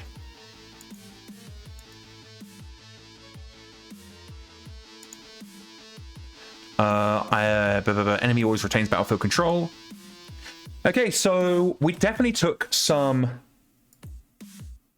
damage there, but only to Bird Kicker's crab. And actually looking at it, we never broke through. I mean, we actually only broke through. We did break through our armor on the left torso, but we actually were pretty good. It wasn't as bad as it looked.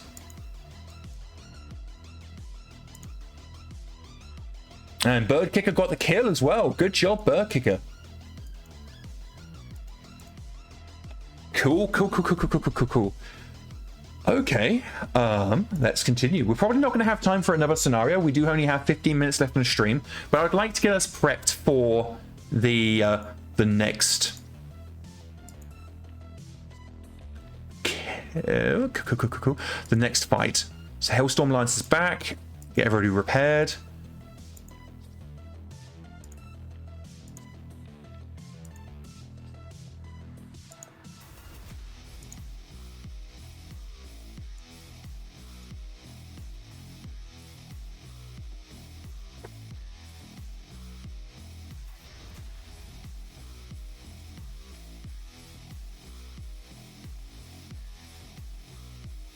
And going back to the Oh, Sienna Patterson's now on maternity leave. Who are you? Oh, you're a medic.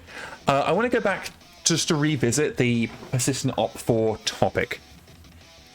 So I want to just come out and say that when we were introducing temp medics and everything else like that, where you only needed one real person for a unit and the rest could be whatevers, I actually was the biggest what's the word? Opposition. I was very much the opposition to that. I didn't think it was a good idea, and I didn't think it would make for an enjoyable, not so much enjoyable. Hey, they're down to critical. I didn't think it would work programmatically, and I didn't think it'd be a good idea. I was completely wrong. And so I do want to say that when it comes to persistent op4, I am a very big detractor of persistent op4, but I have been wrong in the past. And now, for example, the temp crews, I absolutely fucking love them. I think they're a massive improvement to the game. And so I could be just as wrong about persistent op4 as I was about temp crews. Let's see what Oatmeal has to say. I don't rush, I don't gamble. Every move I make is calculated, every decision weighted. Oh, they're an aerospace pilot. They're a really, really good aerospace pilot. How does advanced medical interact with temp crews? It just ignores them entirely. You don't have to heal temp crews. You don't have to replace limbs. They are just straight up ignored. And that was one of the reasons, that and recruitment were the two big reasons why I didn't think it was a good idea. But honestly, it really isn't an issue. They're going to cost 14 support points. As much as I would like an elite, maybe even a heroic aerospace jock, I don't want to have to learn. Oh, they're a MekHQ as well. Oh, so they are. I mean, in terms of augmentation, only the real people's stats matter. We're gonna have to turn them down. I really don't want to have to deal with aerospace stuff. I know I can just give it to Princess, but I don't wanna.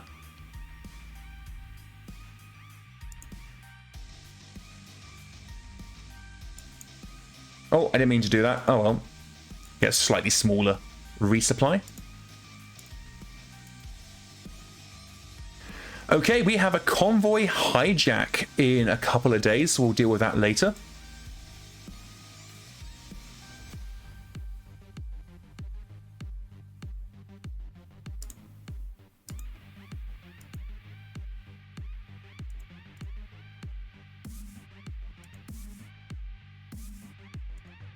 How big is this scenario? No, I'm not gonna. I'm not gonna. I'm not. That little voice in the back of my head was like, what if we went for just one more scenario? And I'm kind of tempted. Okay, chat. What do you guys think? Should we go for one more scenario before ending out the stream? Or should we end it here?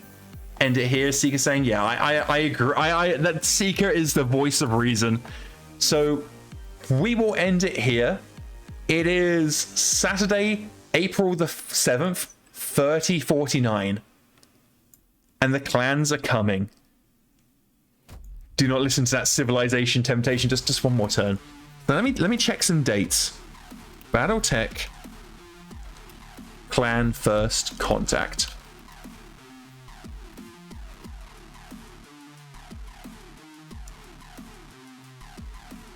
Trying to see if we've got an actual date for the first contact. August 3049. April, May, June, July, August. We are 5 months away from the clan invasion. To see if there's anybody in here that we want.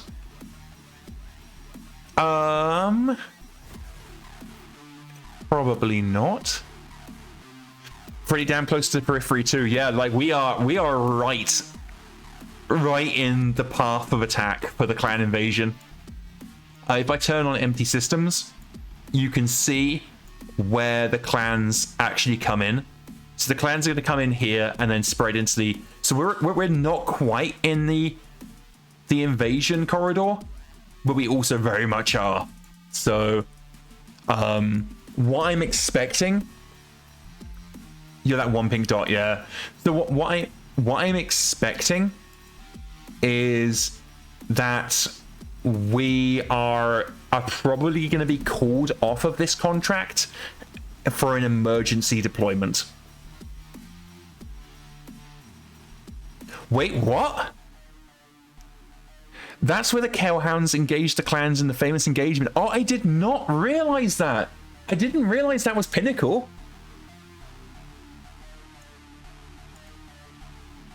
No, that's Santander's World, isn't it?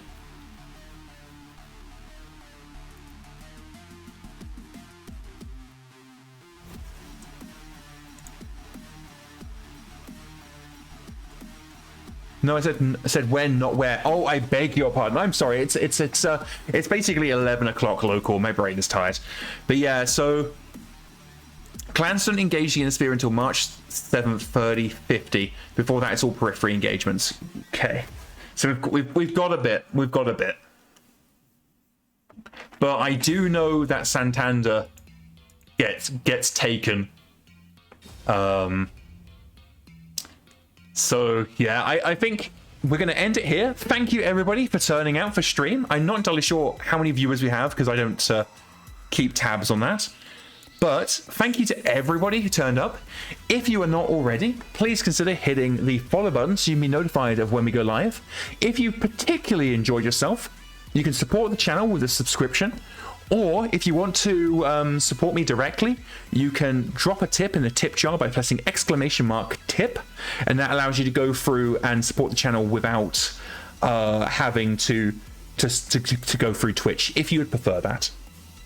All proceeds are going towards getting me a new computer so that I have an easier time of developing, and also so I can give you guys bigger and better things. Some of you may be aware that earlier in the week we desperately tried to stream Brigador and it did not work. My computer could not stream Brigador. But until then, we'll be here back again on Monday, Tuesday, and Thursday for the live dev streams. And then on Friday, we'll be back for the Scrotorius Basterds. And at the rate we're going, we've maybe got 1 or 2 episodes left before the clan invasion. So, I hope to see you there. May all your hits be crits, and go spend some time with your family. And if you don't like your family, don't worry. You can make one in MekHQ. Good night, everybody.